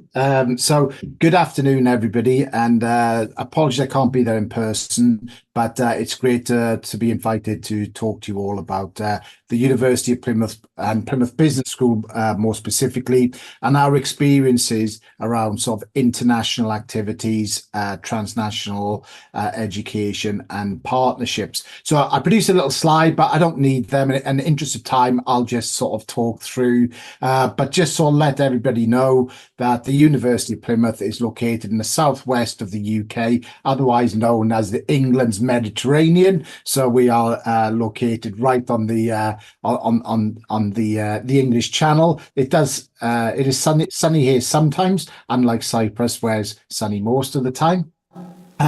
So again, that's sort of where we're located. The university is a modern university, although we trace our historical beginnings back to 1862 as a school of navigation. So again, our sort of foundations are in the sort of marine, maritime sections or disciplines. Despite we have three fairly sizable faculties, a Faculty of Health and Medicine, Faculty of Arts, Humanities and Business, and the Faculty of Science and Engineering. We're all, apart from the medicine and health, we're all sort of embedded in the marine and maritime nature of our location as well. So as a business school, we have a very strong supply chain, marine and maritime and logistics set of subjects as well. Well, as a business school, we're fairly sizable, I guess. We have some in the region of 82 members of staff with over 2,500 taught students, and we currently have over 100 PhD students. That's what we have located in the UK. So to go about the transnational education, I've been involved in the university's transnational education for the last 14 years. A little bit about me. I started life as an academic, then I moved into our academic partnerships directorate, where I was a partnerships manager for 3 years, where I looked after a number of our transnational education partnerships. So we currently have 5 partnerships, and as Satya was talking about, we have some which are franchised, or as we refer to it, contracted out. So where we literally take our programs and we deliver them in their entirety, completely mirrored in country. Some have fly-in faculty, some partnerships don't have fly-in faculty, and this is where the costs can escalate or be reduced or controlled depending on the relationship. What I would say is where we work geographically around the world, where we have franchised operations, we often come across in-country regulations and regulatory frameworks where, again, that can be quite a challenge, depending on the rigidity of the or flexibility on these regulations. You know, earlier speakers talked about Brexit and the conditions. Again, other countries impose not quite the same as Brexit, but they impose their own regulatory frameworks, and that can be quite a challenge for home institutions and host institutions to navigate those regulatory frameworks and compliances, because quite often it means that the 2 sets of regulations or in-country frameworks don't always marry up, and there can be some sort of periods of negotiations. And in some cases, that can stall further discussion and quite often can end in sort of partnerships not flourishing. So that's one aspect that we have, and we have 3 of those partnerships have run. One has run for nearly 12 years, very successful. Somewhere in the region of 23 programs currently operating from doctoral level right down to undergraduate and CPD models, not only within the business school, but we run them in health, education, sciences, computing, and architecture as well. Other options that we have, or other models, is what we refer to as validated, where institutions around the world, they sort of produce their own program, bring it to us for validation. We would undertake the usual quality assurance processes and then approve and manage the quality assurance alongside with that partner. One institution we have over 4,000 students in one partner on a validated set of programs. We have 10 programs there, but again, 4,000 students is quite a feat to have, which we're quite proud of.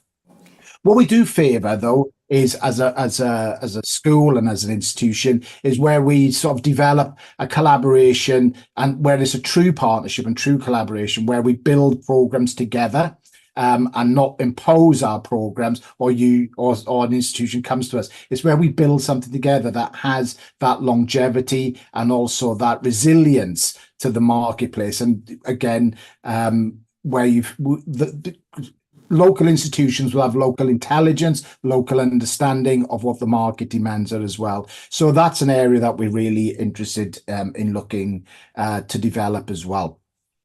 We talked about articulations. We're always keen for progression and students to come to the UK and to come to Plymouth. But equally, and something which I'm really passionate about, is exchange, not only students, but faculty exchange as well. And again, from a UK perspective, and I think maybe some colleagues who work in the UK, it's really difficult to get UK students to go overseas to study, but I think it's a real opportunity where we can sort of get student mobility despite the challenges of Brexit. Turing, which was the replacement for Erasmus, isn't working as well for us. I'm not sure whether it's working for you either, but again, it's about those abilities and trying to explore opportunities for faculty and student exchanges. Again, areas we're looking to develop, we haven't been particularly strong in it, but it's around sort of research centres. It's high on the priority for us, certainly around us of marine, maritime and shipping sections, to really look to develop sort of research centres in like-minded institutions. I haven't got much else to say. I've got a lot to say, but I'm conscious of time. But is to try and get as much as I can in that sort of 5 minutes. I've probably overshot. But yeah, I welcome any questions at the end, like everybody else. So thank you very much for the opportunity. We have such a rich panel today, and I think transnational education is such a thing that goes. We had just in December 3 days discussing transnational education, in Edinburgh with UK and overseas stakeholders. So I really feel sorry that I had to interrupt you there, but some key elements you brought to the table, Dr. Pacman. I think the UK perspective is one, in terms of your experience partnering in those collaborations. You mentioned crucial elements that we can see that is make a successful partnership. So the building the programs together, that collaborative work that will sustain and bring that longevity you mentioned. So that is really interesting. So I'll go back to Cyprus, and I'll invite Ms. Elena Avgostoudou Kyriakou to share briefly. I'm really sorry, you told we needed to finish in 6 minutes, so I don't want to impact the other final 2 ones. So if you can be a bit more brief, Elena, so Richard can also share his rich experience, that would be very welcome. So over to you. Thank you for this opportunity, and thank you British Council for the invitation, as well as the organizers for the organization of this event. The University of Cyprus was the first public university to be established in 1989 in the capital of Cyprus, Nicosia. We're a comprehensive university, research-oriented university, and we've been collaborating with the UK institutions since early days, since the beginning. The opportunities are there. We have to take advantage of these opportunities, and also in order to overcome the obstacles. If I can give some examples of what we've done until now, and also about potential cooperation with the UK institutions. Of course, we've been collaborating very extensively in research cooperation, and also within the framework of the Erasmus program with exchanges for the mobility of students and academic and administrative staff. After the Brexit, there was a halt in this, but only temporarily, in this kind of collaboration. But we still have signed agreements with our UK partners, and we have realized mobility to and from the UK after Brexit. So there is possibility to realize mobility of both students and academics, if there is the bilateral agreement and consensus between the institutions. Another example is, of course, as Professor Zafiris has mentioned, the Center of Excellence that created in Nicosia in collaboration with University College London. We, as the University of Cyprus, we also have a Center of Excellence that we have created with the Imperial College London, in London. And of course, there is opportunity to develop with our existing and future partners in the UK joint degrees as a university, not only at the master level or a PhD level, but also in the undergraduate level as well. Since the University of Cyprus has an English Studies department, that is, and the courses are not taught in Greek, and also French and European Studies department, as well as Turkish and the Middle Eastern Studies department. So there is potential for collaboration. And as it was mentioned by our UK colleague from Plymouth, is that what we need to consider is to build together partnerships jointly, joint degrees, organizing jointly summer schools for our students, participating jointly in research, and of course realizing jointly cooperation, either educational or research cooperation. These are the ideas in a nutshell. Thank you again for this opportunity. Thank you. That was really, really interesting to hear. And I think that, again, there are key elements that we can see on this transnational education debate. So mobility of staff and students. And it's good to hear that you have had some good experience and see that as a way that can be, can happen. So I invite Richard now, who is here, to come next. Martin, slides, please. Where are you going? I want to take them on a journey. You stay here. I thought I'd add a bit of movement to things. So I'm going to take you on a journey, if we get to Coventry University. And I'm going to talk about what we want to do rather than what we have done, because we've had a long journey as Coventry University from 1843, a very diverse student body. Martin? They're the Plymouth slides rather than the Coventry ones. Sorry, oh, sorry.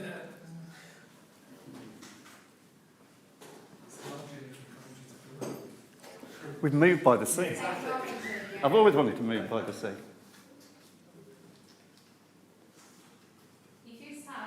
Okay, all right. So, okay, Dr. Richard Tomlins, Group Regional Director, UK and Europe, Coventry University, and I'm going to talk to you a little bit about Erasmus+, don't need the slides for those, a little bit about having a partner university in Cyprus, I don't need the slides for those, and then, all being well, I'll talk to you about transnational education, I'll talk to you about research, and I'll talk to you about commercial possibilities as well.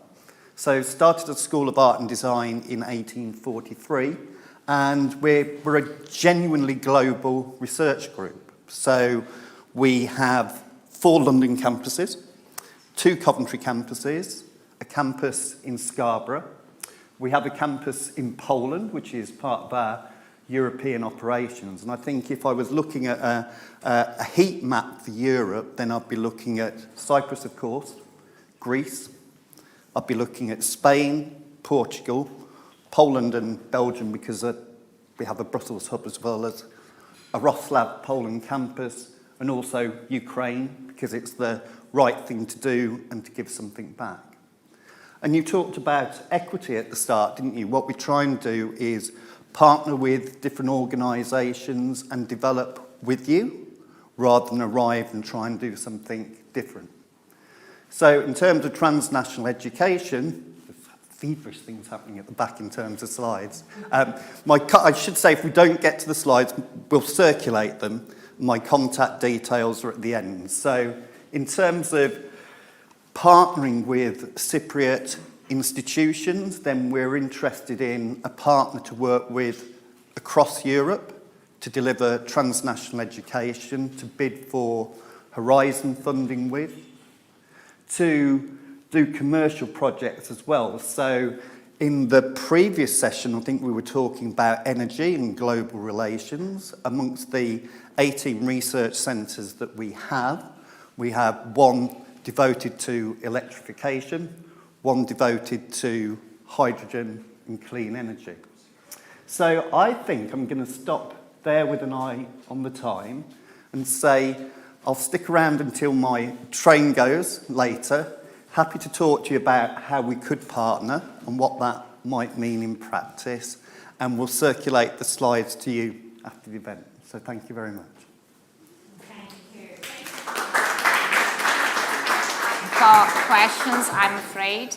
And again, I think it's just a shame we don't have, but the invitation is there. I'm sure that the organizers can handle some of the questions you might have had in your mind. So fire them away. We'll be more than happy, to address those.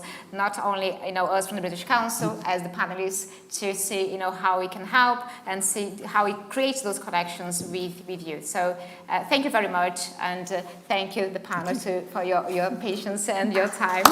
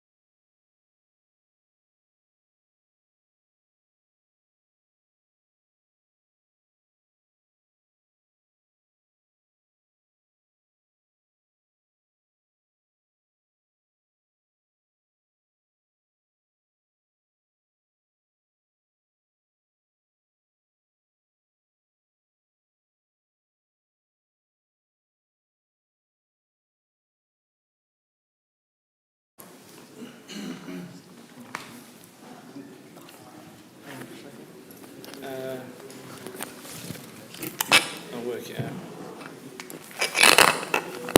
Oh.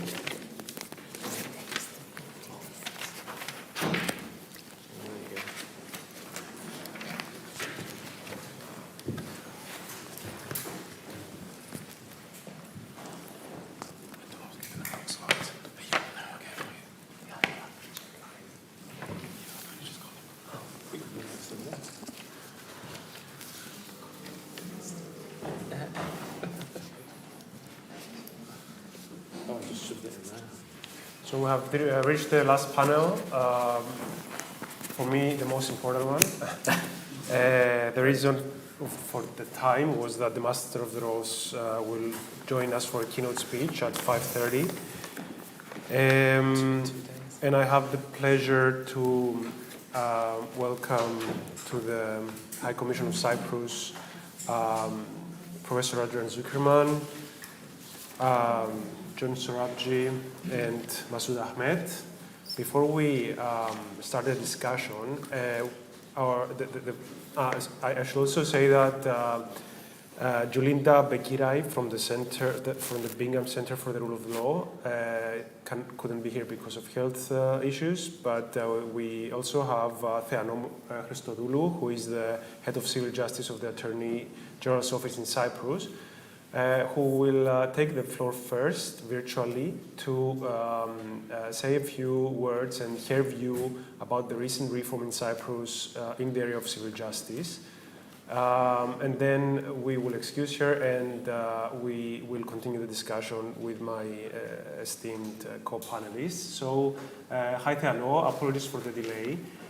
Just to say, to set the background, Cyprus is under judicial reform. We have had new civil procedure rules since last September, which is very much similar to the English ones. It has been drafted by a committee led by Lord Dyson. The most important problem that the Cypriot justice has been facing is the severe delays. Average time of adjudication is around 7 to 8 years. Despite of the new rules and some other structural changes, the delays persist. I would like your view mainly on three issues: on the use of technology, on small claims, and the ADR. Please. Thank you, Nicholas. Good afternoon, everybody. Thank you for this invitation and for this opportunity to address our distinguished speakers. Professor Zuckerman on civil procedure is my what I use the last, I don't know how many years, trying to being a member of the committee working with Lord Dyson drafting the new rules. Dear participants, I would just like to mention a few things, and I will need to be excused because of another appointment I have in a few minutes, actually. Looking at the subject of this panel, the justice system checks and balances in Cyprus, is English common law relevant? That would be a very, very easy answer. Yes, it's in our law, it's in our constitution that English common law is what we use when we have a gap. I've been asked to speak about the reform specifically and a few issues. I would ask Nicholas if I could mention a few other things that I think are important in understanding where we stand. Yes, we do have the new rules of procedure in place. They affect cases filed after the 1st of September 2023. Before these, our rules of procedure were the equivalent to the 1956 English rule of procedures. That was the main text we used. Now, the new rules are based on the 2018 English rules of procedure. So I feel I need to note this, that the white book I had in my office using was the 1956 white book. That was available and popular in the Law Office of the Republic Library. And we now use white book, green book of 2018 and afterwards. And of course, Zuckerman on civil procedure. So yes, English common law is very, very, very relevant. It is guiding us through the new rules and how we will apply the new procedures. I could not outline, of course, all the new rules. I will discuss a few things that Nicholas has asked me to address, but also a couple of other points, if I may. Unavoidably, we are facing huge issues in Cyprus, mainly, in my opinion, mentality issues, because that's why I had to put the background that we were using 1956 rules of procedure and now the 2018, so it's a huge gap we have to cover. Adding to those problems, I should say the backlog of cases, which is huge, which means that in some cases courts have to use, and lawyers, the old rules, in some others, the new rules, the Supreme Court issues orders trying to that affect the older cases, but it is difficult because they have been filed in with different pleadings, so it's a bit really difficult now. I will refer to certain main provisions, major changes, and that's the pre-action behavior, which was something completely unknown in the civil procedure rules in Cyprus. It's a novel procedure for us. And we as an office, the law office of the government, we had to establish a small new structure working on those horizontally in the office. In my opinion, the way the rule is drafted does not make their use compulsory, but that's not the idea. That's a drafting issue, and I'm not going to go into that now. Of course, what it said is that if pre-action procedures are not used, the court may impose mainly financial sanctions. Cyprus mentality, because I need to repeat that it's a mentality issue also in Cyprus. When a may is read in a rule, it's usually read in a lenient way. We shall see, of course, how this will be covered by the courts. My experience from practice, I'm a practicing lawyer for the last 30 years for the state. Now, the last few months, as an office, we have received protocols. We have not received actions without a pre-action protocol, unless there were interim measures. So it seems that they are going to be used. And that brings us in the ADR issue, because our rules provide that the pre-action procedure provides that there should be an effort to settle the claim or eliminate the issues that should be discussed before the court. At the same time, there is a proposed amendment of the law on ADR in Cyprus, so that ADR is made compulsory for cases up to 10,000. And if one does not go through this procedure, for which he has to pay a minimum amount, he cannot file an action before the court. This might raise some constitutional issues, actually. We have addressed them. It's still under discussion. So I wouldn't like to say more on the law, but it does come and coincides with what the rules need to cover. We do have some procedural issues there, so it is still under discussion, so I wouldn't want to go into the details. We did have some problems with ADR in Cyprus. Again, a mentality issue, because up to now, the result of ADR was not binding, legally binding in any way. So Cypriots who would not easily accept a result not favorable to them. That practically meant that all the time and effort spent sometimes meant nothing. They ended up in court trying to solve their case from scratch. The new proposal provides for a procedure whereby the result of compulsory ADR becomes binding upon an agreement. As I said, I don't want to say much more on this because it is still under discussion. I do have strong personal views on various aspects.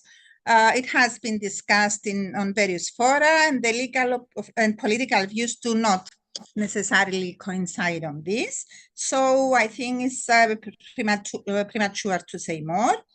Since I'm a public officer representing the law office of the government, which is at the same time the legal advisor of the political body promoting this proposal. So if you allow me at the moment, I do not want to say much more. Maybe once there is a final decision on this, we can again get together and discuss it further in another meeting. But now, actually today I was in a meeting about a huge contract, and again ADR came there, and we were discussing it. As an office, we do think ADR could be the only way forward in certain issues, but at the moment, as the law stands, we cannot say much. Apart from the above, of course, the new rules do promote ADR. During case management, the code will help the parties to go to ADR. We do not have any cases or anything to help us by now. For example, what happens if the parties do not want to go? They're negative to that. So we do not, all this is very, very, very new, and we haven't had the chance to have common law, something, a case law to help us and be able to discuss it further. I don't know if that covers the ADR issue, and I will mention a few things about small claims, Nicholas, if that's okay. When I was a very young lawyer, many, many years ago, there was in force a procedure to solve claims below £5,000 for reasons I don't know, I'm not aware of. This procedure was abolished, I might say. And for years and years, all claims were filed under the same procedure. So same procedure, even you were pursuing millions or 300 euros. So a claim for 200 euro could take several years, as Nicholas said, 7 and 8 years, because it was finally decided upon. The last few years, actually, I think it was 2015, there was a fast track procedure, one of the very, very, very few amendments to the rules of procedure we were using, similar to the one now into the new rules. Admittedly, it has worked, gave results in a few months. It was a written procedure, plain procedure, no hearing sometimes, no witnesses, experts or others. The provisions were very, very, very similar to what we're discussing now. I do know that in the English rules, there are 3 procedures: small claims, fast track, and normal procedure. Correct me if I'm mistaken. In Cyprus, it is too early to discuss a 3rd procedure. The Cypriot litigant, in my view, wants his case heard with all his witnesses, and I suspect that unless strongly advised otherwise, the alternative provided that any small claim can be heard as a normal claim will be pursued. On the other hand, we can be positive and believe that if the previous fast-track procedure was used and had results, why not now? Again, we shall see. All this is very, very new to us, and we do not have case law to help us. We do not have practice directions. I am in the standing committee of the Cyprus rules, and a few things do come to our attention. Mainly, they have something to do with drafting, but I'm sure that practice directions will help us eventually if the Supreme Court decides to help with that. Now, Nicholas has asked me to mention something about the technology. Of course, the new rules do have a provision for the use of technology. But until recently, there was no structure in court to use the technology, only in some criminal courts for obvious reasons. Recently, I mean, there have only been 2 court decisions I could mention, and one refers to that.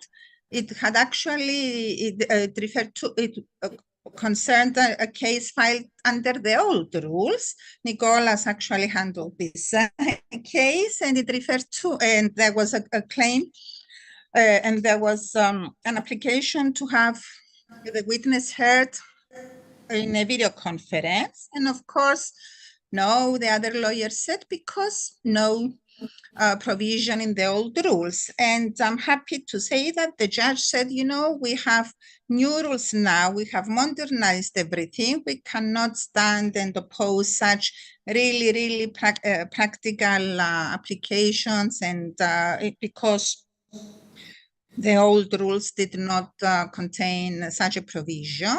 So it means that judges, younger judges, because it was a young judge, started thinking forward, and hopefully this some provision will start affecting older cases as well. We also had a small interim case on a case management issue where interim measures would affect the final date of the hearing. The court did not accept that, and of course they said the obvious, that you can agree between yourselves whatever you want to do with the interim measures, but the fine, as long as it does not affect the final date. As I said, all this is very new. I try to say as much as I could in a few minutes. I do want to say that for the first time, actually, we have also included in our rules of procedure the EU procedures, civil procedure, small claims, payment order, because we do not have national procedures, say for the payment order, for example, and Cypriot lawyers did not know of them. Now they're part of our civil law book, so they can get acquainted with those and maybe use them more. And we don't know if eventually we might have an equivalent national procedure. I don't have much to say. I don't know if I have covered whatever you needed me to mention. I have a couple of minutes before I have to be excused, and I'm very sorry. I wouldn't like to miss this discussion, but I have to.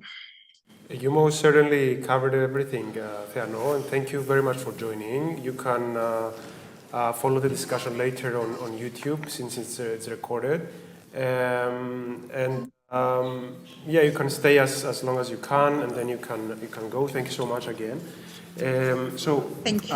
I should say at this point that Cyprus has the paradox that the rules of procedure are decided by judges, not by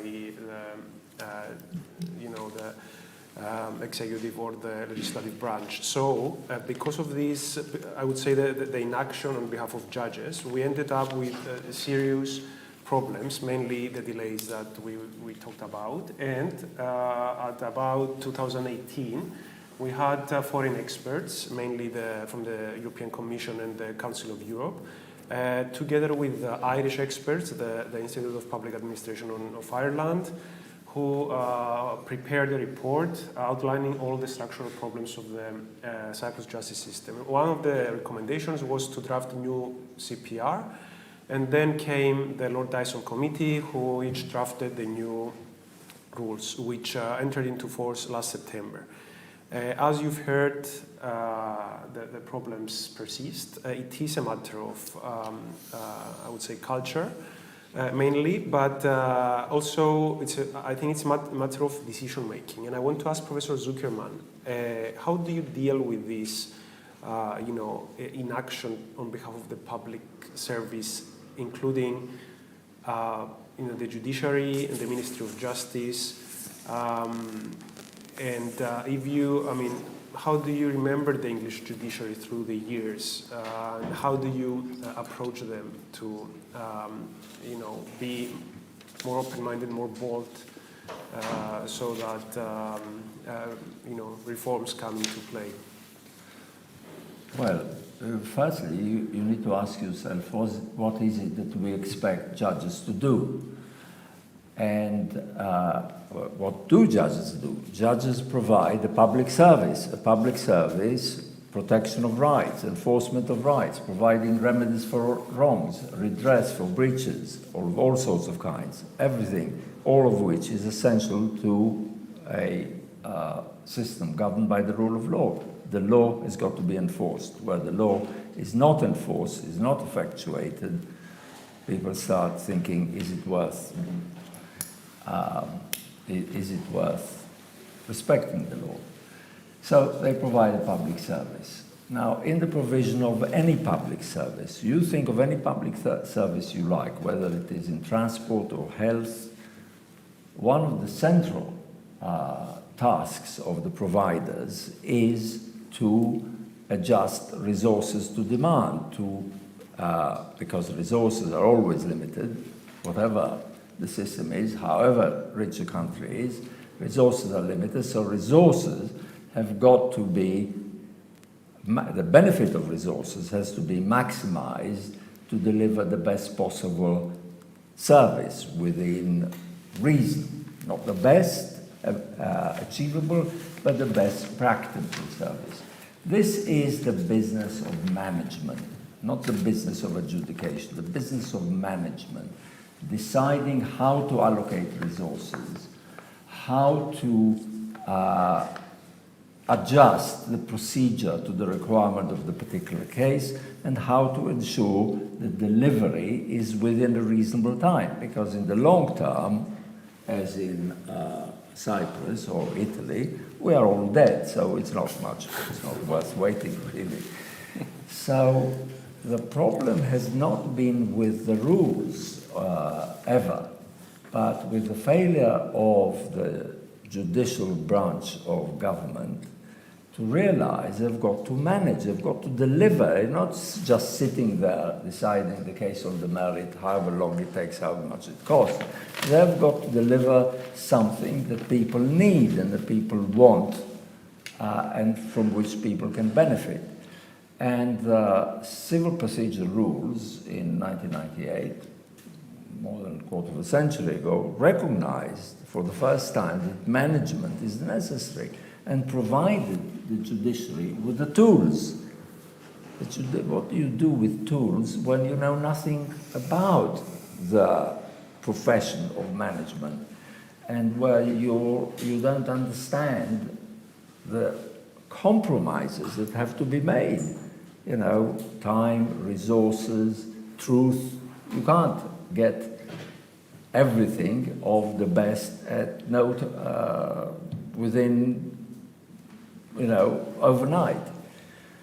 So this is something that judges are not trained to do. They don't study this at university. They don't feel responsible. They think there is somebody else out there who would manage and be responsible. And unfortunately, the delivery in this country of this essential public service, although we had the best tools and the best rules and everything nothing is really complicated. It's not rocket science, all this business. We are not doing very well. And we are not doing very well because we haven't grasped this nettle. We need management. We need somebody to take charge of it, to tell judges who are not up to the task of management that they need to up their game or something like that. And the judiciary and the legal profession generally is very traditional. It has always resisted change of any kind. It even resisted the abolition of the forms of action in the 19th century. So, on the other hand, the judiciary have got a very strong political card, independence of the judiciary. But I think that we should start realizing that this independence shouldn't be licensed for mismanagement. Because you need to understand public services need to be managed. They are managed, but they are managed either badly or well.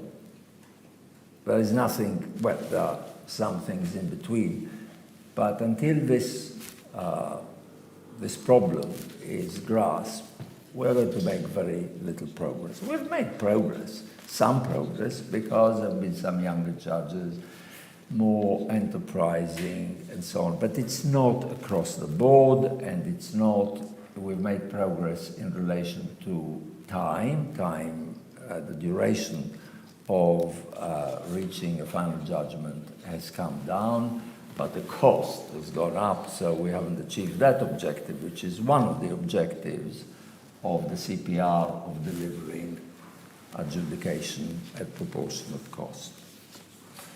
So what is the advice that I would give Cypriot policymakers?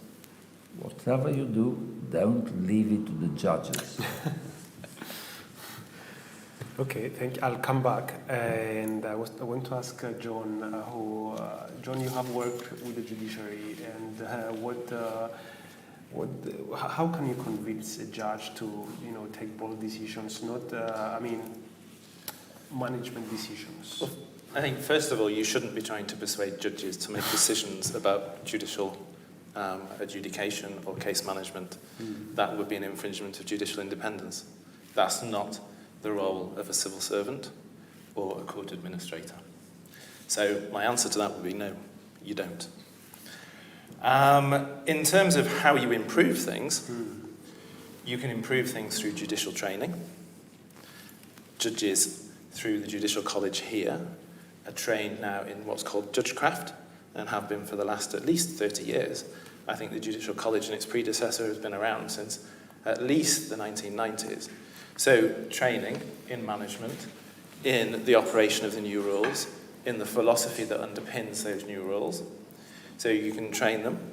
You also have to accept that, as with any change, particularly when you introduce new rules, culture persists. It takes time to change cultures, and it takes an explanation, and a clear and coherent explanation repeated time and time again before cultures shift. And we've seen that over the last 150 years here. Adrian's already talked about the form of actions and the resistance to the abolition of those. Even when you abolish the forms of action and you put in new procedures, the culture of the forms of action, as it happened in the 1900s, persists. It wasn't until we had fundamental reform in the 1870s, and then only 20 years after that had been introduced, that you started to see a shift in culture. And we've witnessed the same thing over the last 25 years, quarter of a century. Cultures take time to shift. So you introduce management tools in 1998. You have continued, as Adrian puts it, mismanagement. Well, an absence of management is another way of putting it, as well as mismanagement. But it takes education and time and new judges coming in and the new culture to embed itself through instruction and through guidance from the Court of Appeal, not from civil servants, from the Court of Appeal, in terms of the interpretation and application of the rules, for management to start to embed itself, and to embed itself in a way which is effective and which is consistent with the new approach that you've got. So I think, in terms of what I would suggest, is accept it's going to take time, accept that you need clear and consistent guidance from your appellate courts on how the new system is supposed to operate, and have judicial training which effectively instructs judges as they're entering into the judiciary, and of course remedial training throughout, in terms of letting them know and understand what the purpose and application of the rules and case management is. And you do that before they get to sit in court, so that you don't have to entertain questions of how do you get them to change their decisions once they're in court, or how do you influence them, because that's improper. You do it before they get into the court, through training and through guidance, through precedent and appellate decision making. So that's what I would suggest is the way forward. But you have to accept it's going to be a long battle. It will take time. Thank you. Masoud, what's your view in terms of the change of culture? Is that a matter of judges, training judges? Is it a matter of lawyers? Is it a matter of is culture something that changes over time automatically, or do you have to have stricter rules so that culture changes? Yeah, that's a good question. I mean, I think it's all of those things, to be honest. I mean, I think the issue about culture, I think what John's already mentioned in terms of taking time to change is a very important point, because people are rooted in the way they do things, and that persists, and that exacerbates the problems. And we've seen that over the years, as Adrian has written extensively on how mismanagement of cases through the civil justice system, or poor management of cases through the civil justice system has caused costs to increase and delays to increase and all the rest of it.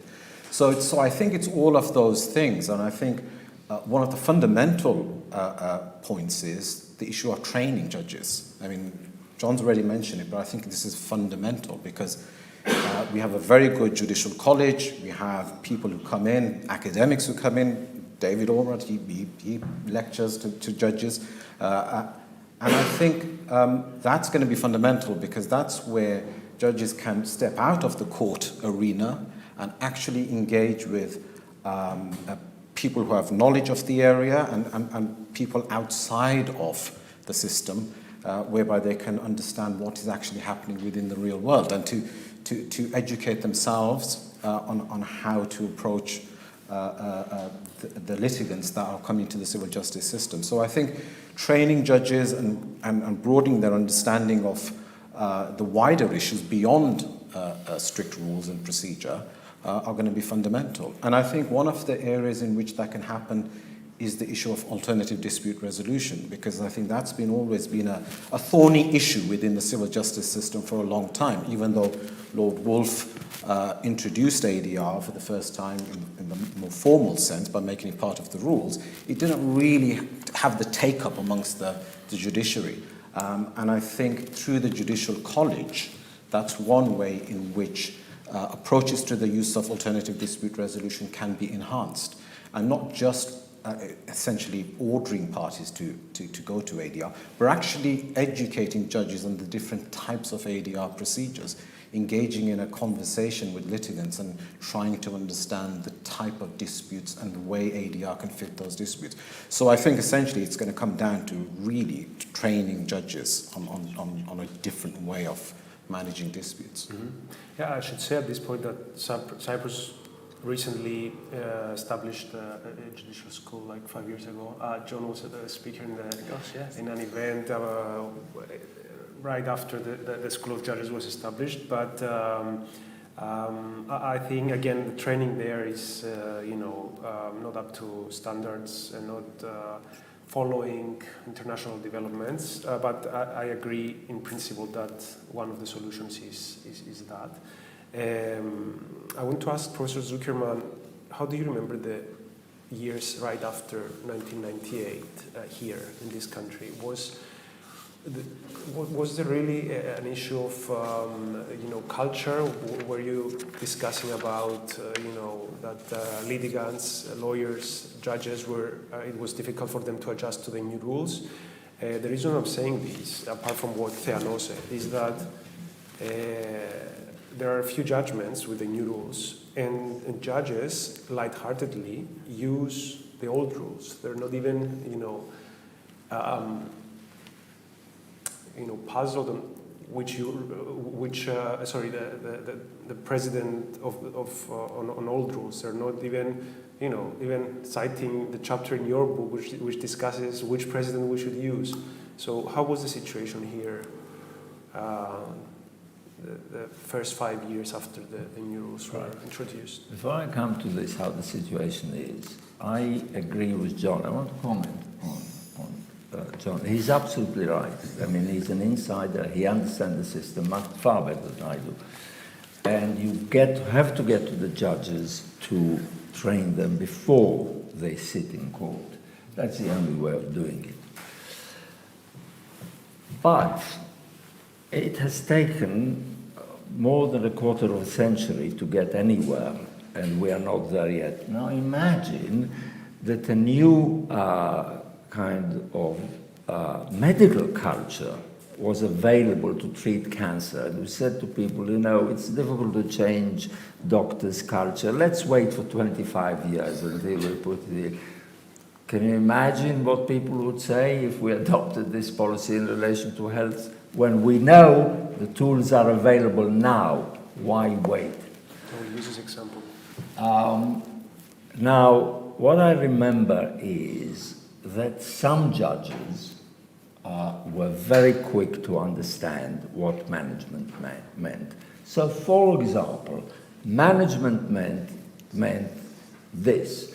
If a litigant got a fair opportunity to comply with the procedural requirement, let's say serve some document, make disclosure, say witness, whatever, if they got a good opportunity, a reasonable opportunity, plenty of time, and they were not prevented by any circumstances beyond their control, they should not be given a second chance. Finished. Go home. You had your day in court, you didn't take it, there are other people waiting here to be heard. And these people understood, but the people in the Court of Appeal, and I can't remember the House of Lords, whether the House of Lords it was or not, they didn't understand. They went back to the old system. Let's give them another chance. Giving another chance, of course. The next chance doesn't work, more litigation about litigation. We went back exactly to where we started. It took another change in the rules to reverse this culture 10 years later. 10 years? Why? Why wait 10 years when the rules were clear from the start? Now, I wish the master of the rolls had been here when I made this comment. I'm always repeat that. Okay, are you done? Yes, that's what I remember. John, I want to ask you, do you have anything to comment on this, first of all? The time right after the new rules were introduced, how things were they very challenging? Well, I think there are two things that I can say. First of all, in terms of the use of precedent from before the change, yes. At least the position that was taken here from 99 onwards was that there was supposed to be no reference. But in a number of cases, there was looking back. And in some cases, it was appropriate to do so because the rule hadn't changed from the RSC to the CPR, and the move to having an overriding objective didn't really make any fundamental difference to how it should be interpreted. So there were cases after 1999 where the courts did properly look back to precedent. So I don't think you can take necessarily as an absolutist perspective on that.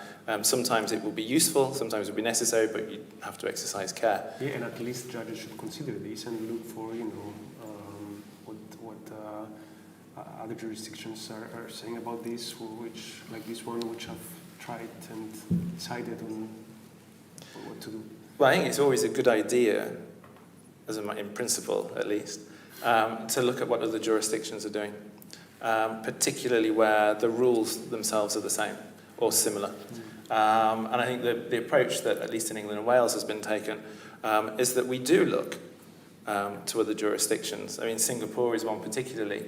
I think legal professional privilege and the extent of that has been looked at through the prism of Singapore and developments there in recent years.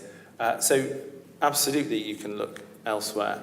And I suppose one of the things that we could say, and if Lord Dyson were here, he might remember at one point he himself made the point that one of the things that jurisdictions which adopt approaches similar to the CPR is to look at, as he put it, the mistakes that we made when we were implementing it, or in the kind of 10 to 15 years after that. So learn from what we've done as well, particularly if, as in Cyprus, you've introduced new procedural rules which are based on the CPR. Yeah. So that... Do you have any, changing the subject, do you have any comments on, the use of technology and more specifically, video conference trials? Because as Theano said, we have only one judgment saying that we should start, doing video conference. What does the experience say? Especially, I think we were discussing this with Masoud during COVID. What was, what did the lawyers and litigants say? Well, I'm not sure what the lawyers and the litigants said, but obviously during COVID, when it started, there were no rules dealing with it, and there was you could describe it as a mad dash, perhaps, to put in place provision to deal with it. But I think one of the points that came out from the speaker earlier was that there are no rules in your old rules, which are still being looked at, which deal with this. Well, the answer to that, and I think the answer that we alighted on as COVID started, was the court has an inherent jurisdiction to manage its process. And you can rely on the inherent jurisdiction in the absence of rules. But even in the absence of that, it doesn't take very long to create a practice direction. I think during COVID, we were producing practice directions overnight. If the Master of the Rolls remembers that, I'm looking back, he and his private secretary, who are at the back of the room, may well remember the drafting process that went on at the time of that. But you can move quickly when you need to. And the judiciary can move quickly in terms of ensuring that the justice system can operate effectively in times like that. So in terms of using video conferencing, I don't see that as a problem at all, whether you have a rule or not. And if you view it as a problem, then I think you can easily rectify it by using practice directions which rest on, ultimately, the court's inherent jurisdiction. Mm-hmm. Thank you. Masoud, any comments on this? Yeah, just one point just to finish off. Collaboration, I think that's a key thing in terms of change of culture amongst the judiciary and moving reforms forward. And I think in our jurisdiction, we've been quite successful in doing that, collaborating with policymakers, collaborating with collaboration between the Civil Justice Council and the Civil Procedure Rule Committee, but more importantly, engaging with and collaborating with the practitioners, the lawyers, who are going to be advising clients, but also the third sector, so voluntary sector and charities in terms of what their needs are, because they are actually dealing with individuals who have those particular problems when they come to the civil justice system. And so I think there are many examples in our jurisdiction where we've successfully done that, and we've used technology as a way to improve access to justice. And one example is, for example, the online civil money claims, which is an online system for people without representation to bring money claims and get a resolution to their dispute. So I think collaboration between the judiciary, the practitioners, and the third sector is fundamental, and I think that can drive important change in culture, especially in Cyprus, where you have these brand new civil procedure rules, but I think it's going to be fundamental that judges understand that they need to work with others. Mm-hmm, mm-hmm. Thank you. Any final remarks? Oh, I'd like to listen to Master of the Rolls. Okay. I've been waiting all this time. We've been just passing the time. Okay, so we'll conclude here. John, do you have anything else to say? Any other remarks? No. Far be it from me to kind of stand in between. Okay, first we're going to have a keynote speech by Professor Ormrod about the importance of the criminal law commissioner post in a jurisdiction, and right after at 5:30 as planned, the Master of the Rolls will talk about the position of the MR as head of civil justice. So I'll ask the podium to be placed here, and then Professor Ormrod to give his keynote speech. And thank you so much for the panelists for this excellent speech. Thank you.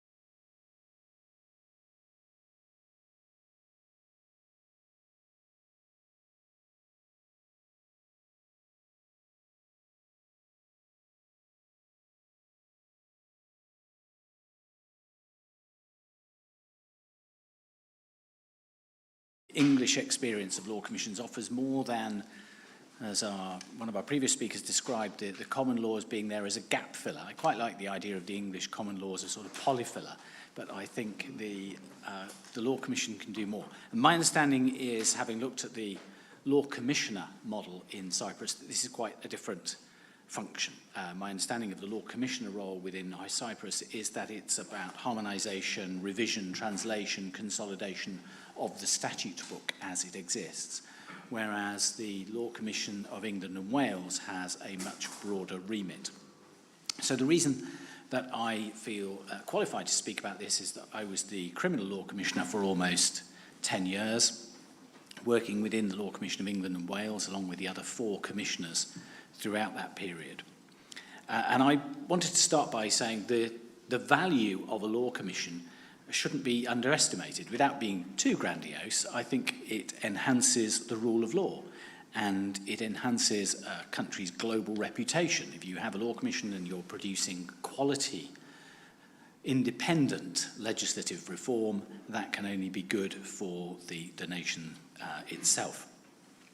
So the Law Commission of England and Wales, as you may know, has a venerable history now. It was founded in 1965, in part because prior to that we'd had only ad hoc law reform entirely at the happenstance of whoever was in power in government.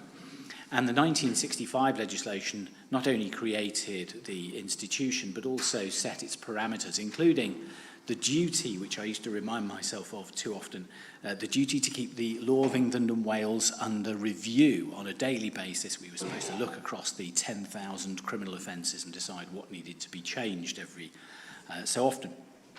One of the key benefits of having an independent organisation funded by government, but there on the statute book with permanence, with tenure for the individuals, is of course the opportunity for independent law reform. So although government wouldn't necessarily invite the Law Commission to take on projects that were too contentious, and nor would the Law Commission want to take on some projects that would be too socially contentious. There was much debate about whether or not for assisted suicide or euthanasia would ever be appropriate for a law commission. But it is appropriate for them to take on work relating to the mechanics of law, where there is a problem which arises because of a legal defect rather than some social defect, then it is appropriate.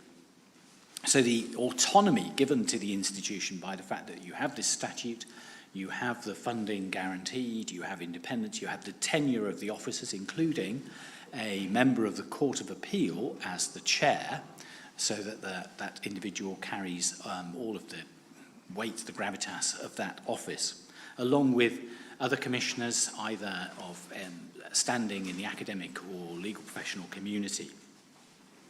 And the other advantage, of course, is that having created the institution, it develops an expertise.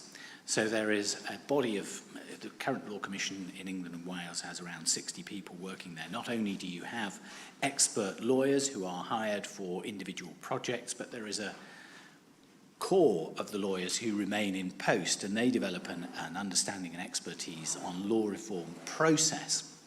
In addition, the Law Commission has, in England and Wales at least, has economists. That may seem very odd, but let me tell you from the many meetings I had with ministers, quite often the attraction of a law reform project was when you mentioned the potential savings. I remember in relation to the sentencing codification project on which I led, speaking to a minister and saying this will save £250 million over the next 10 years. And I could see the pound note signs rolling round in their eyes at that moment. So the economists will predict likely savings, cost savings on a piece of legislative reform. There is also the quality of the product, because the Law Commission of England and Wales has embedded within it drafters taken from the Office of Parliamentary Counsel, that organisation within this jurisdiction, which is responsible for producing all of the legislation. And when they're embedded within the Commission itself, they, I was going to say infect, but it's a more positive, they influence every aspect of the decision making. When you're taking on the project, they will say, I wouldn't even touch that because you will never be able to define that satisfactorily in statute, all the way through. Let me just go back to that point I made about process, which I think is really important. When you have an institution that's created with that independence, it allows the individuals there to generate this expertise, in particular in consultation.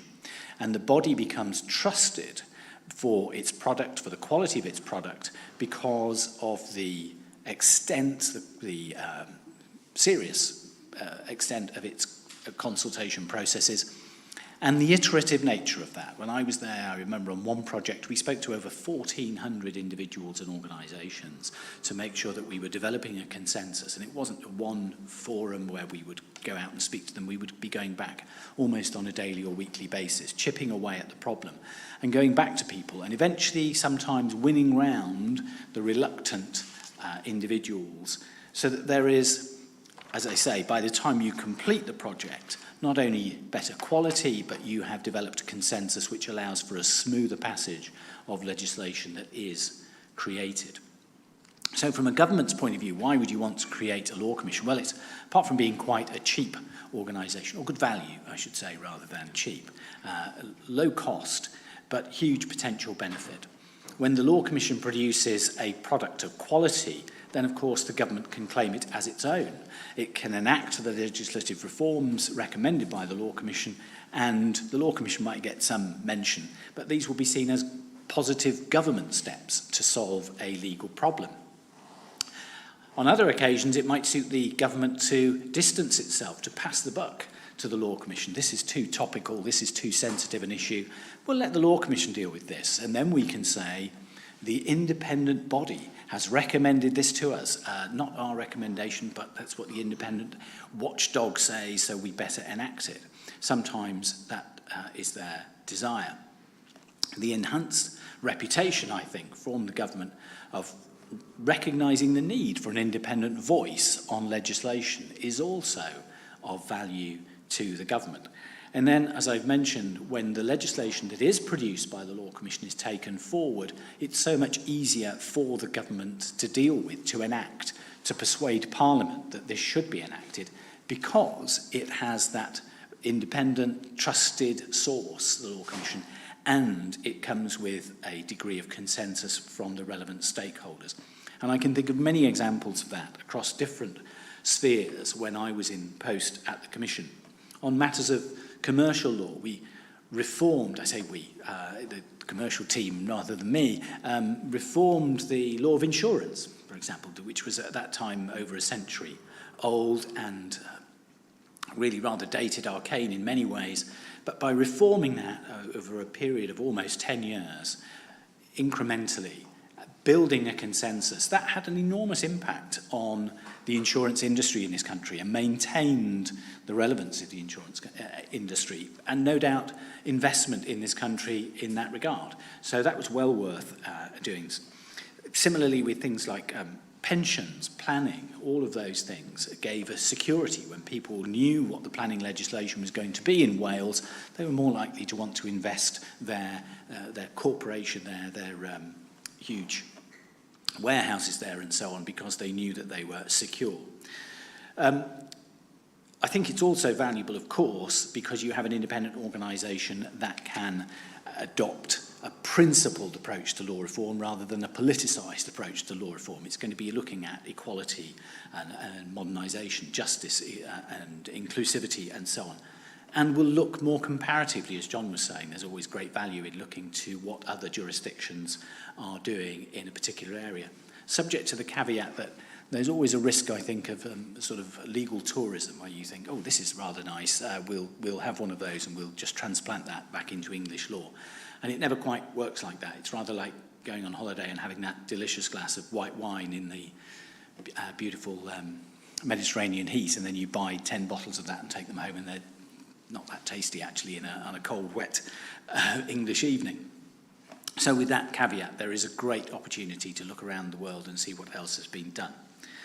Can I just mention, finally, future-proofing? One of the roles of a law commission is to have the vision to look beyond the short-term attention span of ministers, and understandably, I don't say that in a pejorative sense. Ministers know that they have a short time in office and they want to achieve something of significance, leaving a legacy. The Law Commission has an opportunity to look beyond that. So the Law Commission can say, what are we going to be doing about digital assets in 10 years' time? What will the family law look like in 10 years' time? What can we do to meet forthcoming challenges, to future-proof the law? And some of the work at the Law Commission, particularly in recent years, has been fantastic in that respect, looking at digital assets, autonomous vehicles, and so on.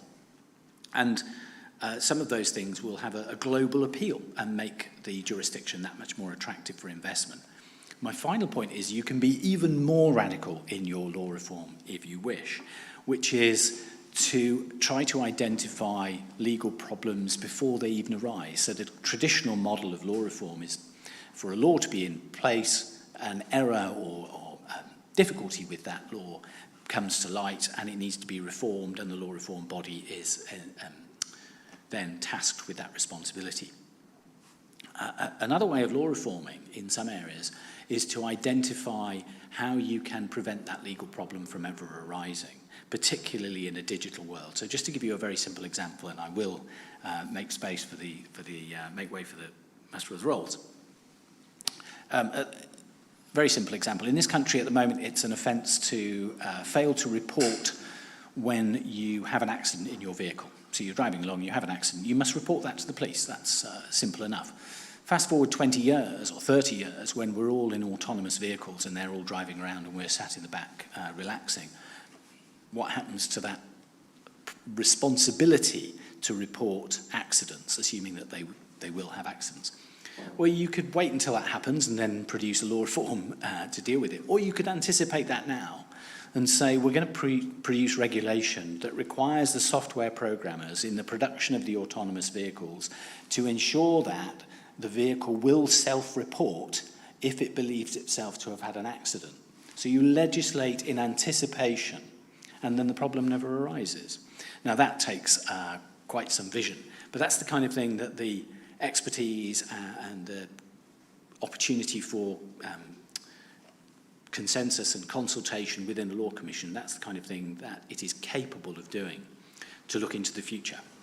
Not just in relation to things like autonomous vehicles, really fundamental democratic principles like elections and so on. Where will elections be? How will people be voting in 20, 30 years' time in a digital world? How do we safeguard democracy in that kind of futuristic, scientific, sci-fi world almost?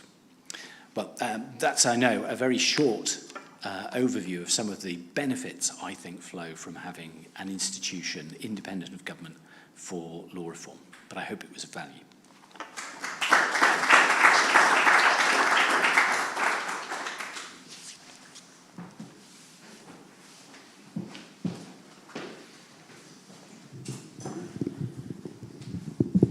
Thank you very much, Professor Ormrod, for this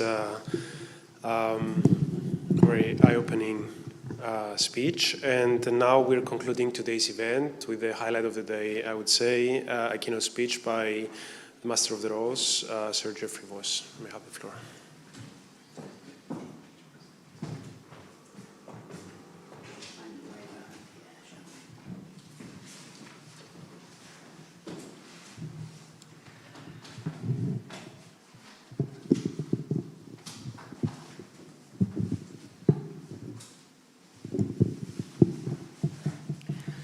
Well, I'm not entirely sure what you want to hear from the Master of the Rolls, so I've got to make it up as I go along.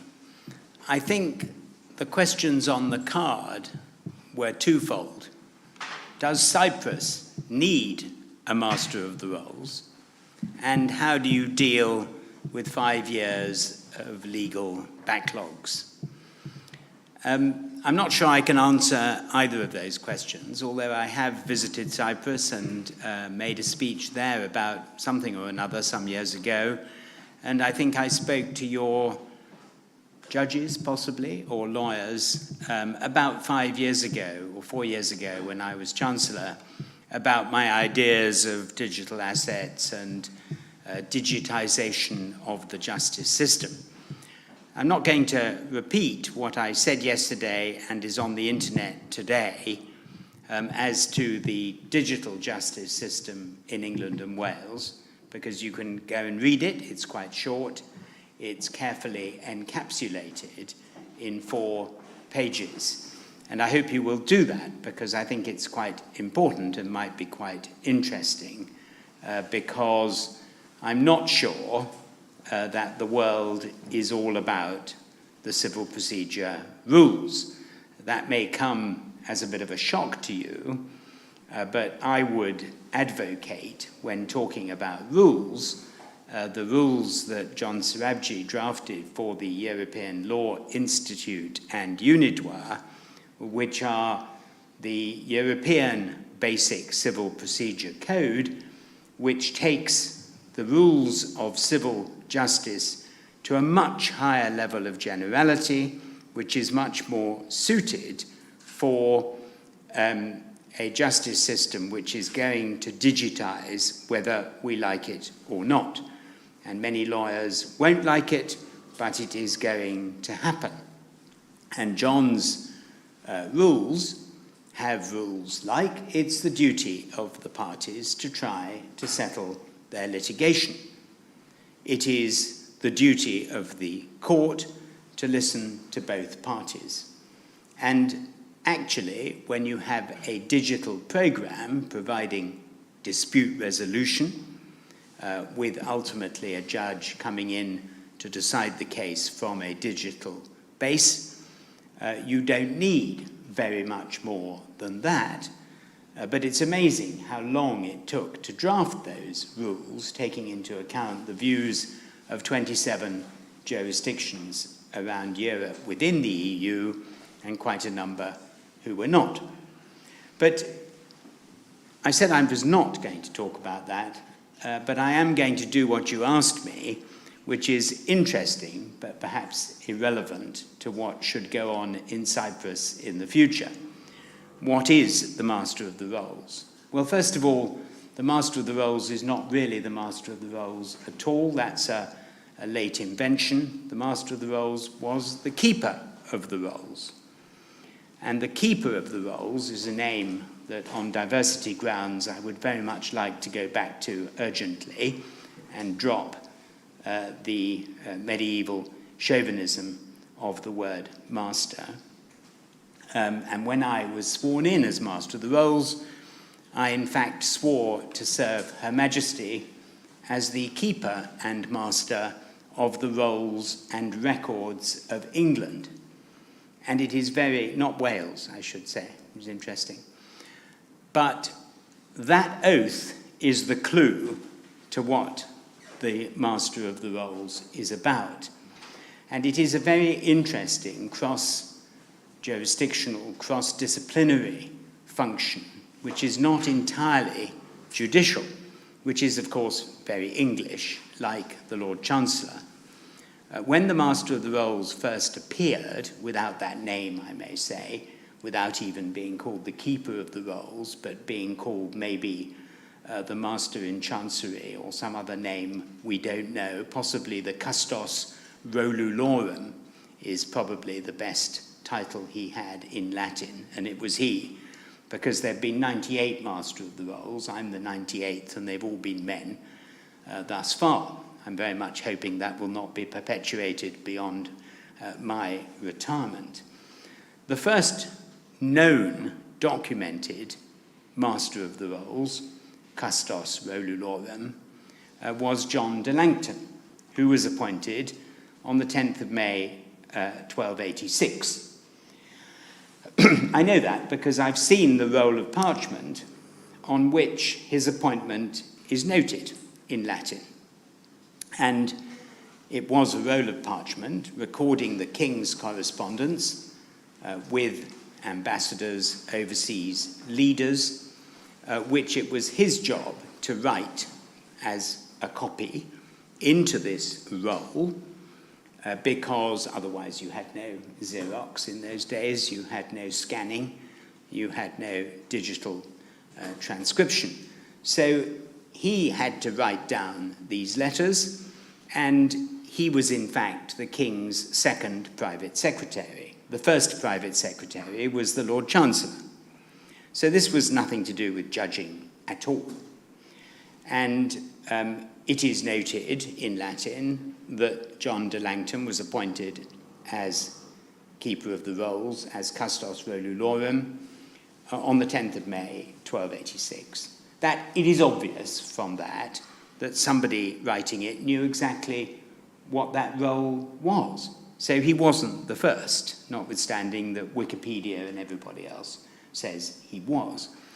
And I've been doing some work on this because when I retire, I'm quite keen to write a book about the office of Master of the Rolls, which has never been written.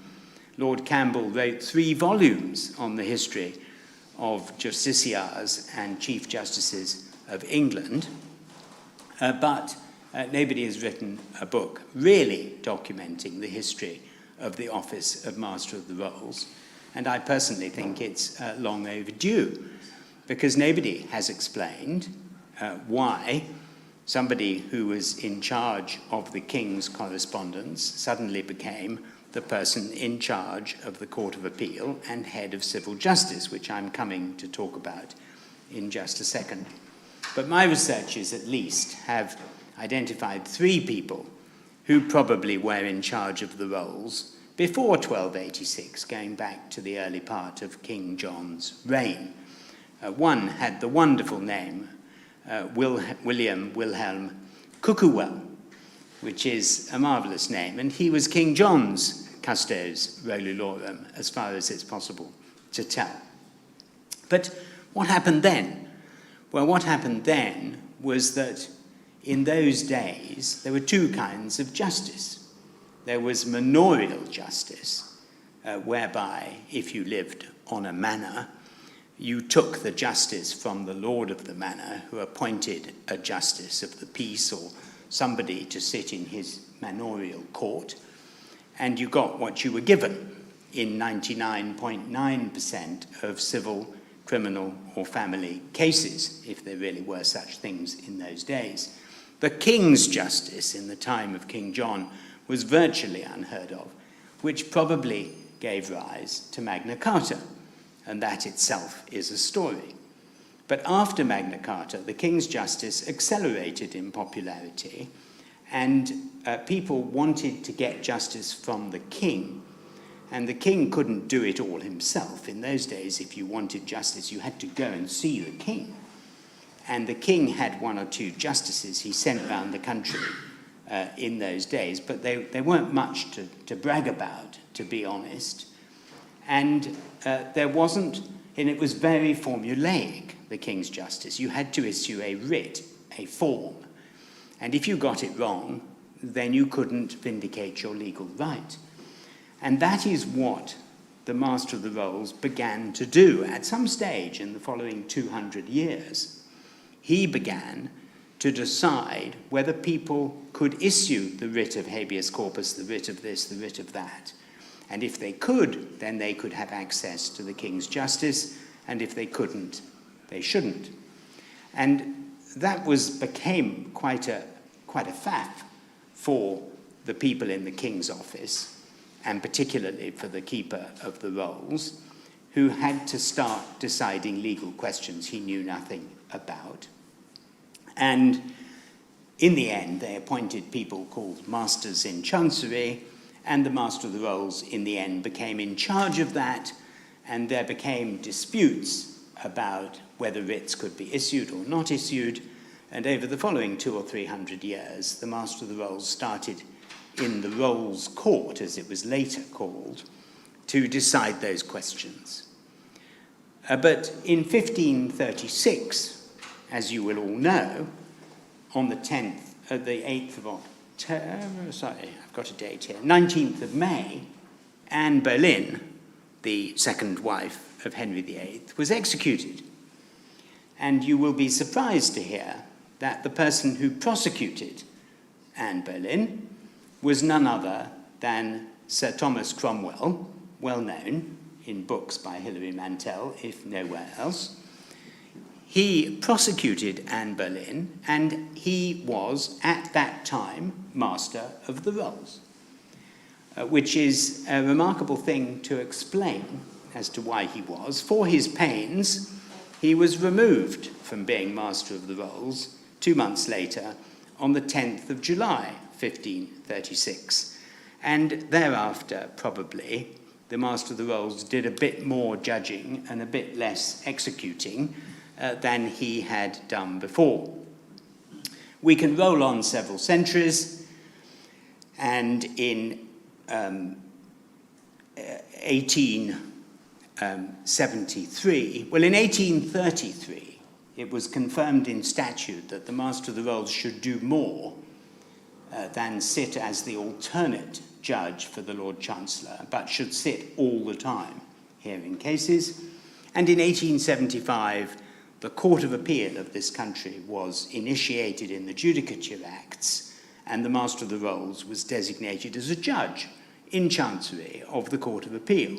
He still wasn't really the head of the Court of Appeal, as I am today, Civil Division, and he still wasn't, for sure, the head of civil justice. But he was still involved in a whole host of other ex officio duties involving records and the maintenance of records and King's justice. And that hybrid responsibility has carried forward till today, when I am the chair of the Advisory Council of the National Records and Archives, and I decide with my council what documents the government should be allowed to keep private and secret after the 20 years have expired, during which they're allowed not to file all their records at the National Archive, and what they have to reveal. And that is not a judicial role. It is very much a role, an administrative, inquisitorial, whatever words you'd like to use, certainly not a judicial role.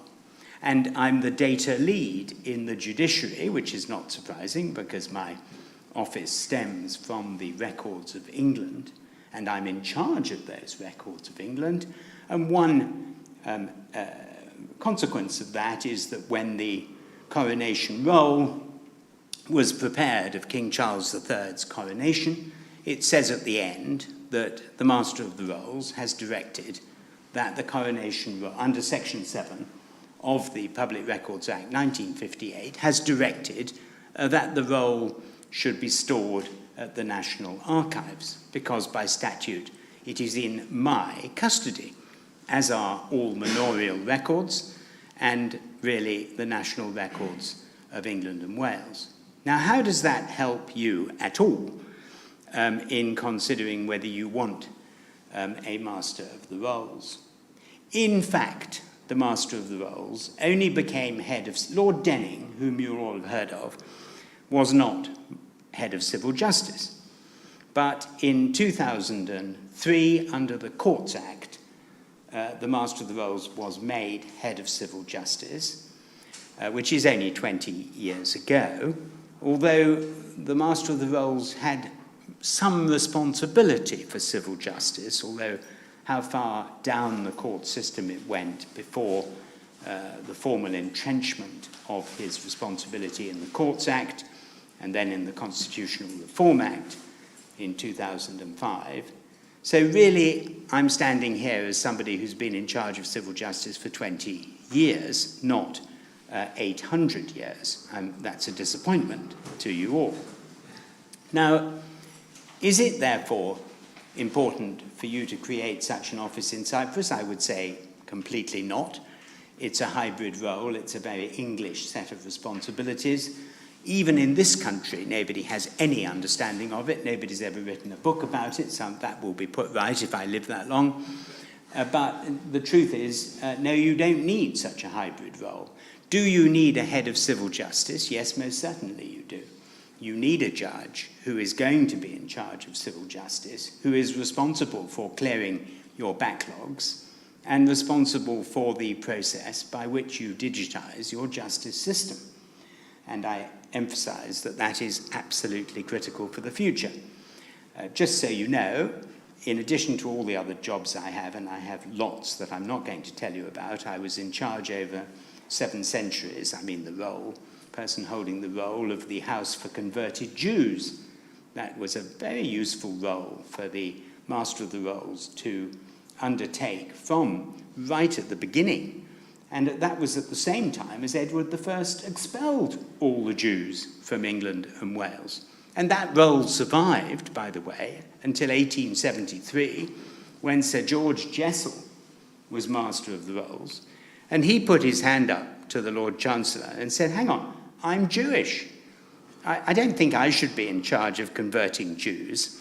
And then they decided that that was perhaps not a good idea for the Master of the Rolls. But in addition to my current roles, I'm chairman of the Civil Procedure Rules Committee, I'm chairman of the Civil Justice Council, and I'm now, most importantly for all these discussions we're going to have about digitization, chairman of the Online Procedure Rules Committee, which I urge you to consider creating in Cyprus, because that is going to be the instrument, the engine by which we create a completely new type of justice in this country.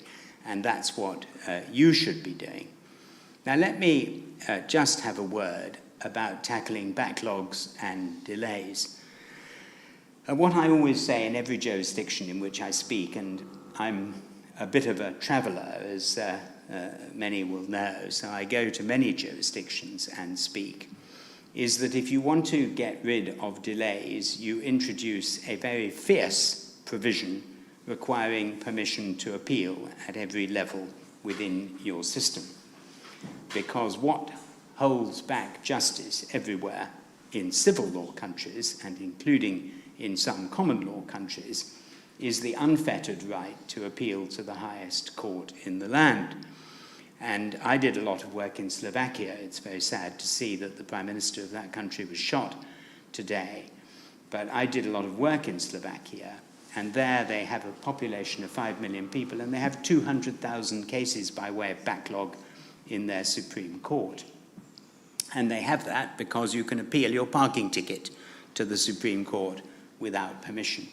So I don't know what the Cypriot rules are, but one very important thing is to have a very clear system that requires you to show a clearly arguable ground of appeal before you get the opportunity to pursue any appeal from the first tier level. The other thing I would advocate by way of clearing backlogs is the introduction of automatic referral to mediation, or compulsory mediation, as we're supposed no longer to say. And some of you may know that I decided a case recently called Churchill and Merthyr Tydfil, where, controversially, we decided not to uphold an obiter suggestion by Lord Dyson, for whom we all have supreme respect, that you could not require parties to civil litigation to mediate their claims because of Article 6 of the European Convention on Human Rights. And we decided that was not correct, that you could, in the right circumstances, do so. And now the government is introducing automatic referral to mediation for small claims, which is going to speed things up dramatically. And the third thing to do to speed things up is to direct that small cases be decided on paper, because there is nothing more time-wasting than small cases occupying judges in court for days on end. And that does not mean that you decide cases where there are hard-fought issues on paper, but there are many, many bulk types of case which are entirely amenable to being decided on paper. And we've introduced that here, and I don't think there's been one appeal or complaint or suggestion that it's unjust. You only need one get-out, which is either party may apply to the judge to have an oral hearing. And if they do, they nearly always get it. It's just that they don't. Now let me just say something about senior judiciary and its relationship with the other branches of government and the administration of the courts. A very large part of my job is as head of civil justice, but also as head of the Court of Appeal, but also as the second most senior judge in England and Wales, is discussing, negotiating, arguing with the court service, which is a partnership between the judiciary and the Lord Chancellor, the Ministry of Justice and the Lord Chief Justice, and the Ministry of Justice and other branches of government. So judges in this country have very considerable contact and discussion with government, both the executive and the Parliament.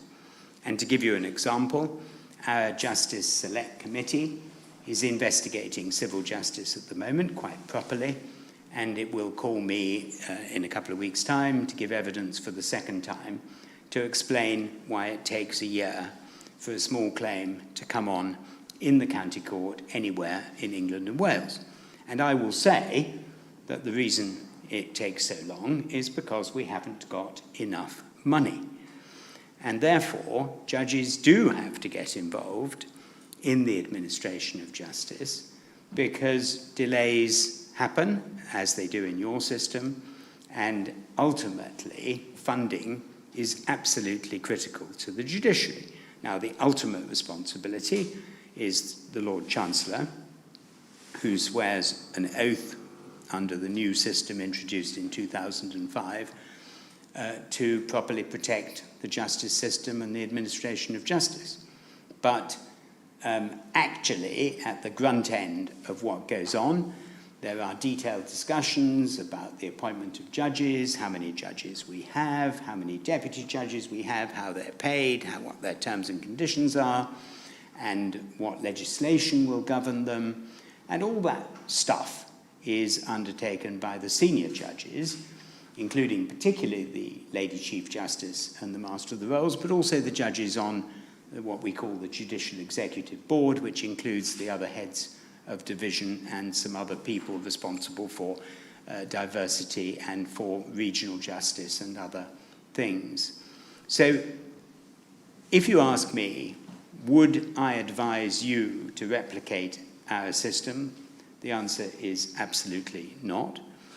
I would be delighted to show you a paper I wrote, which I've made public many times before, suggesting a different blueprint for justice. And the reason why I think this is important is that I learned a great deal when I was president of the European Network of Councils for the Judiciary. Now, as you will know, in most European countries, there is a council for the judiciary which preserves the independence of the judiciary from the other two arms of state. And we in this country pretend we have a council for the judiciary in the shape and form of what we call the Judges' Council, but it is no such thing. It is just a council of judges, not a council for the judiciary, there to preserve the independence of the judiciary from the other two branches of state. But councils for the judiciary are a really good thing. But unfortunately, they were devised in Italy in the early part, I think, of the last century, or maybe after the war. They're a really good thing, but no country has one that really works. And that is because there is a fundamental reality about the governance of the judiciary, which is that the other two branches of state, who you wish, under Montesquieu's law, to be entirely separate from the judiciary, fund the judiciary. And they don't want to, because it's expensive. And judges are always asking for more courts, and they're asking for more judges, and they're saying, I'm independent, you can't tell me what to do, just give me more money. And that is a tension which can only be resolved in a very difficult way, and therefore the models by which you resolve that tension are complex. In my opinion, at least, the British solution used to work very well when the Lord Chancellor had a seat at the cabinet table, and we had that absolute breach of the separation of powers, but it works less well after the Constitutional Reform Act, and is not therefore a great model for another country to follow. What I would do if I were rebuilding a justice system in the 21st century now is to look at what digital justice is going to look like and how it's going to be delivered and how within that digital environment you can ensconce, you can entrench the independence of the ultimate judicial decision-making, which is still critical, by the way, however much digitization you achieve. You still need the ultimate right under Article 6 to go to an independent judge. Now, we can talk about what automated decision-making means for that right, but for this purpose, I think we can take it as given that you need to entrench that independence of the judiciary. So, personally, I think you need to consider those much bigger constitutional questions, what your Council for the Judiciary should look like for the digital age, which I find complicated and interesting. And there's lots of models out there, but none of them is to be followed perfectly, in my view. And that would be my starting point as far as administration of future justice is concerned. So the answer to the two questions on the card, I've given you some ideas for clearing backlogs. And you have to be tough with judges to clear backlogs. And you have not to be afraid of judges when they say, oh, you're interfering with my independence, because they don't know what they mean. A judge's independence doesn't mean they can be lazy. It doesn't mean they can delay in writing judgments. It doesn't mean they can fail to do their job. It means that you genuinely give them functional and judicial independence in the way that cases are decided. In other words, you can't tell them that you can't have a hearing. You can't tell them that they can't be master or mistress in their own court. But actually, you do have to run the justice system. And so the meaning, and this is very, very complex, of judicial independence is much more difficult to identify than a lot of people and systems think. So that's another aspect of getting your backlogs reduced. It's extremely difficult and interesting question. Should you have a Master of the Rolls? I wouldn't bother. Thank you.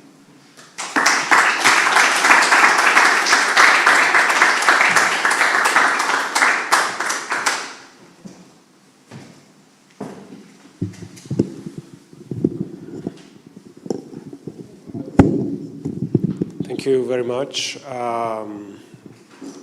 for this insightful speech and for being here today.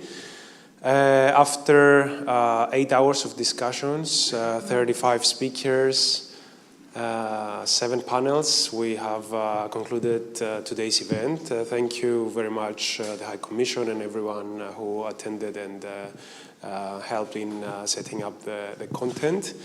May I ask the Justice panelists and the two keynote speakers to take a photo, and then we leave. Thank you very much.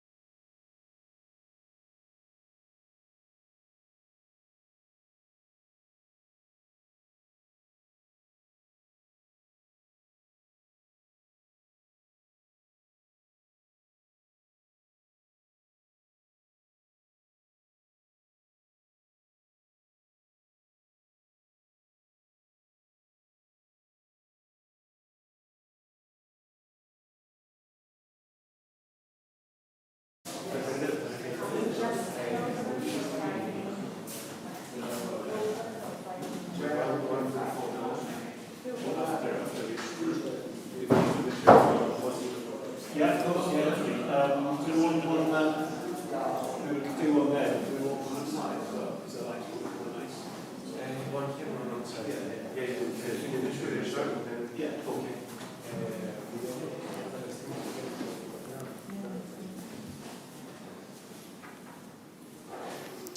So if you caught the informal version earlier, this is the formal presentation around Coventry University. I'm Dr. Richard Tomlins. I'm Coventry University Group Regional Director for UK and Europe. I think it's probably fair to say the brief was to tell you about what we've done with Cyprus, but want to take you on a journey as to what we could do with Cyprus. We've had a good bulk of students from Cyprus. We've got a really diverse student body. You can see a bit of Coventry in the background, the ruined Second World War cathedral linked through to the modern cathedral.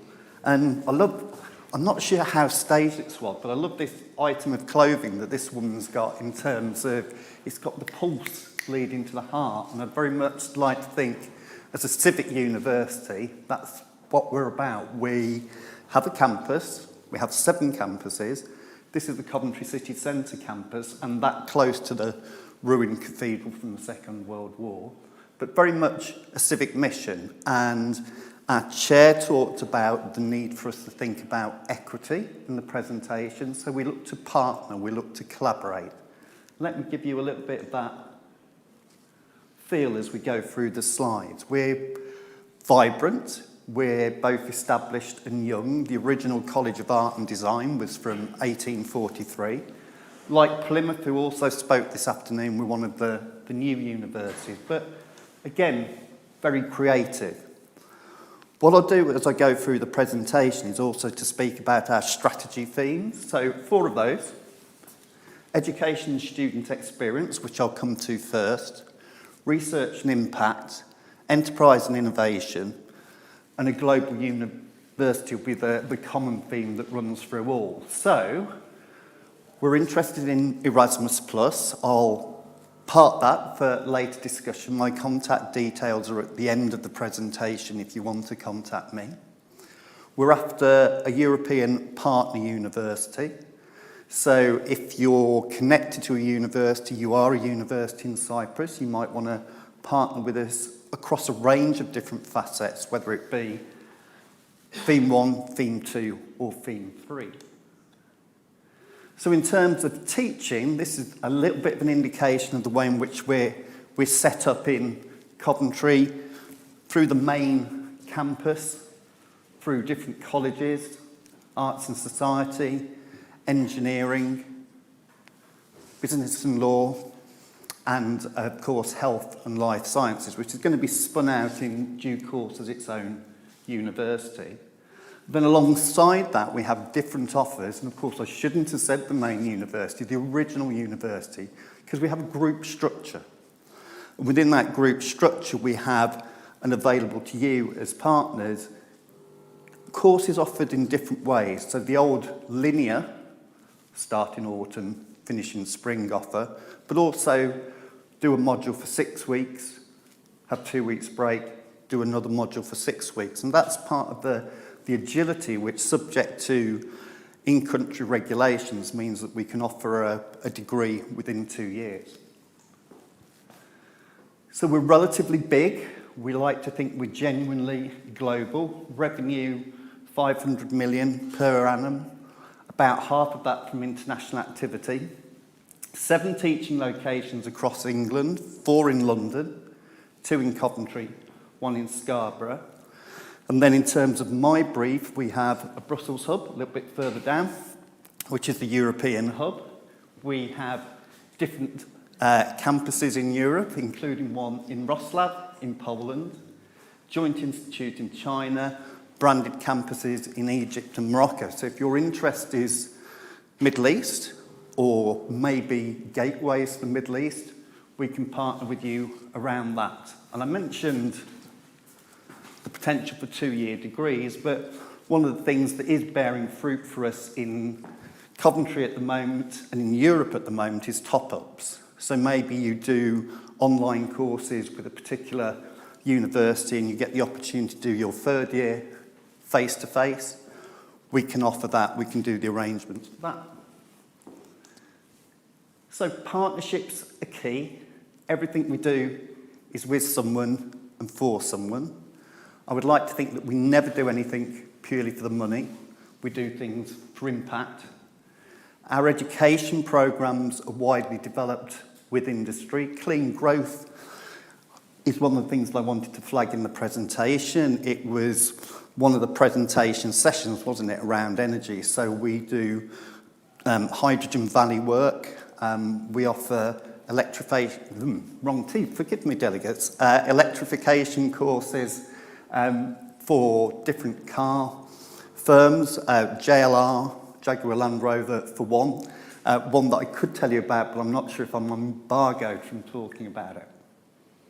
So our research is done to tackle real-world problems and to give societal impact. And one of the concrete innovations that we're undertaking at the moment in Cyprus is around maritime security.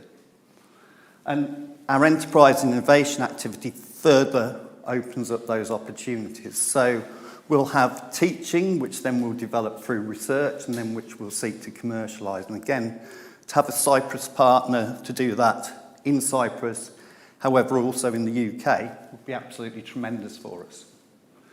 So the right partners are vital, and we can support that in the policy context as well. So Greg Jones, who's director of our Brussels hub, really, really excellent, so well networked, and can make the connections between us, yourselves, and different European universities.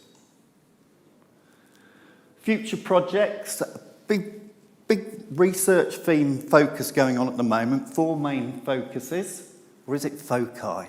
Health and well-being for number 1, sustainability and clean growth for number 2, societal resilience for number 3, doing a lot of work in Ukraine at the moment around trust, peace, social relations, and of course, really importantly, recovery, and culture and communities. And the clicker has either stopped or that's the last slide. No, it's not. There you are. And we have 18 research centres. So we'll send the slides out after the event. So you don't have to scan these all now, but you get an idea of the scope of our research. Martin, you'll have to nudge it on again. I think the batteries must have gone. Thank you very much. And in terms of Horizon projects, currently working with 100 European partners. So in 23 countries. So one of the questions from one of the speakers in the earlier panel was the loss of relationships through Brexit. But we are now back as a fully formed partner, a full partner even, as part of Horizon. So we can partner with Cypriot universities, we can be the lead partner, we can collaborate, and I think we've got that enthusiasm back as well. So one of those 18 research centres that I mentioned earlier, on its own, submitted 7 Horizon bids for the February call. Martin, if you could do your wizardry again, please. Makes me feel so important being able to shout to the back to move my slides on. So this is to give you a feel of the enterprise and innovation side of it. I said there'd be 3 themes. So we work to commercialise our academic input and output. So we do CPD, we do consultancy, commercial research, apprenticeships, funded PhDs, including through industry, KTPs have slipped into the jargon, knowledge transfer partnerships, IP, facilities, and equipment development. I'm not going to risk the clicker again. Martin, your wizardry again, please.